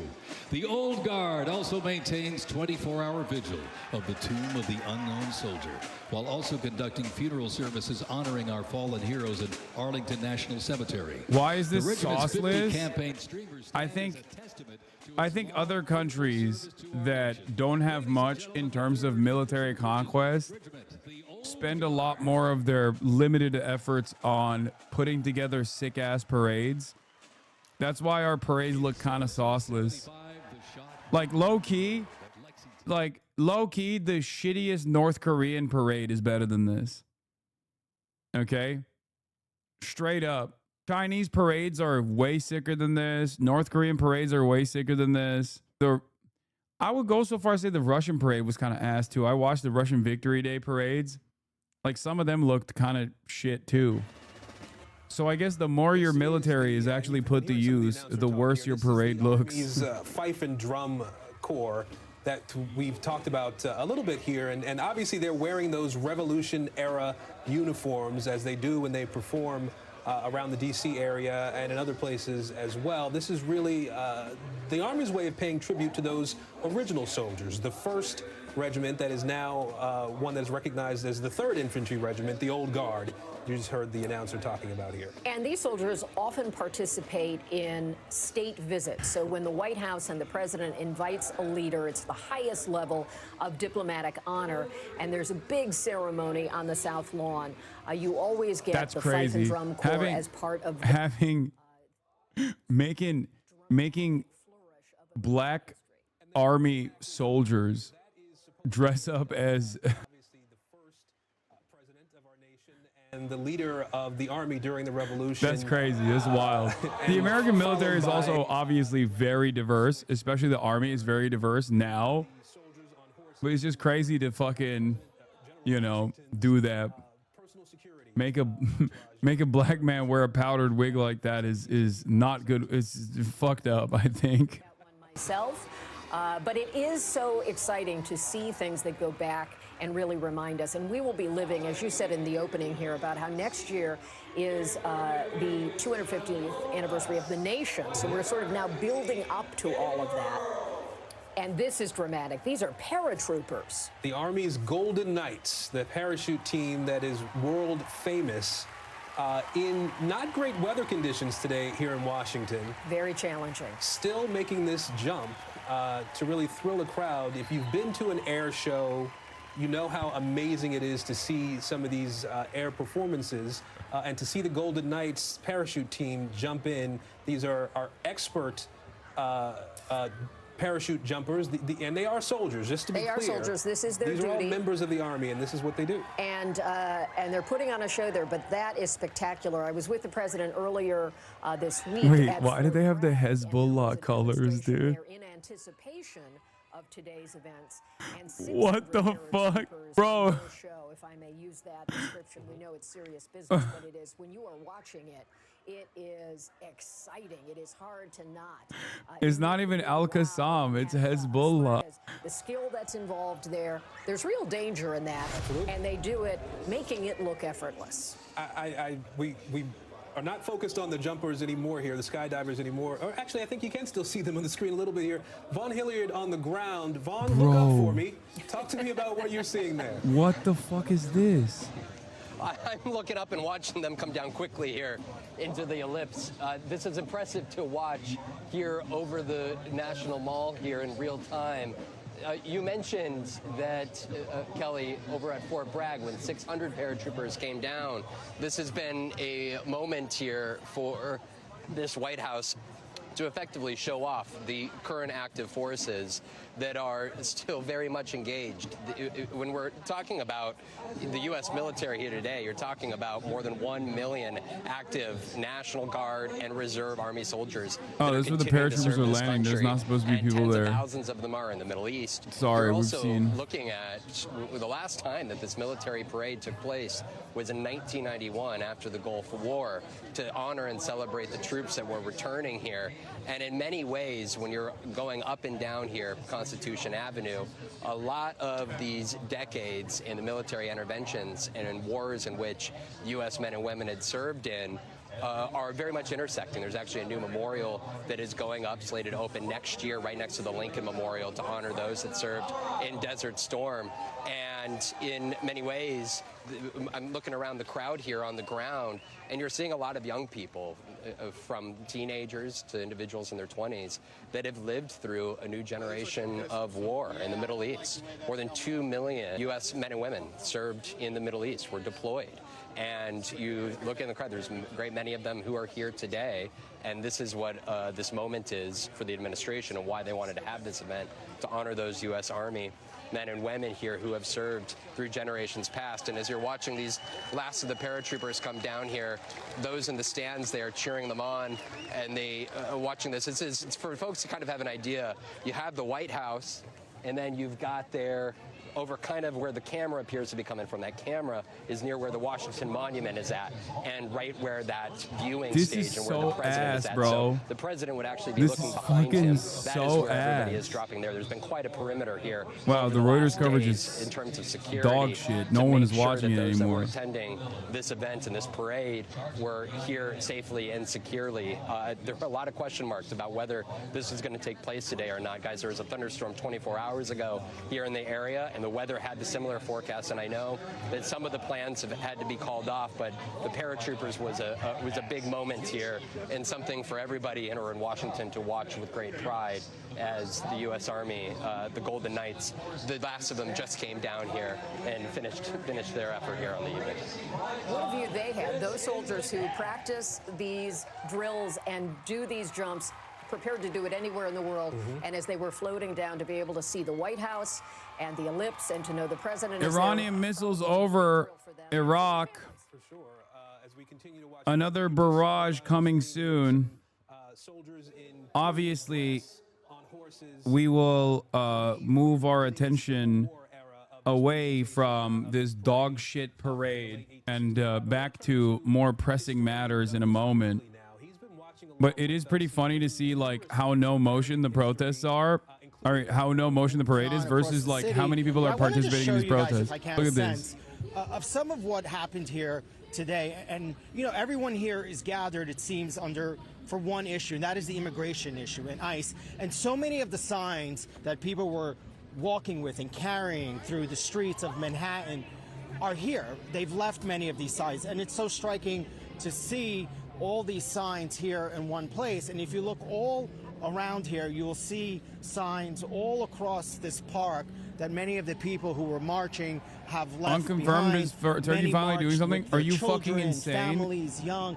And the number one Absolutely issue, not. the number one issue here today is Turkish military bases in Syria deliberately interfering with Israeli planes heading to bomb targets in of Iran. Donald Bull Trump and what fucking has been shit. happening all across this country with how they have been detaining people, how they've been arresting people. That is the number one issue that we keep hearing from people today. So far, there have been no incidents here. Things tend to change, certainly as the evening goes on. There's another protest that's just now gathering at Foley Square, which is in Lower Manhattan, where I was a couple of days earlier this week, where there have been some there's been some flashpoints there between the police, because that is where the ICE offices are here in New York City. That is where the detention center, and that is where almost on a nightly basis Turks always got to invite themselves into everything. No, this is bullshit. I wish they were doing that. I wish they were fucking interfering with Israeli flights that are making their way over to bomb Tehran. They would never do that. Turkey would never do that. At most, you'll hear it from fucking fake news outlets and shit like that. Turkey is a NATO partner, dude. Get out of here. Turkey would never, in a million fucking years, do something that is actually disruptive to Israel's interest in the region. Turkey's actions in Syria were literally in line. What is this? I do want to point out for Scar our sick. viewers, we seem to be moving pretty quickly here through the eras of the U.S. Time Army. flies, as they say. It Aaron. does, especially on Constitution Avenue Yes. here in Washington. We're now in the World War I era, looking at some of the vehicles that were used by the Army in Bro, that he time looks period. sad. A touring Bro car, looks a staff sad. car, I believe is what you're looking at there as we see some soldiers in period uniforms as well. And as we say in Washington, a point of personal privilege. My Two Israelis arrested on suspicion for spying for Iran. Wait, really? And was honored with the Purple Heart there. So that one tugs at my heart to see those uniforms from that era. And I believe these are members of the Wait, they 42nd got the gay. Infantry, They got gay stuff on division, the. which was at the time. What is this? during This World is War I literally a pride composed parade. of- Okay, abort. This is literally a pride parade, bro. They got the DEI band. They got some gay shit on their. Bro, this is what is happening. They got rainbow drums. This is literally what's going on. This is woke. The army is woke. Abort. A couple of years ago, yes. Where one of the major battles involving U.S. soldiers happened, was able to look out over what is still untouched field. And that is where my grandfather served, so that really Wow. touches me. Yeah, it was the Great War until we had a Second World War, and then they became enumerated. But important history. And it is true that when President Trump was in France, I was on that trip with him, as Douglas was referencing, when they honored the 100th anniversary of the end of the First World War. That pageantry, done as the French can do it, certainly inspired President Trump, and it has been a part of his desire to see this kind of day happen in the United States, even though it has not been our tradition, except as Douglas indicated, when a war concludes, having that kind of ticker tape moment. This is something different. And it is certainly taking us through history, and it's also challenging some of our current thoughts about the place of the military in American life. Absolutely. I believe we have Lieutenant General Steph Twitty with us in this moment. He is an NBC News military analyst, a former deputy commander for U.S. European Command. He is retired after 36 years of service, multiple combat tours in Iraq, Afghanistan, Kuwait. I could go on and on, General, about the work that you've done in the United States Army over the years, and the accolades and medals that you've been presented in that time. I do want to first give you, though, an opportunity as you watch what's happening here. Bro, Libophonics literally yesterday was talking about how he can't attend the fucking No Libs protest, the No Kings protest. And that was, of course, a fucking lie. Of course he went to the San Francisco No Kings protest. There was no way that there was going to be a liberal protest with Libophonics not in attendance, okay? I went, but I turned off airplane mode and GPS. What does that even mean? What, you think the fucking government is going to come after you for going to the protest with your grandma? You turned on airplane mode? Yeah, the government's doing mass surveillance to target the 75-year-olds. The 75-year-old grandmothers. What is this? Can you please help decipher this person's politics? I have no idea what that is. Yeah, airplane mode does not stop the tracking, by the way. After 9/11, we closed our installations, we closed our bases, our posts, and so forth. And we sort of lost that let's watch connection with the American people. Oh, fuck. We can't even watch Because the we're Chinese behind, protest. Let's watch a real gates. protest. Parade. Let's watch a real-ass parade, chat. You can hear a pin drop. Wow. Cinema. LMFAO, but if Americans did this, you'd all be calling them Nazis. When China does it, it's hilarious. First of all, I am pro-parade. I have said this over and over again. It's one of the things that, like, actually my leftist community gets mad at me about is my pro-parade, pro-military parade position. Also, ironically enough, it's actually liberals that say this is Nazi-like. But I guess they do say this is Nazi-like. And they say the same thing about Trump as well, to be fair. They're more consistent. I'm consistent as well, but in the opposite direction. I just wish that we had a little bit more marching discipline, you know? So you're seeing... Like, these guys are just fucking walking. Like, they're not marching. They're just walking, bro. Look at how organized the Chinese military is. Versus this, they're like, oh, yeah, all right. They're schlubbing. They're not fully synced up. We should mention that there's some controversy in Washington, D.C. about the weight of the tanks. So they have placed metal in various corners and intersections to try to protect the streets from the significant weight of those tanks. But when they've also put sort of rubber on the tank. Yes, they've added the rubber tracks to it, and it is quite something to see a tank rolling.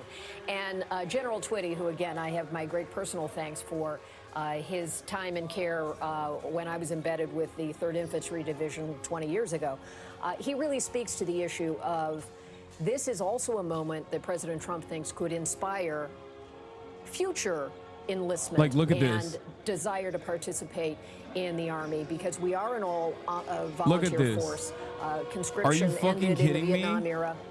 And so it is a chance to say thank you. And as the general also said, Look many at this. Americans don't have a chance to see in person. If you don't live near a base, if you're not in the capital city like this, you may not have much opportunity. And this is a day to take all of this in, to acknowledge their service, to be reminded of all the enduring ideals. And, we're also setting it in the current moment as well. Absolutely. This is yet another one of the Army bands. I can't see exactly which one it is. I know there are more than 80 Army bands in the United States Army. They have their own music college in Virginia Beach.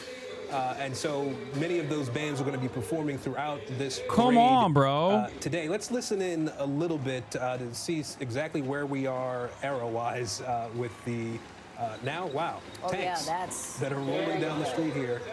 And Kelly noted the fact, I mean, this is something we just don't see in this country. If you see a tank, it's in a museum or it's on a base and put in a position where it's more of an object that would be in a museum.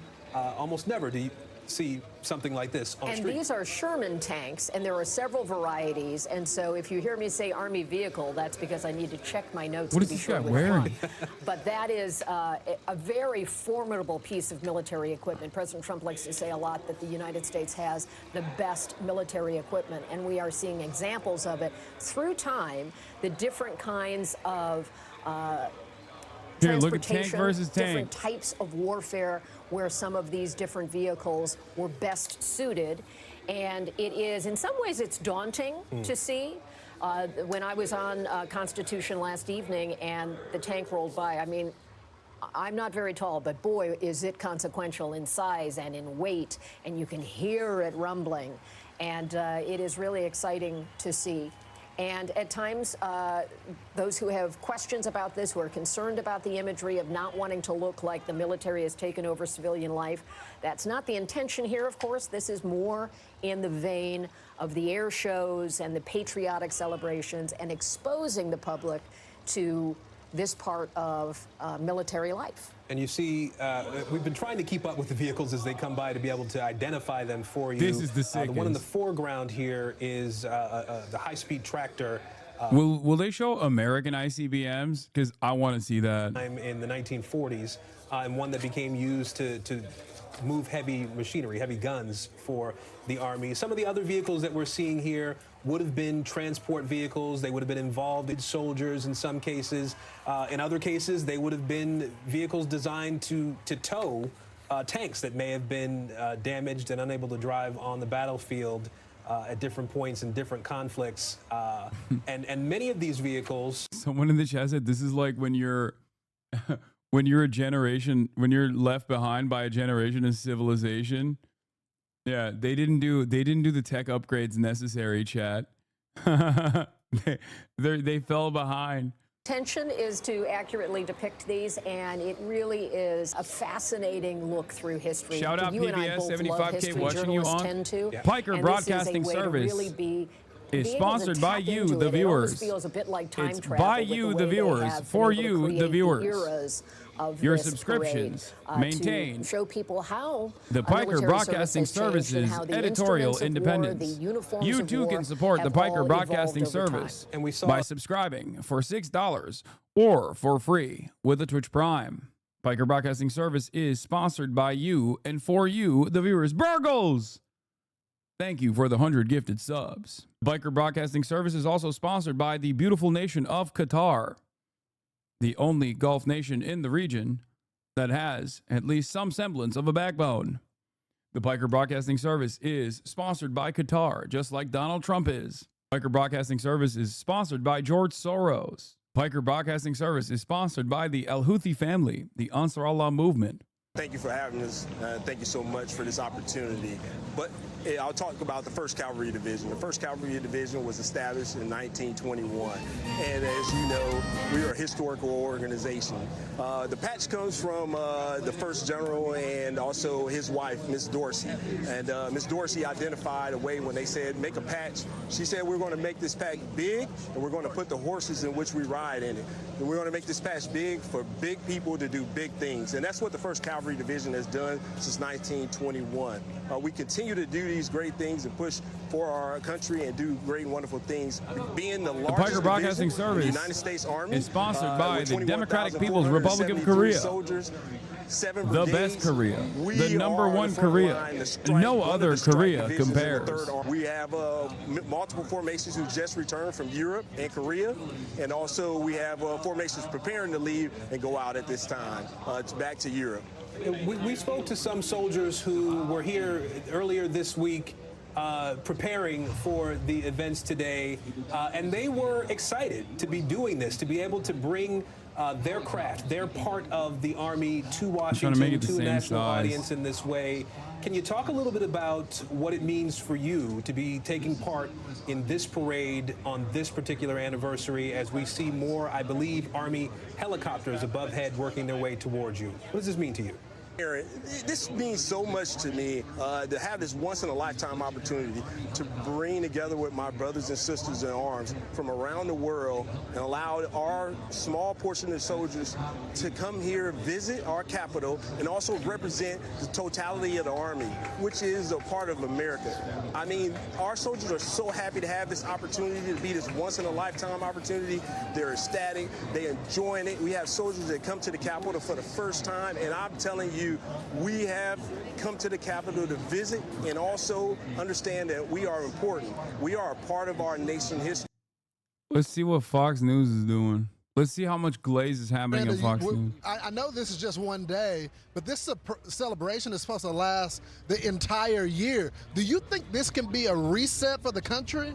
I do think so, because remember that it's the... No one cares, bro. What do you mean a reset for the country? Yeah, it's a massive celebration. How joyous, how large, how vast. It's the kickoff of a whole year of celebrations. And look, I know from having been in Sydney, Australia, when the Olympics came, how the entire country gets buoyed, the economy gets good, everybody is just in a great mood. And we're going to see that with multiple celebrations over the next year. This is just the start.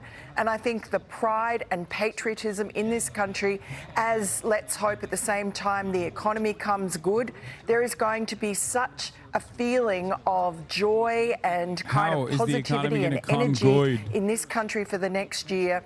I'm sure of it. And, you know, this parade is being watched not just in America, but around the world. And it gives succor to our allies who know that they have the strength and might of the American mighty military behind them. But it also gives pause to our adversaries who are there doing wrong around the world. And Dog, first of all, you're Australian. Secondly, that is literally the thing that these other countries do, smaller countries do, and we make fun of them for doing that. And now America's saying this. That's hilarious, dude. Oh my God. This is like, I'm not libbed up enough to be like, oh, this is like North Korea, but like low key, this is like North Korea, bro. Like straight up. Oh, we're showing the world our military prowess by what? The Fucking marching shoulders through the that we're street? seeing in the crowd because they want to get us a good sight. Security is tight, and we see the president saluting. He's standing up, sitting down. He's interacting with those soldiers as we're seeing different generations being honored. Embarrassing public flop while the foreign policy crises you claimed you were uniquely capable of solving worsen immeasurably. Will the United States ever have a non-Brandon president? Oh, 100p. This is straight up. This is an incredible take from Felix. We are so Brandonized. This is the most Brandonification, the Brandonized president. That this is happening under President Trump's watch. And then the other thing that comes to mind, just real quick, is unity. Wait, I shut think, the fuck up. we live in a dangerous world. The military is here to keep us safe, to keep our country safe, and at the same time, bringing that. Shut the fuck up. Special thanks to our sponsor, Coinbase. Special thanks to our sponsor, Coinbase. No, brother, are you fucking kidding me?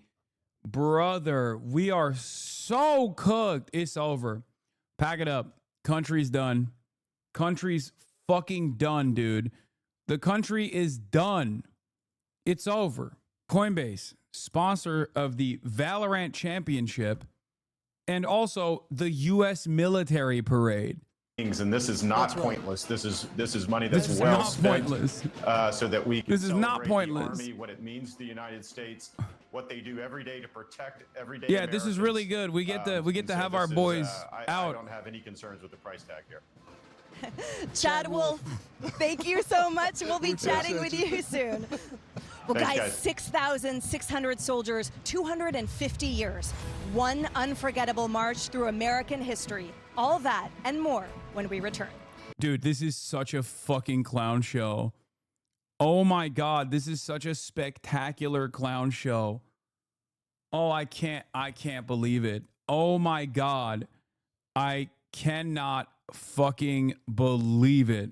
Incredible clown show. Wow. Coinbase sponsored Ludwig and also the U.S. military parade. And so there were these bomber planes, the helicopters that we've seen today.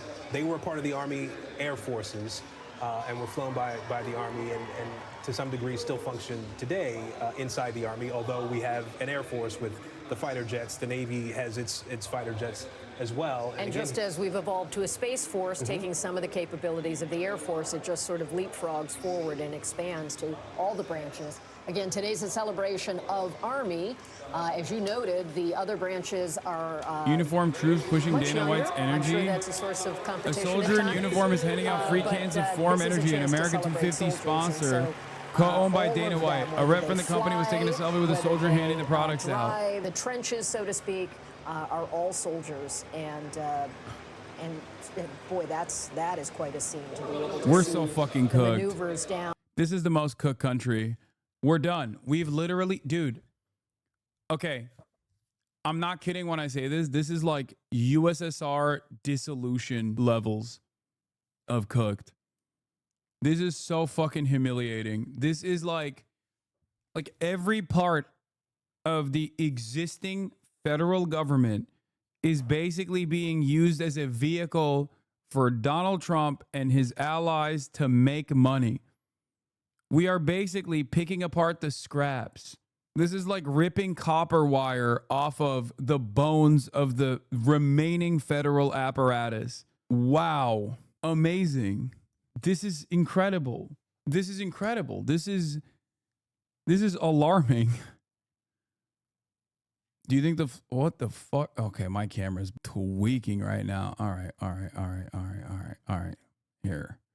We'll swap over. We'll swap cameras for now because that shit is tweaking. No, that camera wire is like kind of busted. What are the U.S. future looks like Russia's, in my opinion, bunch of oligarchs just doing whatever the fuck they want as long as they're in the good graces of the administration.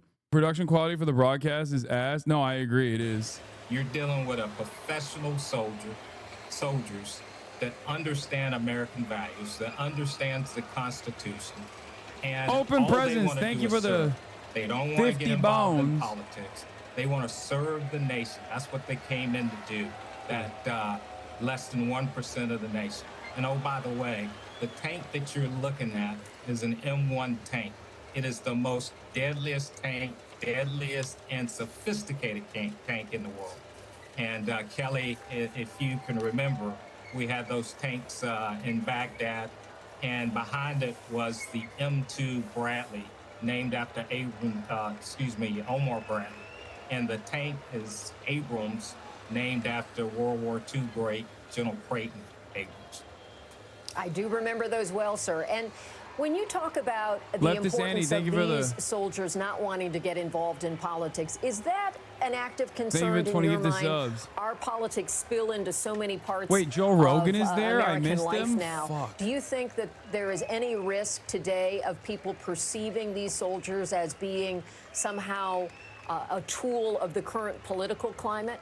What I will tell you is these soldiers don't want to be involved in politics, and sometimes the lines get blurred, particularly when you're talking about our general officers. Obviously, it is our general officer corps that communicates more with the politicians sometimes, and the lines may get blurred occasionally there. But for the soldiers that are actually marching here and operating on the ground, they so far removed from the political piece of this. They're focused on their job. You gotta remember, we just came out of 20-something years of war, and we have all kind of conflicts around the globe now. And many folks do not know this. We have several forces. I won't name the number for OPSEC and the locations. We have several soldiers around the globe now that are in harm's way. And all these soldiers that you see marching here, they're in a parade now, but tomorrow they'll be back to training. And you heard we have several soldiers in harm's way. I won't name them for OPSEC. It's so funny. Okay, thanks, man. In days. So they don't have time to think about or be involved in politics.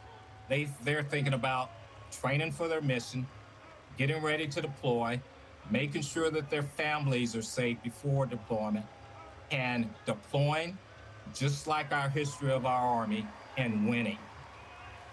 I do want to turn back to our historian here. Douglas Brinkley is with us. He's been watching along. Carafo baby, think of a 20 gifted subs. Your perspective, the context you're able to provide on the optics of the moment. We obviously see soldiers marching here again, something that would be familiar to Americans in modern times if you live in a military community or near a base. But then we see that tank poking out here in the shot that's on the screen now. That is something that is less familiar. I'm interested in your perspective on this through the context of history. Well, the problem with the tank, if you're just going to cut to that image of it, for an optical point of view, reminds one in Tiananmen Square with the great protest there and the lone dissident standing in front of the tank representing democracy. That's why we often don't do this. But what's exciting and what isn't part of the optics is the music. I mean, after World War I, it was General Pershing, great Blackjack Pershing, in the early 20s that, he said we got to, they even called it, Pershing's band, really, Pershing's own. And we started using music regularly to keep the morale of the country and the forces up. It's kind of stunning, but during World War II, we had 500 Army bands in operation to keep soldiers' morale up. So if it was just people marching in tanks today, minus the musicians, it'd be a different feel for the event. So I think you have to both see and listen to understand what today represents, and then reiterate what's been said. This is a great recruitment moment for anybody watching who wants to join the U.S. Army. AGB 411, thank you for the 5 gifted. Dur0, thank you for the 5 gifted. I've written on U.S. Army Second Rangers, a book, and what they did in World War II with Point to Hawk. My father was in the Korean War in the Army, and the amount of service, and that's what we all have to pull together and say, look, generations, we're here and able to talk like we are right now because of the role Army, Navy, Marines, Air Force, Coast Guard, and the like have gifted us. And the fact that it is a volunteer Army and that they're all doing their duty.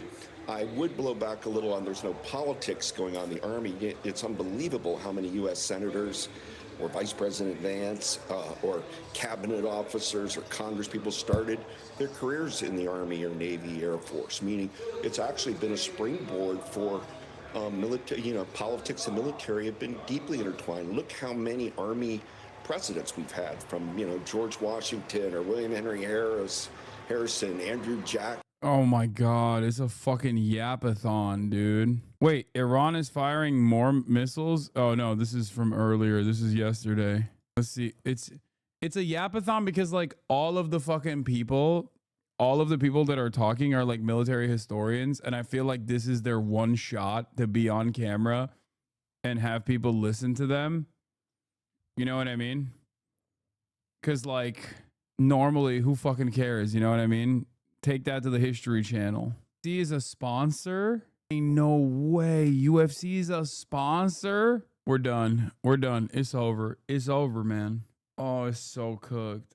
Oh my God, this country is a fucking meme. This country is a goddamn meme, dude. It is such a fucking meme. When you're in the military, it's just not about.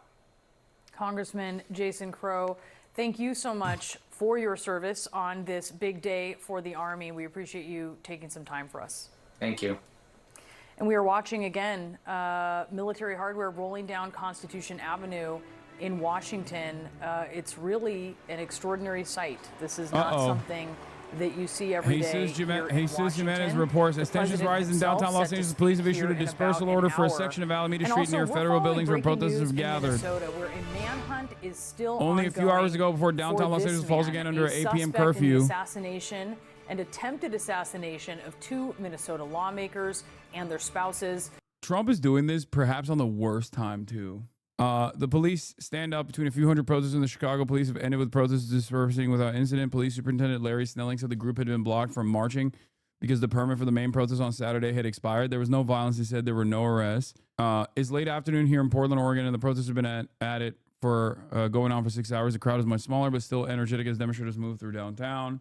With only a few hours to go before downtown Los Angeles falls again under an 8 p.m. curfew, Heidi Feldstein Soto, the Los Angeles city attorney, issued a reminder the city will arrest and prosecute anyone who tags, vandalizes, loots, throws rocks, disobeys police, or otherwise disrupts public safety, including throwing fireworks, which were starting to go off downtown and were illegal in fire-prone Los Angeles. As tensions rise in downtown Los Angeles, the police have issued a dispersal order at a section of Alameda Street near federal buildings where protesters have gathered. Footage released of Israeli commando operatives using spike missiles from within Tehran to Tehran. Like, look at the number. Look at the crowds. Like, I don't think this is the DC fucking parade, you know? Every channel is running ads. Here's a video of them dispersing.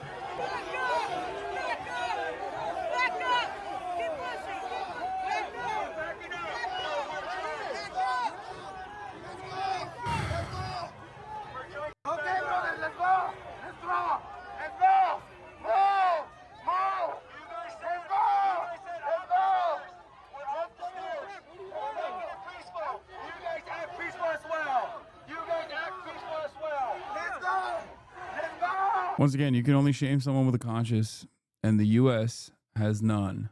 I got arrested on Tuesday for refusing to disperse, and they wouldn't let us go, just kettled and arrested. Yeah, it's being strengthened by our diversity, being strengthened by people participating from every walk of life, as Truman mentioned in 1946. And I think that's an important part of us, of how we reflect upon this day in particular, but also our relationship with the United States Armed Forces. And especially in a moment where we are an all-volunteer force, that we should aspire to our armed forces being the best representation of our society that we can get to by not just honoring service, but also having that armed force that... What is this music? All right, I'm going to fucking no longer play the Chinese propaganda. I'm bored of it. I'm bored of the Chinese propaganda march on the side. It's embarrassing. We have sort of cheat sheets of the tanks. It's embarrassing my beautiful America too much. They're a little out of order, and so I'm reluctant to attempt to identify a tank as it's on the screen and misidentify. But clearly Barracuda is a key term with this heavy drum and bass beat. Just to give you a kind of, let's peel back the veil a bit more. Breaking: Dallas deep red oil-soaked MAGA line is now flooded with anti-Trump protesters. The city once thought untouchable has joined the rebellion. The tide is turning. I mean, Dallas is blue, isn't it? No. Dallas is pretty libbed up. Please make it stop. It's cringe. Oh, I wanted to see this. There's a Fox 11 chopper flying around the city talking about his marriage falling apart. I don't know if this is real or not. Let me see. The answer is yes. You know what? I don't care. I don't care about my... I am married. I am legally married. I am legally married. That's about the only way you can really say it. I am legally married. But I am not looking at now at all. I just had a bunch of debacles with my personal life. Yes, it's true. I know. It's hard to believe. Somebody that doesn't even know what he's talking about in a relationship. And, you know. But, yeah, I got nothing right now. Got nothing. Not really looking. You know, trying to find myself and be happy. I'm being serious about that. He's the best car chase reporter in history. He's not drunk. He talks like this every day. Yeah, this guy's awesome. I want to be beholden to no one at this moment. You know, do I get lonely? Of course. But I got cats. What the fuck? So, I think all that information's on the internet. Look at all those red cars down there. Amazing. Of one of the Minnesota lawmakers who are Democrats, state legislators. One couple died of their injuries, the other hospitalized through surgery, and the latest report we had is they're hopeful they will pull through, but very, very serious offenses here. And authorities found... Yeah, this is like happening in the backdrop of political violence, a failed foreign policy, or I guess like mostly failed by design, but in the eyes of Americans, like a failure of foreign policy, of a promise to deliver peace that is not happening. America's most important ally getting fucking rocked by America's #1 enemy. And you're just, you know, you're over here trying to be like, nah, everything's fine. Look at this lame ass fucking sponsored military parade sponsored by Lockheed Martin, Oracle, Goldman Sachs, Chrysler, Dodge, Jeep, Ram Brands, Coca-Cola Company, Walmart, BNY, Form Energy, Exeger, Palantir, Coinbase, Scott's Miracle Grow. We even asked about Mr. Bolter's political affiliation. Yeah, update from fucking the shooter, the Minnesota shooter. Yeah, shocking 0 people that have a brain. He is a Trump supporter. And David Carlson, once again, his roommate and best friend, known him since 4th grade, did say Bolter voted for Trump and that he was a strong supporter. We even asked about... No way. You mean to tell me that another instance of political violence came from the notoriously violent right? Wow. Let me tell you how shocked I am, dude. Let me tell you what a shocking revelation this has been. You mean to tell me that the guy who assassinated Democratic state legislators was not a left-winger? What? Yeah, fork found in the kitchen. Fork fucking found in the kitchen, dude. Wow. Shocking revelation, folks, that Democratic political legislators. Interned a year ago for John Hoffman, the senator who survived. He's a funny dude who always brought food for everyone in the office. It's been a crazy day. Who's the other dog hanging back there? What dog? There is no dog. Oh, my goat Jacob is there. Oh, shit. Jacob is at the downtown Los Angeles. This looks very intimidating. This has remained 100% peaceful as far as I have seen. People are out here with their signs. Here, may I show your sign, ma'am? Can I? Your sign says... We are not criminals. Whoa, let's go. Peaceful protest. We're not doing nothing wrong. Whoa. We have the freedom of speech.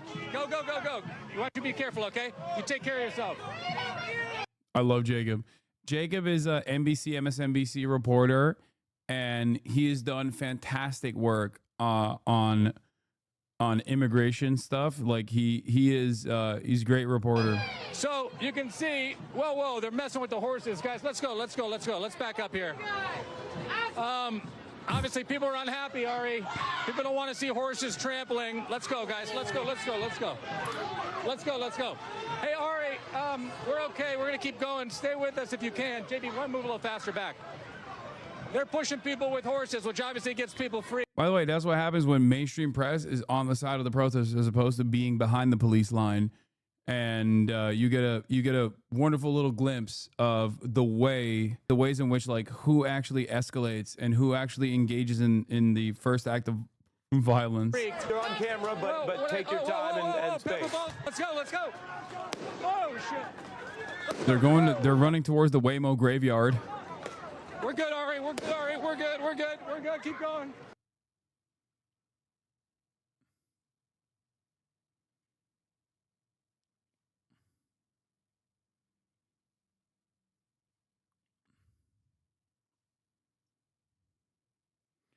Pushing lines with horses is legit more dangerous than any less lethal. What the fuck? I mean, they're both dangerous. Yeah.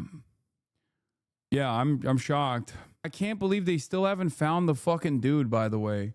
What is happening?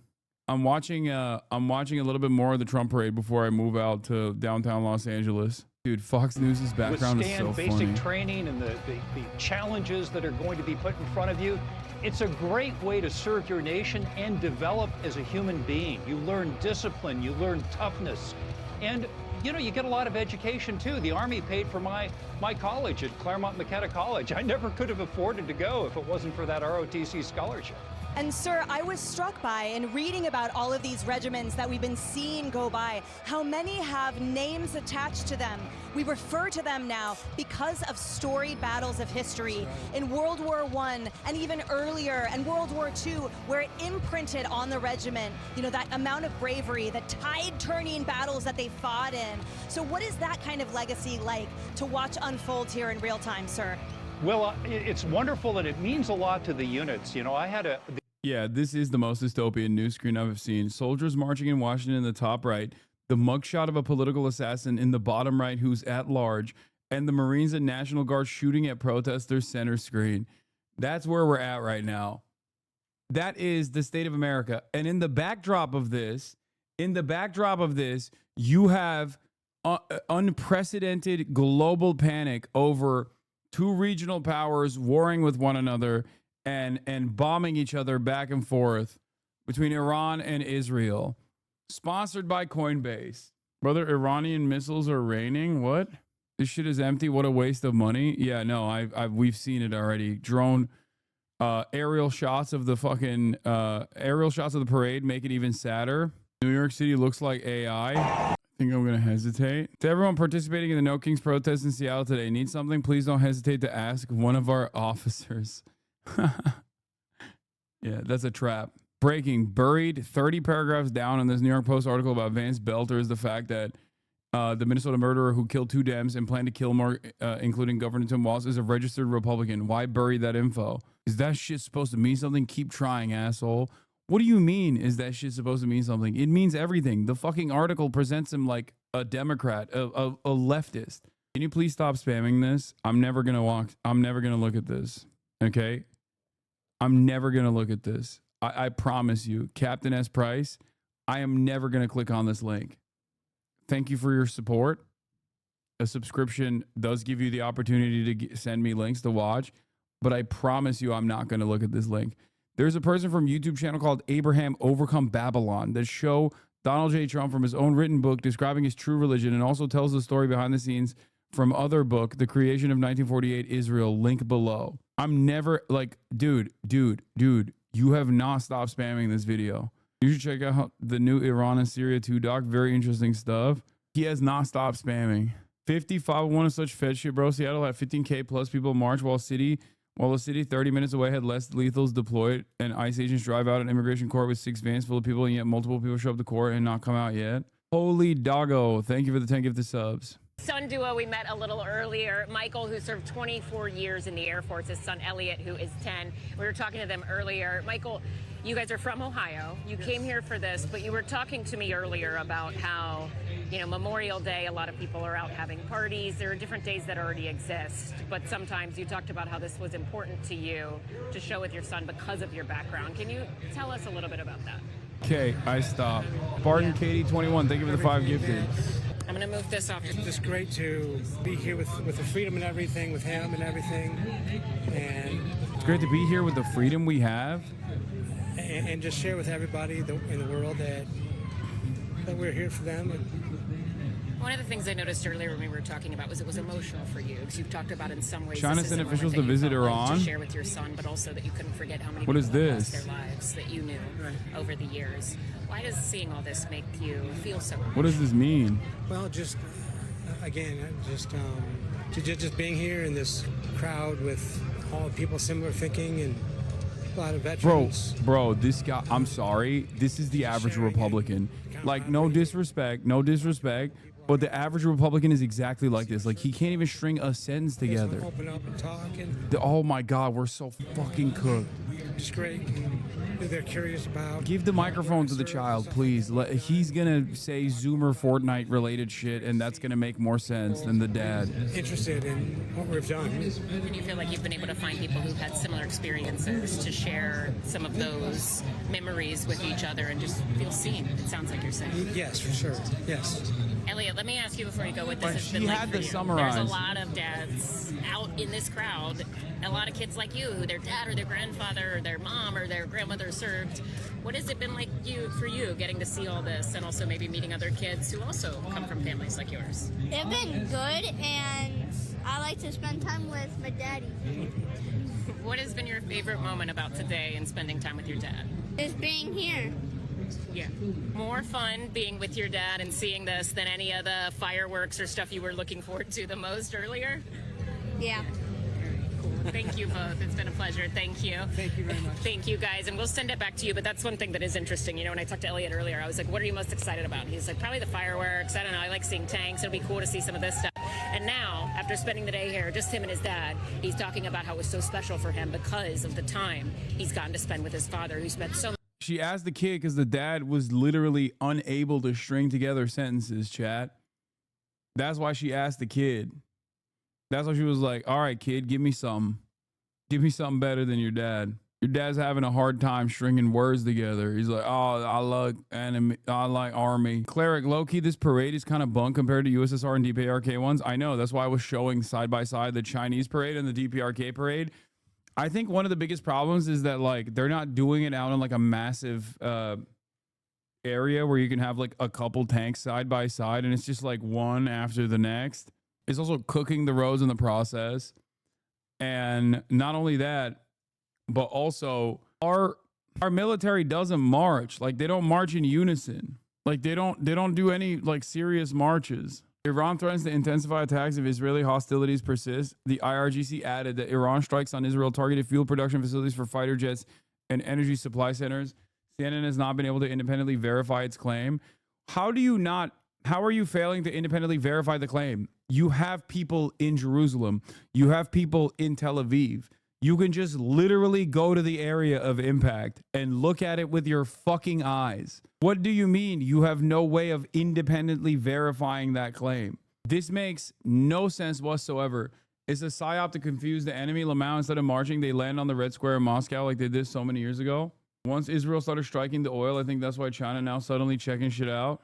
Iranian drone strike just now in Eilat. Oof. It's because the occupiers are arresting anyone who's sharing photos or information. I doubt the reports can certificate because they'd be arrested for verifying it. I mean, not really. But yeah, they lit up Haifa. Like that big barrage that we saw had a bunch of successful hits, and that was in Haifa. Also, the siren, if you guys noticed, came after the explosion, which is interesting. IDF expects another attack is coming soon. The IDF Homefront Command, as of 2 minutes ago, has instructed civilians to remain near shelters as another wave of ballistic missiles may be launched soon by Iran. BBC seems to have veered from the Israel line in this report. Destruction all around. BBC reports from Israeli city targeted by Iran. IDF said more than 200 missiles were fired as a part of the Iranian response to large-scale attacks carried out by Israel. They've urged residents to stay alert, he said, adding the authorities in Israel are indicating that this could be the beginning of a prolonged campaign against Iran. At a certain point, Israelis that are used to their comforts, I assume, will say, why the fuck are we doing this? Like, why are we doing this? And you can make the same argument for the Iranian public as well. However, the difference in this circumstance is Israel initiated this. Okay? That's a major difference. If Iran did the first strike against Israel, then this would be a very different conversation. But the very fact that Israel initiated the first strike against Iran while Iran is in the process of denuclearization negotiations after 3 decades of playing ball with international authorities, like, it's just a completely indefensible position for Israel. What is this? This feed is just Trump. Just Trump. Oh my God. It's only showing Trump. Oh my God. This is just 1 hour and 19 minutes of just Trump so far. And there's 20,000 people watching intently. This shaky ass camera of just Trump. Amazing.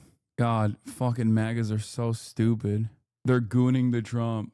They really are. Oh, madness. Civilian control of the military.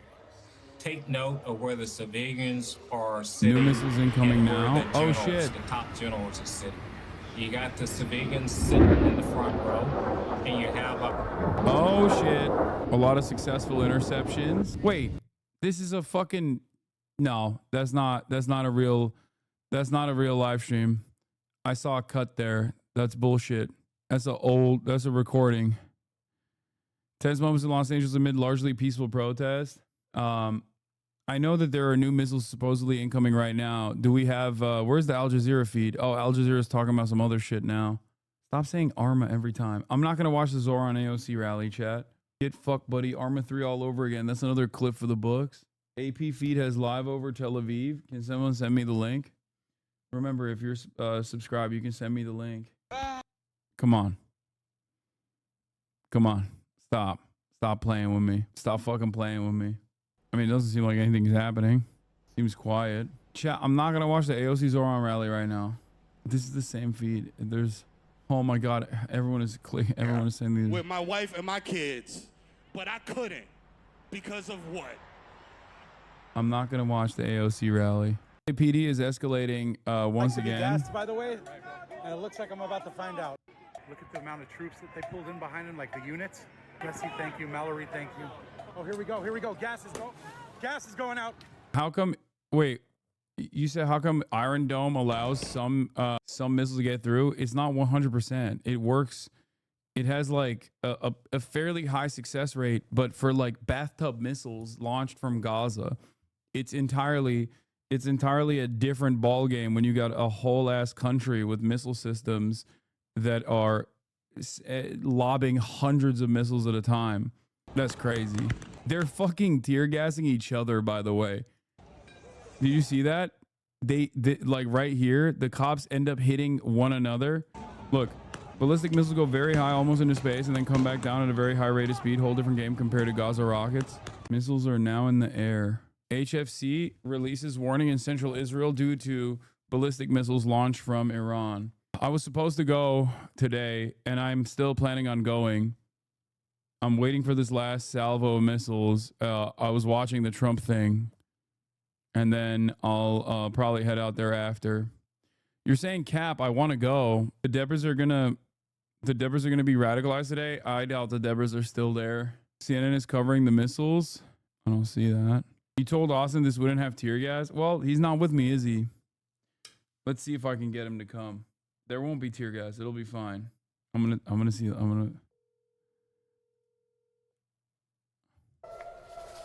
Sirens alerting Israelis to more incoming airstrikes as Iranian missiles penetrate the Iron Dome. And in Iran, state media now reporting that Israeli airstrikes overnight struck the Iranian Defense Ministry headquarters in Tehran, causing what it describes as minor damage. CNN's Clarissa Ward joins us now live from Tel Aviv. Clarissa, what's the latest from where you are? What are you hearing about these operations? It appears that we're having some signal issues with Clarissa Ward. We just lost her signal, but we will do our best to get it back. That's right. We have been, as we do try to reestablish it, let's just talk a little bit about what we've been seeing. We've been seeing those Iranian missiles just kind of obviously try to overwhelm those air defenses in Israel. And in so many cases, as we see here, we lost connection with Clarissa the Ward. ability of the Iron Dome to stop those ballistic missiles, but not every one. And that is why we are hearing about some casualties. We have been able to reestablish Clarissa's signal. Let's get back to her now. Clarissa, tell us the latest. Hi, Brianna. I actually lost signal then because just as you were about to come to me, an alert came through on my phone and to the phones of every single person in Israel of the detection of possible missile launches towards Israel. The alert citing a number of places that might be told soon to take shelter, Jerusalem among them. We don't have any more information than that at this stage.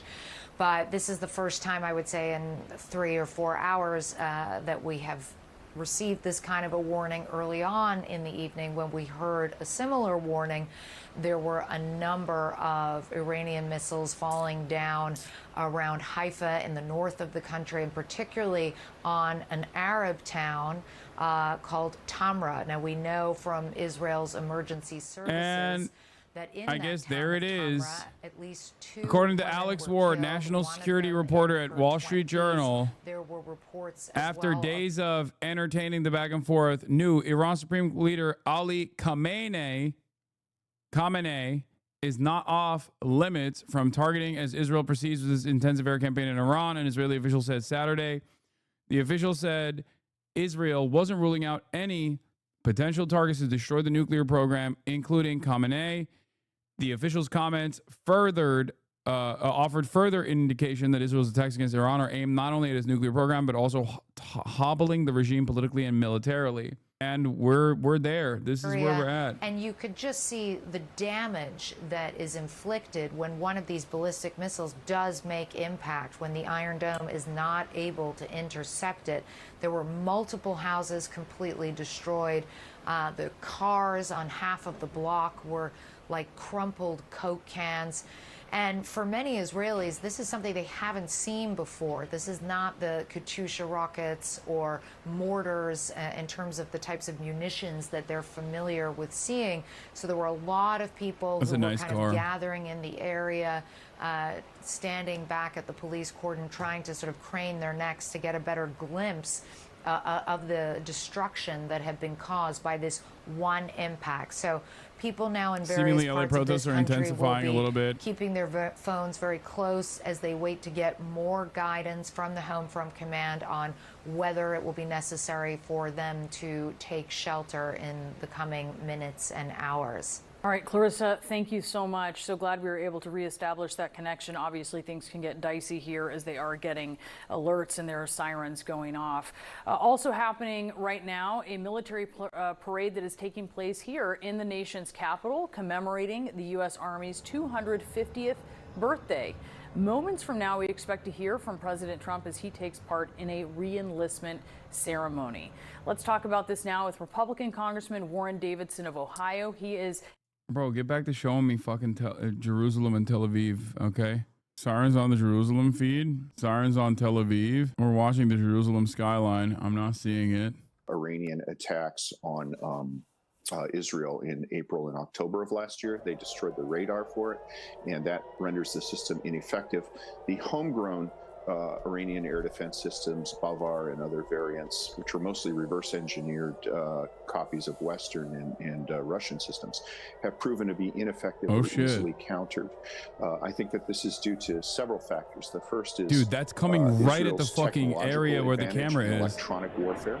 Oh my God. Which allowed them, I believe, to spoof or blind air defense radar. The second is that Israel had a number of agents and has a number of agents, probably to include armed forces personnel who they've inserted on the ground, who have attacked air defense facilities from drones. Some missiles in the Jerusalem skyline as well. It would be fascinating. But the third, and this shouldn't be overlooked, is the role of corruption in the Revolutionary Guard specifically and the Iranian regime in general. And history shows us, we've seen this particularly with the Russians in the war in Ukraine, which has not achieved the success I thought it would achieve, that that corruption. Chinese foreign minister holds call with Israeli and Iranian counterparts. That, for example, some of the Bavar systems were supposed to have business higher recorder components that cost more, but a Revolutionary Guard Corps officer or an air defense officer substituted a cheaper part and pocketed the money. After Israel Two Middle Eastern powers exchanged fire a day after Israel unleashed unprecedented. China foreign minister released separate statements late Saturday announcing Wang's phone calls with his counterparts. Wang first spoke to the Iranian foreign minister Abbas Araghchi, telling him Beijing supports Iran in safeguarding its national sovereignty, defending its legitimate rights and interests, and ensuring the safety of its people. Iran enjoys close ties with China. Beijing is its largest commercial partner and the main buyer of its oil, with Tehran still under crushing U.S. sanctions. Wang told Araghchi that Israel's actions seriously violate the basic norms of governing international relations and noted the attacks on Tehran's nuclear facilities have set a dangerous precedent with potentially catastrophic consequences. Wang told SAR that China clearly opposes Israel's violation of international law by attacking Iran with force, calling its behavior unacceptable. Let me tell you something, okay? I'll believe it when I see more motion from China. The parade is showing future weapons and vehicles. We're really proud to be here, represent the 101st and the Army, and really show the world, you know, what our soldiers do every day. This is the most ADHD stream we've had so far. It's interesting. The drone there looks similar to the one I have. It's a really small one I have, but obviously what the Army is using, what the Army has developed. Isn't that literally a DJI? Like, these are all fucking Chinese drones. At home, and this is something, again, I think it's interesting when you think about the development, Kelly, of the Army over the course of the last 250 years. So much of the technology, so much of the everyday things in our homes were developed by Army engineers and Army scientists and have been put into practical use. The internet. And there are kids, you're a child at heart, but there are young kids along the parade route who see that drone and are probably excited to see that. And probably know how to use it already. Yes, exactly. And it obviously gives a capability that allows for protecting the lives of service members because they're unmanned, of course, a precision. Just holding it up and many in his Americans hands. are hearing about drone strikes when there are operations that are happening in the modern moment, and it gives people a sense of what does that look like. It is another chance to have a window into what is the modern military. And there's a real gee whiz factor to this as well, that you can see A real how gee agile whiz they factor. are, and in real life, so to speak, you're getting a chance to see this new kind of capability. And Colonel Miners, you're still with us here. The notion of robotics becoming an increasingly useful tool in the Army is something that is becoming more and more real there, right? Yes, sir, absolutely. I think you made a great point there that what these machines, do is protect the lives of service members. So a drone can see things, you know, farther than an infantry soldier with his binoculars. So he can simply launch that unmanned aerial system, spot, There's still find, more, and in some cases kill there's the still enemy more bombs. before he's even in danger himself. Missiles above. In terms of robotics, Video shows we're Iranian also ballistic working missiles on, heading towards AI Israel. Tools, computer signature protection, so we can't be found ourselves. There's really a lot of exciting work going on the future weapons protection and systems in the Army, and really what that does is make us more capable, more effective, and at the same time more safe. Oh my God. Is this making people fucking Tel Aviv going crazy? Ooh, they got one. That one's going in. Well, what you're seeing live on your screen right now, we're seeing projectiles over the skies of Tel Aviv. Moments ago, the Israeli military did that. Iranian missiles had been fired from Iran. Now, we know that the travel time of Iranian missiles from Iran to Israel is roughly around 12 minutes. We also know that sirens sounded over Tel Aviv, I beg your pardon, over Jerusalem a short while ago, and explosions were heard. What you're seeing now is Tel Aviv. It's still going. Oh my God. Well, BB is in fucking Santorini, dude. Oh, they got that one. Dude, I'm gonna be honest. I don't think these are Hamas bathtub rockets, bro. It doesn't feel like these are Hamas bathtub rockets. You're currently watching different angles. I've always wondered if the Iron Dome works. I mean, it fucking works, yes. But it's not unlimited. And it does appear, based on what we just saw, that there may have been multiple direct hits on Tel Aviv once again. The flares in the sky, as our viewers will know by now. Did they knock out the power in Tel Aviv? And this, no, there's still energy. Israel's air defenses. Remember that Israel has multiple layers of air defenses, whether it's Arrow, whether it's Iron Dome, whether it's David's Sling, as they're known, which are all designed to intercept different types of missiles, short-range rockets, medium-range, long-range. It is known, however, that depending on the number of missiles and the speed and the trajectory, those systems can sometimes be overwhelmed, and they're also not 100%, meaning that some of the missiles do get through, which is what we saw 24 hours ago and 48 hours ago. Earlier today, Iranian missiles hit the city of Haifa. Iranian state TV reporting that they hit energy infrastructure in Israel's Haifa. Now, Iran had promised a very strong response. This is not the first volley of missiles that we have seen incoming into Israel today, and there may be more during the night. Bruh, how are there no ads on the stream? I think this is over. I think this round of rockets is over. There are no ads on the stream because it's sponsored by you, the viewers, for you, the viewers. The Piker Broadcasting Service is ad-free. And the only way that you can show your support is by subscribing for $6 or for free with a Twitch Prime. They have disarmed Iranian air defense systems over the western half of the country, allowing Israeli fighter jets a clear passage to the capital. We have this report now from Al Jazeera's Bernard Smith in the Jordanian capital, Amman. This latest wave of Iranian missiles has hit targets, we understand, at least in Haifa, a port city in the north of Israel, and there are reports of casualties from there. There was no sirens this time in Jerusalem, so the threat not considered significant enough there to send people to their shelters in Jerusalem. The Israeli military also says, as regards Iran, it now has move over. I'm going to freedom of downtown LA. movement in Iranian airspace from the west of the country to Tehran. Earlier, Israeli Prime Minister Benjamin Netanyahu said that soon Israeli jets will be flying over Tehran, and we will hit every site and target of the Iranian regime. We know that Israel has changed the focus of its attacks now from degrading Iran's nuclear capabilities to attacking infrastructure targets, hitting Bandar Abbas port, and that is one of the headquarters of the Iranian Navy, and also hitting its major gas production field. Israel's President Isaac Herzog, he said this country is at an historic crossroads. It's not just our struggle, it's a struggle for all who seek peace. And looking ahead to the G7 meeting in Canada on Monday, he's called for all leaders there to unequivocally stand and stand with Israel at this critical moment. These, of course, leaders of countries who've become increasingly critical of the way Israel is conducting the war in Gaza, and some seeing this attack on Iran as a way to deflect attention from what Israel is doing in Gaza. Bernard Smith, Al Jazeera, Amman. And Al Jazeera's Tohid Asadi reports now from Tehran. Tensions and escalations are ramping up to an unprecedented level between Iran and Israel.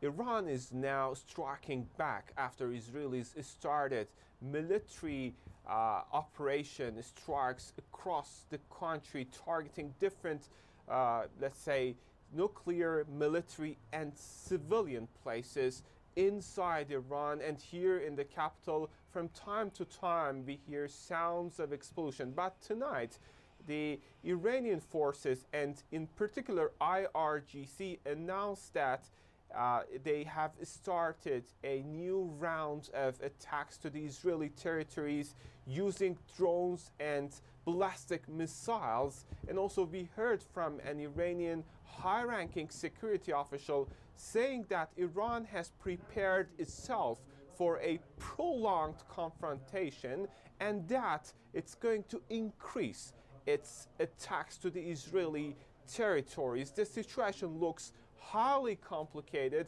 as both sides are talking about their intention to increase attacks. But how future could unfurl is something for which we have to wait and see. Israeli forces have placed the occupied West Bank under siege, sealing the entrances of cities and villages with iron gates and concrete barriers. Movement has become severely restricted as Palestinians say they are caught in the crossfire of the Israel-Iran escalation. Nida Ibrahim reports.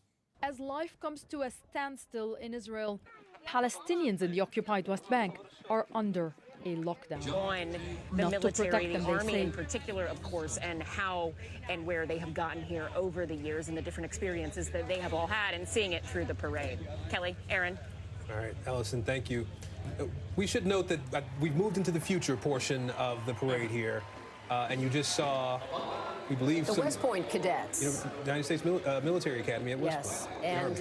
and certainly they represent the future officers, an elite group, a very difficult course of study, and then they spend years of service after that. So I believe they were members of the class of 2025, so recently graduated and will be serving around the world in leadership positions. Now, if we're seeing this in the order that was indicated, these may be some newer soldiers, the initial entry training soldiers, if this is in the right order here. When I was growing up, we called that basic training, but I think that's the name has changed and some of the training has changed. But those are some of the young people who I believe are in that program now. Obviously, we saw the West Point band and cadets. We are seeing some of the military academies Yes. On display here at this point. The Citadel is noted here. Also, the ROTC Reserve Officer Training Corps from Texas A&M, a part of this. So these, of and the course, Virginia Military Institute. There you go, VMI. As a Virginia boy, I have to note that. And obviously, that is a very prestigious appointment for a young man or woman to be included in these military academies. They are exposed to a lot of important theory about warfare, understanding the technology, but really training great leadership skills. And it's a hard duty and a very impressive position to be in, and certainly they represent the future of leadership in the United States Army. Absolutely. They will be the doers and thinkers Yes. of tomorrow, coming up with the new ideas, leading the way on all the technology that we've been talking about, developing and determining how our soldiers and other branches of the military, for that matter, will execute the work that they will be tasked with doing in the next generation of warfare. It's also, I think, as we talk about the future, this was an important part of the program. This was of the parade, I should say. Being able to see these young people travel in from their academies here in the summer months to march in this parade was a very important element, something they wanted to make sure was I'm gonna visible fucking fix the grade. to the Shut American up. people, not only to see Shut the up. history Shut the fuck of the up. Army, but to see what's coming, the future of the Army through the prism of these young people marching in this There you parade, go. representing what's to come from the military academies and the ROTC program that we mentioned. And this is a be-all-you-can-be moment in terms of how you want the Army views this day as a way That's what LA to looks like reach right out now. and to That's what Tel Aviv sort of looks share the like brand, moments ago. that the Army is, to try to encourage enlistment, recruitment, interest in the officer corps, and it certainly is a case where the imagery associated with a day like this This is not a evokes plate emotions. carrier. This is for It gives fucking people rubber who bullets. might be interested Don't be in this as a stupid. career a chance to see themselves I'm not in it. wearing a fucking And we know that ceramic plate recruitment, carrier, Chad. went through a strained period for a number of years, and certainly let's this not, is an ideal opportunity for the Did Army you- to did try you start it to at show all? its best Oh, no, you side didn't. and to be a place that might entice young people to want to participate. Damn, this guy's good.